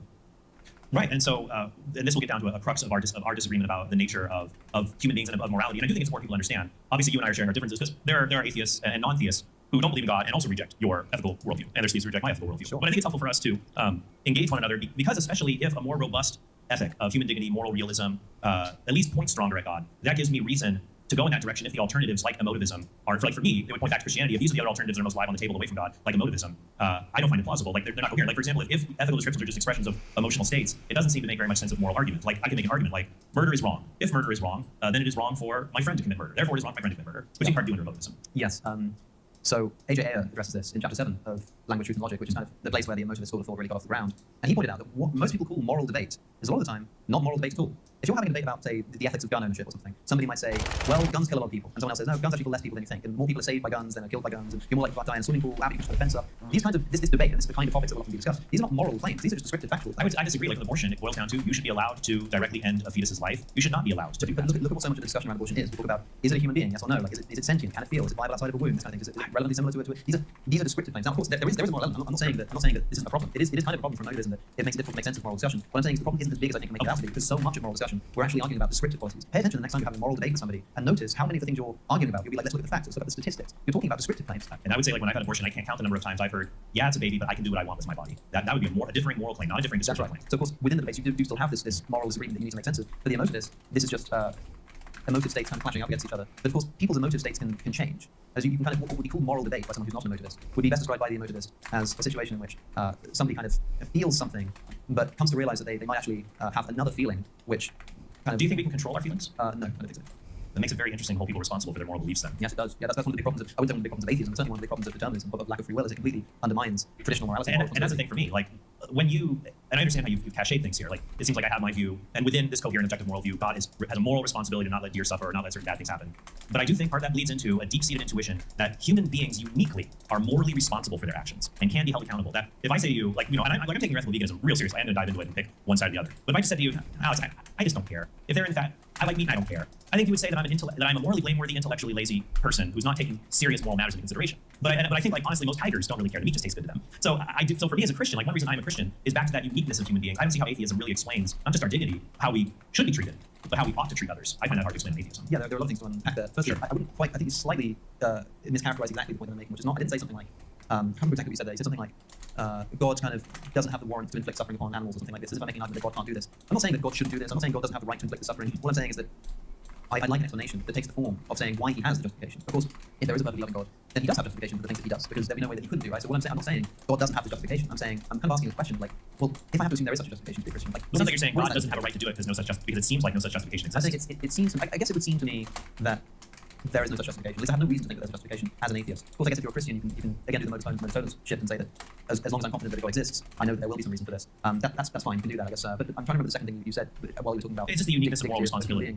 Oh yes, you said that if you just said like I just don't care. I'm responsible for the moral beliefs I have. This is kind of dependent on your metaphysical theory, right? Because if you said that, then I'd be like, Frank, what are you talking about? You're a Catholic. Like you believe these moral imperatives are important. But I meet a great deal of people, for instance, who are ethical legalists. They say that I don't believe that ethics exists objectively. I think people just chase after what they want to do, and there's no problem with this. There's no morality. There's no anything. So they say to me, they come to my talks on veganism, and they listen, and they say, look, I like what you're saying, but what if I just don't care? What if I just don't agree? Now I could tell them that they're being kind of intellectually lazy, or I could say that they're not taking it seriously, but I think these people are being honest and serious. It's like this is a serious position that needs to be taken into account. So I might argue that they're not as egoistic as they think they are. And I try to talk them through it, but like it is a serious argument. So if like an ethical egoist said to me, oh, I just don't care, I'd be like, okay, well, let's see if you do care. I mean, You sound like you try to argue in their own system. Exactly, that's exactly what I do. So in the same way, and I see the merit in that. But do you agree that sometimes when we have ethical disagreements with people, a person's ethical system is so stacked towards defending immorality, one has to show the system is false. But so can I? When you said a moment ago that something like a lack of free will undermines traditional moral responsibility, yes, yeah. I think you're right. And so what we're just left with here is descriptive statements. We're just kind of left with descriptivity, because there's no moral responsibility. There's no ethics in the traditional sense if we throw off free will. So what we're left with is the descriptive. So what I do from that perspective is I look at other people's descriptive claims. I look at facts about the things that they're claiming. So I see a man who says, I am a Catholic. I believe there is an objective moral truth. I care about suffering in some circumstances, and I eat factory farmed meat. And I say that somewhere looking there, I think there might be a descriptive inconsistency. And that's what I'm doing in a situation like that. And it's just like a situation of trying to. Are we running out of Q&A? Yeah, we'll do it. Yeah, just like earlier when I was saying, I'm kind of making an internal critique of Christianity when I talk about evil and suffering. Like, as an atheist, I talk about evil and suffering. I'm making an internal critique. Similarly, when I kind of make moral statements, because your big criticism here seems to be that I'm somehow injecting or smuggling in these moral assumptions. And what I'm saying is I'm working on the moral assumptions that you're giving me and seeing if they're descriptively consistent. Or see if they lead to kind of. And I will be honest with you, Alex. I do feel like I know you speak as if morality is about the motivist descriptions you have of each other, and you say, well, why hasn't God revealed Himself to me? I honestly believe the zeal that you have to challenge me, Dillahunty, other people to be consistent and do what feels right to you emotionally. I'm telling you, man. I feel like Romans 2:14-15 says. There are the Gentiles whom the law was not given, but the law was written on their hearts. And so they will be judged upon that, which will either accuse or excuse them. So I do think that this is exactly what Joe Schmidt said in a discussion we had earlier, that I believe you complain to not have this relationship with God, but I feel like you're even more in tune with pursuing the good and the true in the face of serious opposition than many other people. And so you do have that in ways you may not see as clearly now. But yeah, so I guess it's interesting. It looks like being Christian or not Christian, it looks like it's like there's a creator and then revealed in Christ. It's like we're stuck here in this limbo, like, is the creator good or not?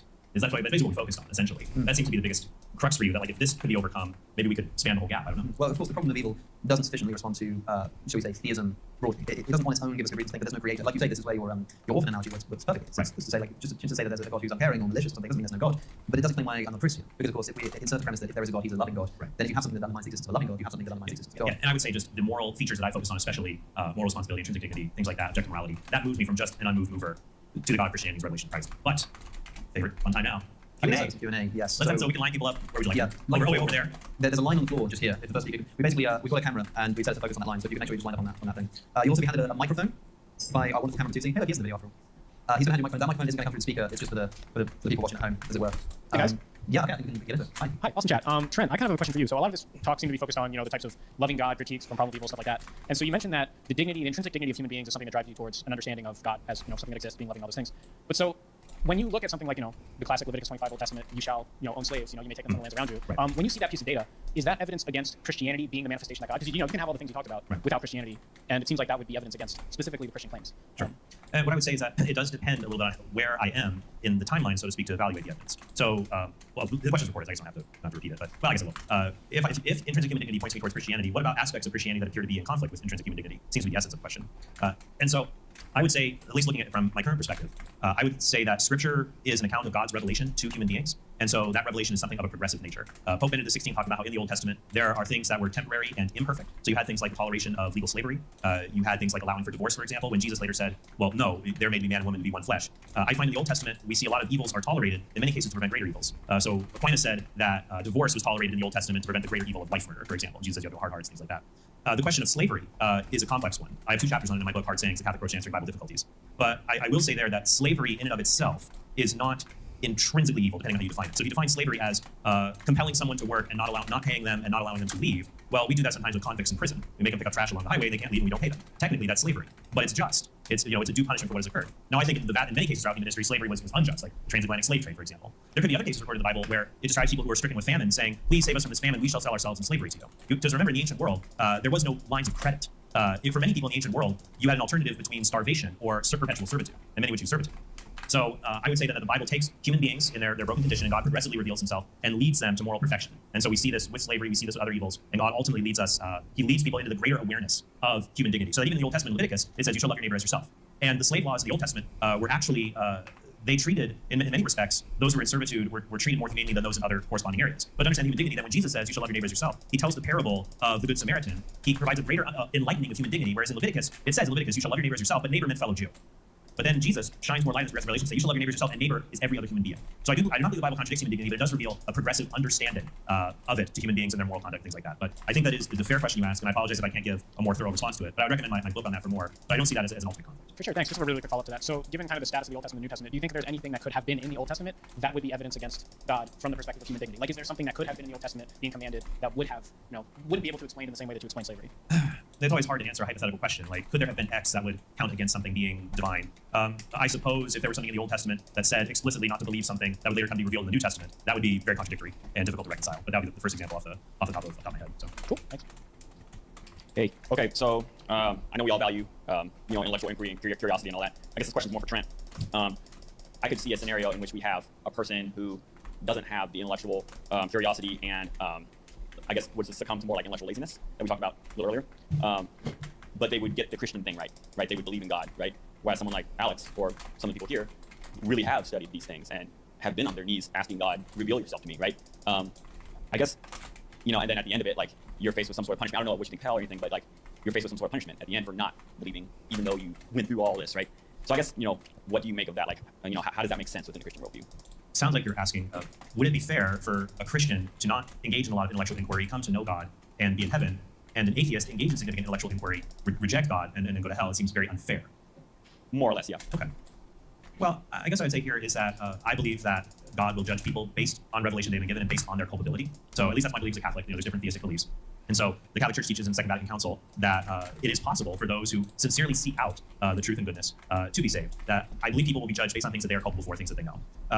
But I don't think there's anything inherently, I don't like this idea that relationship with God, it's like, oh, a really smart person went through all the arguments, and it's like they deserve it a bit more than a not smart person who didn't read Grandma P and didn't read all of these things. I mentioned this, I alluded to this a little with the problem of divine hiddenness. It can also be the case that really smart, Michael Shermer, and this is not a knock on very smart atheists, they are very smart, and I disagree with them. But it is possible for very smart people to believe counterintuitive things precisely because they're so smart. And so there is an expression, too smart for one's own good. Now, I don't believe people should be anti-intellectual by any means. But I mean, would I blame someone who doesn't read philosophical articles, who believes in free will, and think that a philosopher who's really studied everything and doesn't believe in free will is somehow superior in some respect? I mean, I give them credit for reading, but I don't blame someone who just believes what seems obvious to them, and they didn't jump through all the philosophical hoops. I think they're right about free will. So I think that people will be, God will judge them based on their particular kind of culpability, but it's not necessarily a virtue just because you've done a lot of intellectual labor. You could have made some very serious cognitive mistakes simply because you have a lot of intellectual firepower that can drive you down a direction many other people normally wouldn't go because they have common sense, if that makes sense. Yeah, I guess a follow-up to that would be, so I guess you could have a situation in which someone who has studied the problems goes to hell, and then someone who just kind of accidentally ends up in Christianity goes to heaven, I guess. Well, what do you do with someone who studies morality and reads every moral philosopher and comes to the conclusion that they should be amoral because they believe in some kind of moral error theory or nihilism, just because they've done a lot of intellectual legwork to defend their nihilistic viewpoint? Well, they could still be wrong and still do intellectual legwork to justify things that aren't good. I think the point is surely that it's like what I was saying earlier, which is that may be true for an atheist, but for the Christian, you'd expect somebody who honestly engaged with this kind of stuff to eventually find God. I think it's not fair, in other words, that one person might end up in hell because they've rejected God's existence, but they kind of approached the question honestly and done the reading properly. Right. So I think that the charge might be that it's unfair that such a person can go to hell. And I don't think someone will go to hell because of a mere cognitive error. Right. Okay. So I believe that many people reach an incorrect belief about God through cognitive errors, incorrect inferences. I believe that the judgment will be one on their moral decisions, what they pursued in life. But the problem is it's sneaky, right? Because people often engage in moral wrongdoing with sometimes very clever rationalizations. Yeah. So sometimes our cognitive errors are bound up in our moral errors, and it can be hard to separate the two. Yeah. I think it's a good response. I just want to make sure that we're. No, that's fair.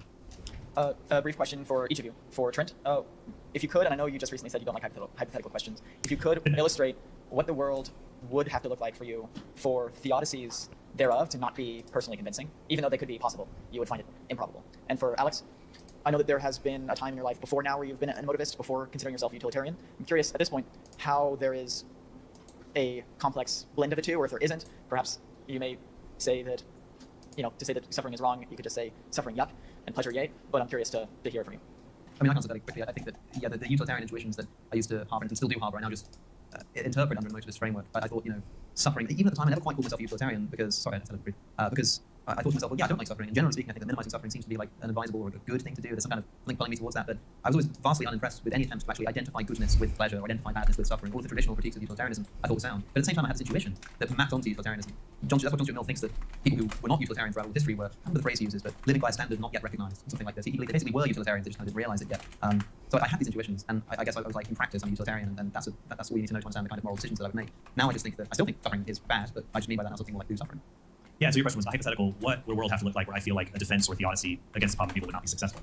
And I guess I would say an obvious case would just be maximal suffering that is unrelenting. So if there is a world where creatures suffer at their maximum and the suffering is unrelenting, so it takes place at all times, I don't think a theodicy or defense would be possible in that kind of world. Though it made me think something interesting between the two of us. It'd be like, a hypothetical ask me, when would theodicy stop working?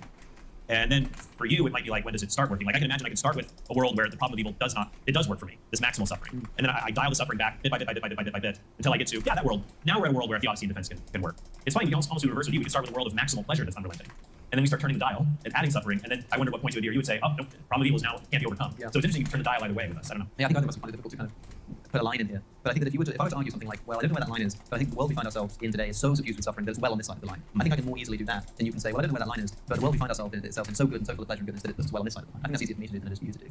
Yeah, and I would say that they're still not explained well in this, right? I also wonder if there's a slight modification of the question about kind of theodicy. Is there, just broadly speaking, like a condition of falsifiability that you're working with? Is there some kind of observation that you could find? And I'm thinking about something a bit more realistic. So people often say something like the bones of Jesus or something. If they find the bones of Jesus, the Christianity would be false. But is there anything realistically that you think while you're reading and looking at and observing the world that you might find, whether it be in the stars or under a microscope or in a book somewhere, that would make you go, okay, this is false? Well, I think if there were some archaeological discoveries that showed, for example, that the original disciples recanted of their belief, or something like that, like how in Mormonism the original witnesses of the golden plates, 3 of them left the church. I think 2 of them came back. That would lower my confidence in Mormonism. But having, finding historical, I agree the bones of Jesus, like I know the Jesus bones. It could be a bone box that says Jesus of Nazareth, and that could lower probability of it. So that it's not unrealistic. It wouldn't be a foolproof, but it might make one doubt. Would they be some kind of historical document? Yeah, like a early manuscript of the gospel that says at the beginning of it something about it being fictional or something like that. Yeah, or that we've seen this only as a vision, or it's always difficult, these questions. It's like, what would hypothetically, if we found some evidence, make you think we didn't land on the moon, or something like that? It's like, well, so I can think of things, but yeah. And then when it comes to the existence of God itself, like because with Christianity we have a philosophical question and a historical question. So the question of the revelation in Christ, the falsifiability would exist in historical evidence. The question of Christian theism,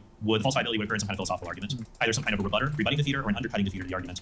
And to me, the most promising one would be something that finds some kind of logical contradiction in the description of God, or something like that, I would imagine. Yeah, sure. Thanks so much, guys. This has been amazing. Really appreciate both of you guys being here. So Alex said something during the discussion that suffering caused religion, was brought about, that religion was brought about by suffering. And I guess, Trent, I just want to hear your response on that. Well, I'm glad you asked, actually, because I did that. There's always so many things get brought up, and then we lose track of where we want to throw them out there. I mean, it's reminiscent a little bit of what Karl Marx said, religion is the opiate of the masses. But I'm not sure the thesis, suffering caused religion. That could be correlation, not causation, because human life is marked by suffering. But we have to be careful about correlation versus causation. It's like saying that cities that have more churches tend to have more crime. But it's not the churches that cause it. It's that cities that have more churches have more people, and lots of people cause crime. So I would say that religion is a natural instinct that human beings have. There's even been cognitive research showing this instinct within children. Now, some people try to write it off as evolutionary. I think that it's equally as much evidence for an instinct that's been implanted within us to know that God exists. So I think religion is a pretty universal instinct of man's response to the divine, whatever that is. It's a response to that transcend, whatever the mysterium. Who was I? He wrote sacred. Yeah, he wrote sacred and profane. Marcella, of course Schmidt knows the answer. Sacred and profane, mysterium metronym fascination. So my point is that the suffering, that I think this could just be a part of, it's part of the human condition. Suffering is always part of humanity. But I don't think that explains it, because many religions, it's not like people came up with religion as an explanation for suffering. Like, here is why you suffer, and God is allowing this, and God will compensate you. It seems like most religions, the answer is just, oh, there is suffering. Guess what? The gods are indifferent too. And so it's not like religion was something created to respond to suffering. Religion was something people independently turned towards, and then asked, how does it fit in with suffering? And for many people, the answer is just, well, the gods are indifferent as well. I think that even in Judaism, we see a progressive revelation, as you noted. We see a progressive revelation of this. Though I take issue, the Old Testament also includes, even within Job and Ecclesiastes, elements of describing God's tender care to help people through suffering. Through into Christianity, we see a more bold proclamation of suffering being something God will triumph over. That I believe is more unique to Christianity, and it's not just a passive religion. I think one of the great things about Karl Marx and his assessment of religion, and particularly that famous quote, is that a lot of that excerpt reads as if it would be spoken by a pastor in a church. He talks about religion being the sigh of the oppressed creature. He talks about it being the soul and soulless conditions, the heart of a heartless world. These are the kind of descriptions that I think many Christians actually agree is exactly the role that God serves in their life. Whereas, as you say, there are two ways of interpreting this. You can either say, well, yeah, God is just the heart of a heartless world. That's why we know He's there, because we feel this heart. You can also interpret it to say that that's why God was invented, because we live in a heartless world and wanted some heart. Of course, Marx took the latter definition, but he speaks as if he's sure. And I would be very careful with these lines of argument. It's very easy they succumb to the genetic fallacy. Of course. Even if it were the case that people came to believe God exists for a bad reason, it would not follow that there are no good reasons to believe in God. Just like people can come to believe in, a lot of people believe, a lot of people believe the sky is blue because it reflects the ocean. That's not true, but it doesn't reflect the fact the sky is blue and there's good reasons to believe it. Yeah, of course. I think the reason why I mentioned this, the reason why I bring it up, is to say that everybody should be taking the problem seriously. A lot of people, it's like what Cameron was saying earlier about how a lot of theists treat the problem of evil as a triviality. They say, well, God is good, and sure, I can understand all the suffering, but I know God is good, and so there must be an explanation. They kind of brush it off. This is to say, remember that this kind of discussion is embedded into the wisdom literature. This is something that the writers of the Old Testament seem to think is quite important enough to be included in scriptural canon, and so maybe we should be taking it seriously. I totally agree with you that I don't think it's good for Christians to say, oh, the problem of evil is easy, as an easy one to deal with, and then they, that to me, as I said in our dialogue on evil, those who have a simple answer to the problem haven't seriously considered the problem enough. You said that you think that something like the Book of Job speaks to God's tenderness.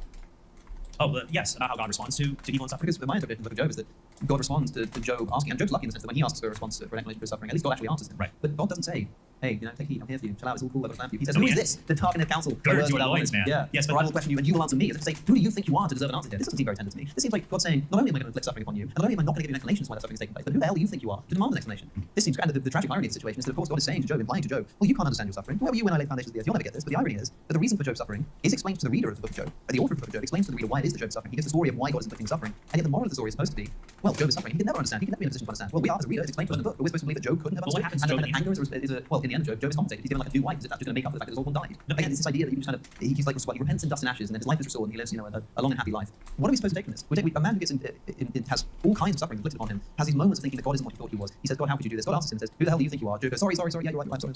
And then he's fine again. Where's the tenderness? Where's the compassion? Where's the kind of New Testament readying essence of Job that you were talking about? Right, well, there's always going to be a balance between, now God could just say, who are you? I can do whatever I want, and then leave him in the ashes. So there's a balance between God in compensating Job and giving him more than what he lost. So giving him more crops, more cattle. Though interestingly enough, the same number of children, because the Bible understands that children are not like property, that you can compensate by just giving more of something. That I always thought was an interesting note in the end of the story there, that God brings Job out of this, but at the same time, recognizing this is hard for us in the modern age where we have no problem speaking to the manager when we're upset about something. That was not a trait in human beings for a long time, of recognizing God's majesty and sovereignty. It's a balancing act that we can go too far and say God is so tender, he doesn't really care about having authority and being just and punishing wrongdoing. And then the other extreme is God is so sovereign, I don't care, I can stomp around, I'm the king. I do believe a right Christian theology can find balance between the two. Yeah, I would agree with you. I would just add that I wouldn't mind if I was asking God, why is this suffering, including why. And it's important. If he just screamed at me, if he just said, well, who the hell are you? I probably would be like, wait, oh, there you are. Okay, I'm sorry, man. I guess I do just repent. Well, are you sure? Really? Really? Yeah. You just heard a voice. Given your background knowledge, are you aware of many people who think they hear God but they don't? Yes. How do you know you're not one of them? Well, I wouldn't even make a claim there as to what I kind of ought to do. I'm just saying I think I would actually do that. Okay. I think I kind of wouldn't have a problem with that. My criticism there was just that you describing God as kind of being tender. And also it's important when we look at like the biblical witness, the entire picture of God has to be looked at in a whole. Yes. So I mean, some episodes or passages of scripture will reveal some aspects of God. For example, the Old Testament authors were extremely concerned about defending God's sovereignty because they'll say, well, look, you think your God is so great. He lets this bad thing happen. He lets Pharaoh enslave you. The Old Testament authors say, no, our God, Yahweh, he is the God of gods. He is sovereign over everything. And so they're really emphasizing that. Whereas then in maybe other aspects of the Bible, we read like in 1 Peter, we cast all our anxieties upon him. We have to look at the whole picture. But yeah, I'm getting eyes when you say that. Yeah, sorry. We've got like, what's it, 13, 14 minutes? Yeah, we're trying to brief. But yes, please. Yeah, my question is actually on the issue of compensation. So you gave an analogy with the barn people tearing apart. My question is, does it matter that on the Christian view, the compensation is not merely in sort of these finite temporal goods, like, well, my house got taken out by a tornado and God's going to give me 2 in heaven or something like that, but that in heaven we come to a relationship not with some finite goods, but with the good itself? Doesn't that kind of put maybe a different category of things we're talking? Is that relevant to this notion of repayment? I certainly think that makes a difference. I think another response to the analogy that I gave there might be something like saying that for the bar owner or the restaurant owner, sure, their bar's smashed up without asking them first, but I think that if you were even to ask them, would you want this? If you were given the opportunity to have some boys come in and smash up your bar and then give you a bunch of money, they might say no. They feel disrespected by that. Maybe that's part of the problem. Whereas, of course, God might inflict suffering upon me and compensate me in the afterlife. If you ask me, well, if you did kind of know that that's what was going to happen, would you be okay with being put through that? I might actually say yes, and the restaurant owner might say no. But then the restaurant owner might still say yes, and still seems a bit grotesque. I don't know. Like if somebody said to me, "We're going to burn down your house, but we'll give you $10 million," I'd say, "Here you go. Here's the matches." No, seriously, I think the compensation really does. Yeah. Now it depends on the kind of evil. If someone says, "I'll give you $10 million," there's that movie, An Indecent Proposal. I'll give you $10 million to sleep with your wife. Hold on a minute, there, good sir. And I think my wife, hopefully, no, obviously, she would object to that. But so it would be. So I agree with you about compensation that it may not explain something. So if God were to directly commit intrinsically evil things that can never be justified, my view would be difficult. But if it's merely I'm allowing the natural consequences of humans with free will, animals in a world with entropy and pain, if it's allowing these things to happen, then yeah, like I would totally be okay with all of the problems that go with my home, with just my property damage, and I get $10 million afterwards. To me, then, if heaven is that huge compensation, it changes the math a lot. So, surprise, Alex, my question for you. And I appreciate your patience. I feel like I've been harassing you all day. So, so I've been trying to, I guess, understand kind of where you're coming from, just like your framework of thought. And as far as whenever I'm putting it together, we have the emotivism that you kind of advocated for in this discussion. You and I talked briefly about the determinism, and I know elsewhere that neurological nihilism kind of on you. So I guess I would really love to hear how you assess probability and evidence, because how our frameworks are going to impact how we interpret evidence and probability. And it doesn't seem like you're too much of a fan either of probability either, because you took issue with like modified versions of the PSR because it's not going to give you an exhaustive explanation. But of course, modest explanations do explain to a degree. So I guess if you could kind of lay out for me where you're coming from on how you assess probability or evidence more generally, that way I can, because I feel like your framework may affect that, and I'm just trying to understand better. I wonder what you mean by assessing probabilities. I mean, I think that most instances in which we're dealing with probabilities, we're actually just dealing with ignorance. We're talking about an epistemic probability here. Like it's just for want of information that we ascribe probabilities to things. But metaphysically speaking, that the thing has a 100% chance of happening the way that it does. The only time we ascribe probability to flipping a coin or rolling dice or something is when we know too little to be able to accurately predict. So probability is kind of an epistemic problem here. But I wouldn't clarify. Yeah. So I guess I'm more along the lines getting at is like, okay, so let's say, like I know you don't take the contingency argument to be sound. The what? No, contingency. Okay. So like, whenever you hear these arguments, is it more along the lines of this argument doesn't work, moving on, or is there like, can you assess all of the, because you've done a lot of reading over the past couple of years, you've been listening to the arguments, you've been interacting. All of us at some level are going to put this information in different places, either for or against a given proposition. And that's kind of more what I'm getting at is like when you hear that data, where are you putting it, and how do you feel like enough of it could overcome your skepticism, or is your skepticism more of a like position that you hold until it's overturned in a more like robust, exhaustive sense? There are certain arguments which I think flatly just kind of don't work. For example, if somebody puts forward a principle of sufficient reason, and I put forward this wasn't in this discussion, it was in an earlier discussion, but I was talking about modal fatalism objection. It's the kind of objection which, to me, just undermines it entirely. So if you have a principle of sufficient reason that's not modified in the ways we were talking about earlier, and I have this reason to think that it just doesn't work, it's basically self-defeating, then for me, that like my kind of assessment of that in terms of the probability of God existing, it just doesn't affect it, because it just doesn't work. There are other arguments that I think do increase the credence of Christianity. There are two types of successful inductive arguments here. One is an argument that makes the conclusion more probably true than false. And another version of success is where the conclusion is made more probably true than it was before you heard the argument. So some people think that for an argument to be successful, it has to give you like 60% probability of God's existence or something like this. But it could just be that you think that there's like a 1% chance that God exists, and then you hear an argument that bumps it up to 2. That's still a successful argument in a different sense, but you're still left with like a 98% probability that God doesn't exist or something. As I said earlier, I find it very difficult to put a number on credence of belief. I don't really know how to describe probability for like the truth of propositions in terms of belief. But there are certainly arguments that I think increase the credence of Christianity, and arguments that I think diminish it. I don't have to answer your question specifically. I mean, for instance, I think like the resurrection accounts in the Gospels increase the probability of Christianity being true. I don't think they increase it very much. I don't think they increase it enough to make me think Christianity is probably true. But I think it's more probably true than if we didn't have this account. Probably significantly more probably true. Well, significantly more probably true. But to try and put like a number on that or something, I just think it's impossible. Well, do you think in principle it could overturn your atheism to theism? I think it could do as part of a cumulative case. Right? There might be one argument that I hear, like if the modal ontological argument is sound, we get like a successful symmetry breaker, then I just become a theist, just like that, right? Like at least I probably kind of rationally would be compelled to. Wouldn't be a Christian, but like if there's just an inescapable conclusion, then sure. Yeah. But I'm kind of doubtful that there is an argument that will have that individual power. I think it's more likely that we'll keep adding to a cumulative case and increasing credence. And eventually, like that way, because really the strong atheism of there is no God basically just has the problem of evil. It has divine hiddenness. That's kind of a subset of the problem of evil. It has like another argument I gave in a recent debate was the geographical distribution of religious belief. That's kind of just a subset of divine hiddenness. You basically just got this one argument. And so in theory, at least, as long as you keep discovering new arguments for the existence of God, if they keep adding cumulatively to the probability of God's existence, that could one day sort of override it. So maybe if I just keep reading again and again and again, then finally I might be nudged in that direction. Just because it just hasn't happened yet. Thank you for your question. Thanks. I actually have a really interesting question that I want to ask you, Trent, but I want to make sure we get the question. Just basically on that and the idea of getting there eventually. But I want to make sure we get the questions. Thank you. So this is in relation to the discussion you had about divine hiddenness. This is more for Alex, but I'm curious if Trent has any thoughts. So one of the ideas I've been toying with when thinking about divine hiddenness is, because we think about it like parents, and I think about the honest skeptic who maybe never finds God in this life, along with maybe the Christian who has doubts their entire life. They are the children that the parent knows they can trust more. It's like there are others that I baby. They're the ones that they never have doubts. Lucky them, as Alex puts it.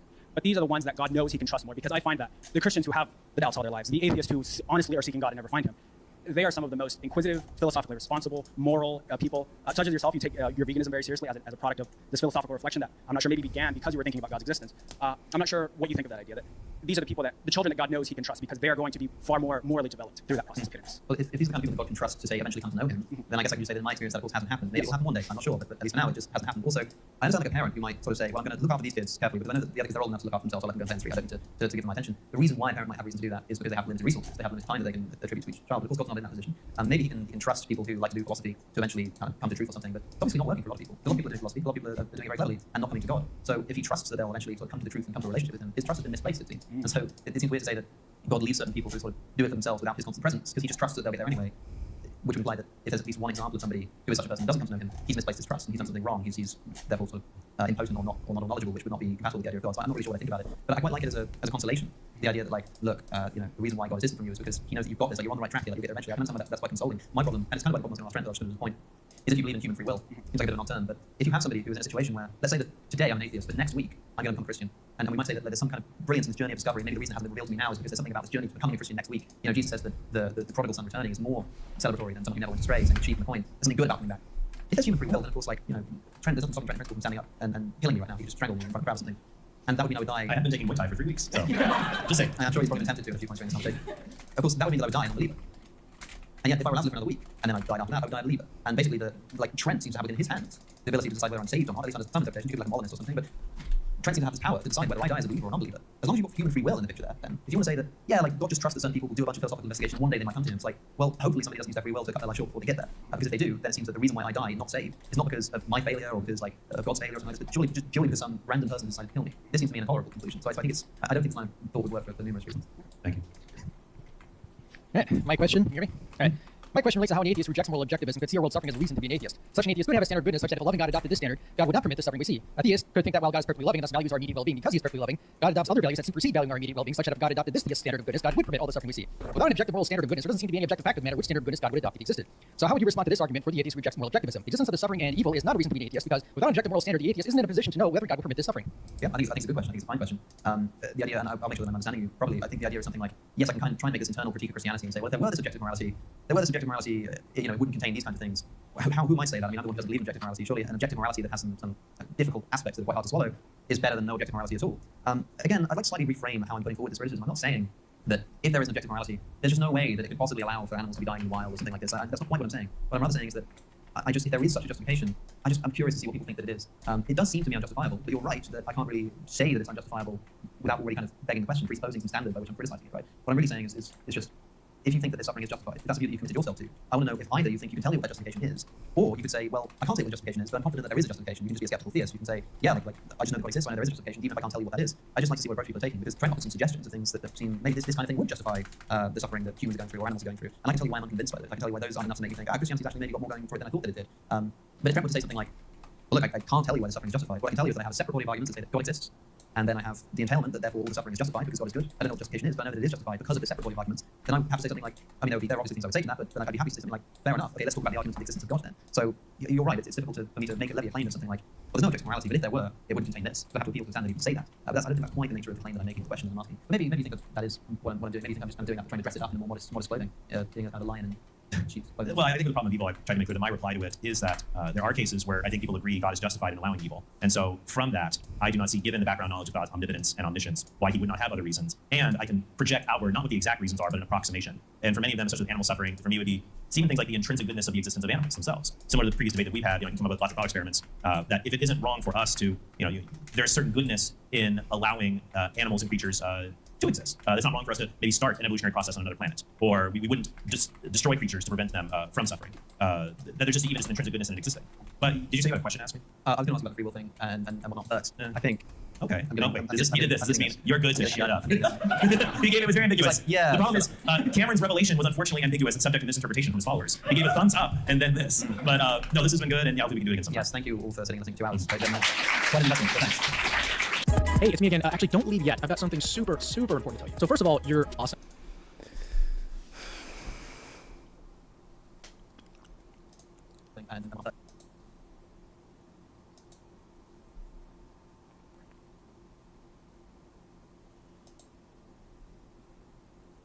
Right. I used to teach Christian ethics. I did it at Bible college and at a Christian college, which happened to be a Catholic school in Wisconsin. And I loved day. What? It gives a little insight into my personality because I knew I would get to torment students on that day like I don't get to torment them any other day. So when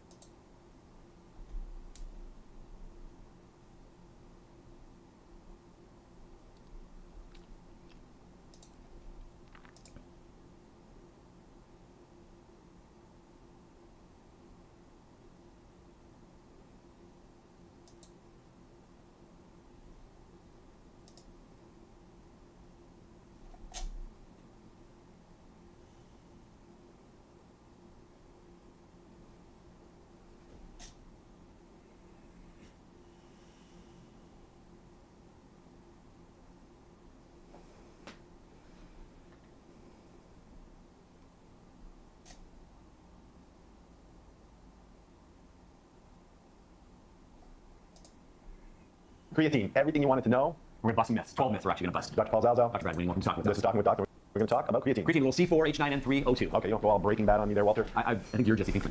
Oh, it's an organic compound. Yep. Normally you get it from meat or supplements. Right, and actually this is a very big business. They estimate currently about $300 million a year and expected to go to about $500 million before the end of the decade. Okay, so what do you think, viewer? At the end of this, are we going to say it's okay to take or it's not okay to take? Stay tuned and find out. Okay, so there's a lot of myths about creatine. Unfortunately on YouTube, you do play a doctor on YouTube. I play a doctor on YouTube. But there are a lot of people that say a lot of crazy stuff, and we're going to try to use some scientific evidence and the research papers that we read to tell you what's true, what's not true. Here's the skinny on creatine. Okay, so the first thing is, does it cause water retention? Okay, so initially it does cause some water retention. That's why a lot of people, when they first start taking it, they'll gain weight. And a lot of younger teenage boys or athletic people want to gain a little bit of weight at first. So it does initially cause a little bit of weight and water retention, but long-term total body water does not change with creatine. So, right, you're not going to be bloated when you're running your 100 meters. You're definitely not. Okay, the other myth is, well, I don't want to take it because it's an anabolic steroid. It is not an anabolic steroid. It's completely a different compound than an anabolic steroid. Anabolic steroids are like synthetic versions of testosterone. Right. Creatine is not that. And as Canadians, we know this very well. In 1998, I remember the exact place I was in when Ben Johnson won the 100-meter race against Carl Lewis. And I remember the picture on the front of Sports Illustrated. It showed how big his shoulders were compared to all the other sprinters, particularly Carl Lewis. And as it turns out, he was taking anabolic steroids. And maybe they all were, but he got caught. Don't take steroids. I first take a message. All you people trying to get stronger, bigger, faster, don't take steroids. They are so dangerous for you. That'll be another video. Yes. Creatine. Next one. Next myth is it causes kidney damage. Does it cause kidney damage? It does not. And this all started from a case study in 1998 where there's a young man who took a whole bunch of creatine, very large doses for a long period of time. He had some other medical conditions. He ended up with kidney failure, and then it propagated this myth that creatine was dangerous. Other studies have gone on to show that it is not dangerous. It is broken down to creatinine, which is something that shows up in your urine, particularly when you have kidney dysfunction, but also if you exercise a lot or if you eat a lot of meat. And creatinine, you've heard it before because you probably have a blood test for that. Because it is how we measure kidney function, creatinine clearance. Okay, number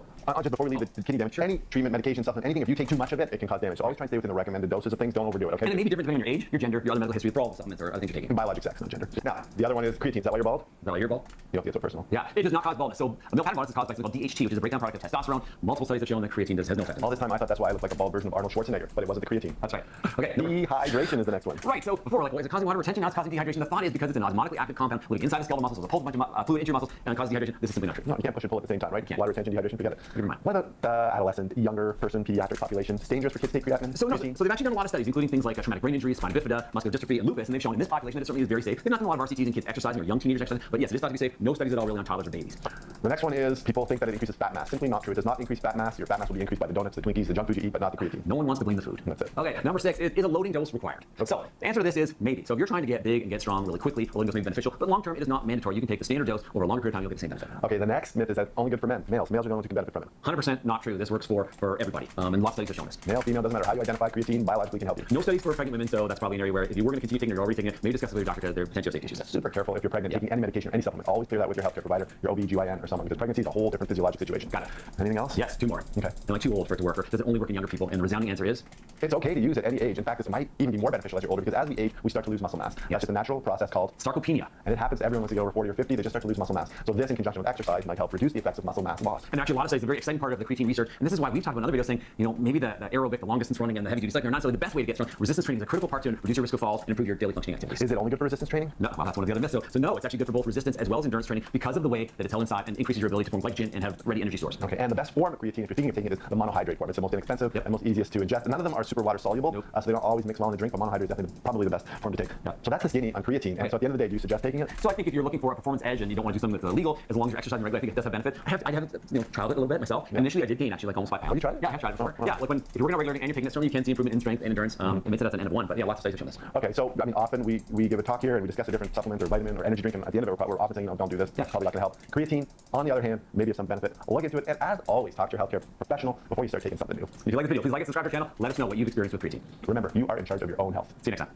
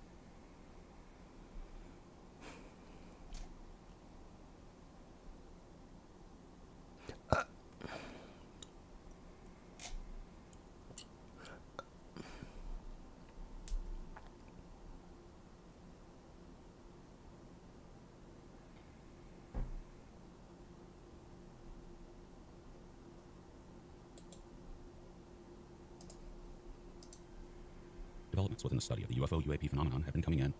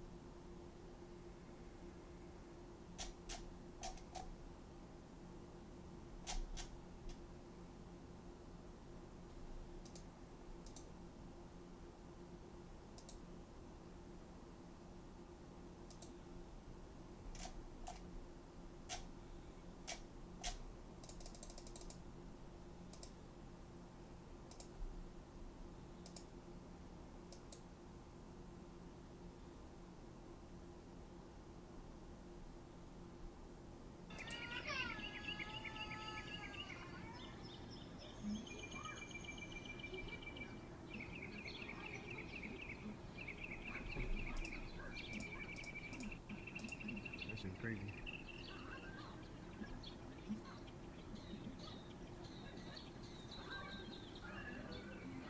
It's a fucking cloud with lights in it. Moving weird. I've never seen no shit like that.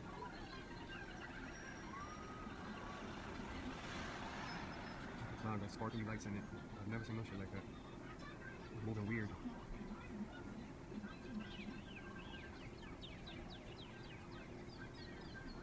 I know you see the sparkling lights in it. Never seen no shit like this in my life.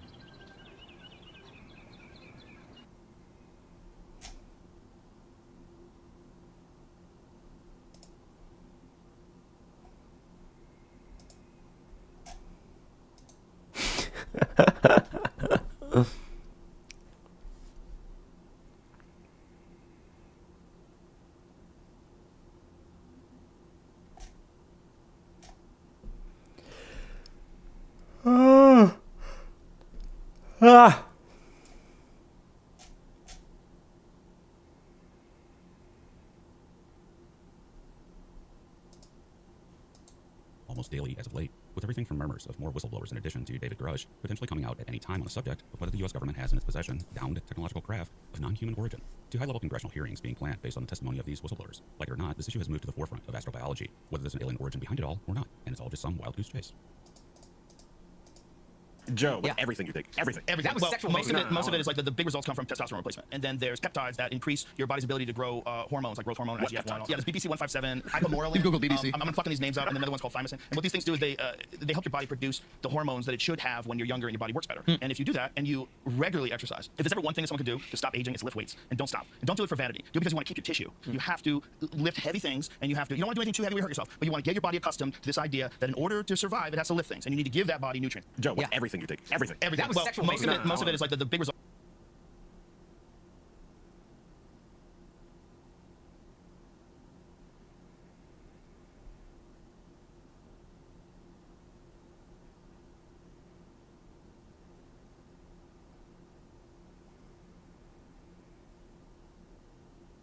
I call it the menopause, which is mid-20s toward late 20s. A lot of guys realize that a lot of the values that they hold, a lot of the things that previously they took a sense of self-worth from, that the world told them that they should value, they don't make them feel fulfilled anymore. And they go, I got toward the top of this mountain, and I realized that it was the wrong mountain I climbed, and actually I was supposed to be on that one over there. And it's difficult, because in order to get to that one, you need to go back down this one that you've already climbed. This is why I think introversion is such a cheat code, because the more frequently and the more for a sustained period of time I'm involved in certain just patterns of behavior, oftentimes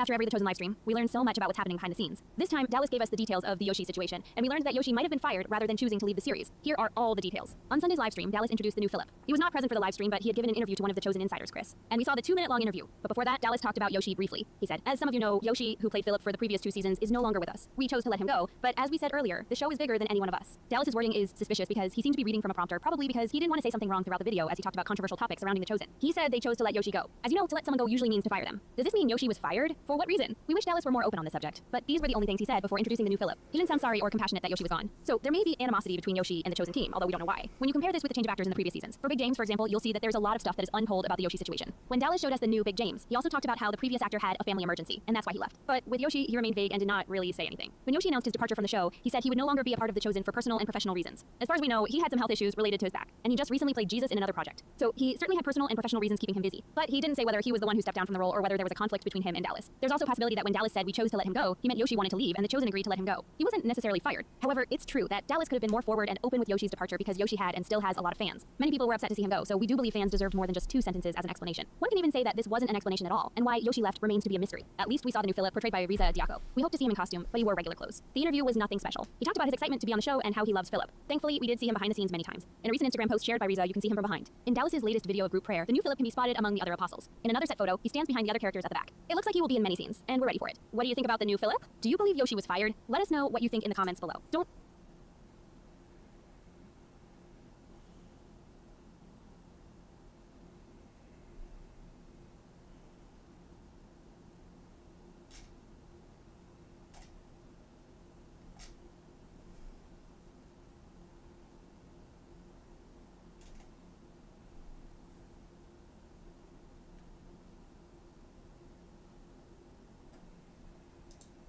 The Chosen gets more and more recognition every day. I recently told you about the show's deal with Lionsgate. This company will distribute the show to different countries and platforms. Now, a well-known TV network acquired the rights to show the first 3 seasons of The Chosen. In this video, you will find every detail related to this subject and be informed about every single way to watch The Chosen. Let's start right in with the new broadcaster of the series. The CW television network, better known just as the CW, will be the first US broadcaster to air episodes of The Chosen. Throughout the years, the network has become famous for various different shows under its name, like Superman and Lois, One Tree Hill, Gilmore Girls, Jane the Virgin, Supernatural, Riverdale, and more. Looking at these shows, it seems the CW is an unlikely place for a biblical series, but sources say that the network is trying to reinvent itself, as most of its viewers belong to a younger age group. By acquiring the rights to show The Chosen, the CW is looking for a new demographic because most of its audience is young adults who love superhero shows and teen dramas. This will also help The Chosen get new viewers. So it's a win-win for everyone. Starting in July, the network will show all 3 seasons of The Chosen. To be exact, on Sunday, July 16, you can watch the first episode of The Chosen Season 1 on the CW. After that day, the remaining episodes will be broadcasted until Christmas Eve. Don't worry though, this will not be the only network or platform where you can watch The Chosen. Dallas made this pretty clear in the last live stream. The CW will be just one of the ways for people to enjoy watching the show. You can continue watching it wherever you like. One of these ways, of course, is the Chosen website. This site currently has all the episodes of the series for free. You can watch them without paying anything. If you want, you can make a donation, but it's not obligatory. The same goes for the Angel Studios website. All episodes of the show are there for free. The site allows you to pay it forward to make a donation, but once again, it's not mandatory. If you haven't heard already, there is also the official The Chosen app with all episodes available for free. Angel Studios also has an app you can download to your mobile device or computer. That's not it. For Netflix fans, there is a piece of good news too. The show's first season is available on Netflix. The season was added after the 3rd season premiere. Netflix is not the only famous platform to show the first season. Season 1 is available on the Roku channel of Faith and Family, Philo, Crackle, Tubi. There are also platforms that have the first 2 seasons. These include Peacock, Prime Video, and Fubo TV. You might also be wondering about the whereabouts of Season 4. The season is expected to come around January 2024. Whether there will be a theatrical release for the new season like Season 3 is still being determined. If there is, you'll be able to watch it in certain theaters. And only after that, the episodes will be available on the Chosen and Angel Studios apps and websites for free. I hope this guide was helpful to you all. The Chosen is constantly trying to reach new viewers. That's why there are so many different options to choose from. Where do you watch the series? More importantly, why do you watch the series? Let me know what you think in the comments below. Don't forget to like and share this video. Subscribe to next season for more videos like this.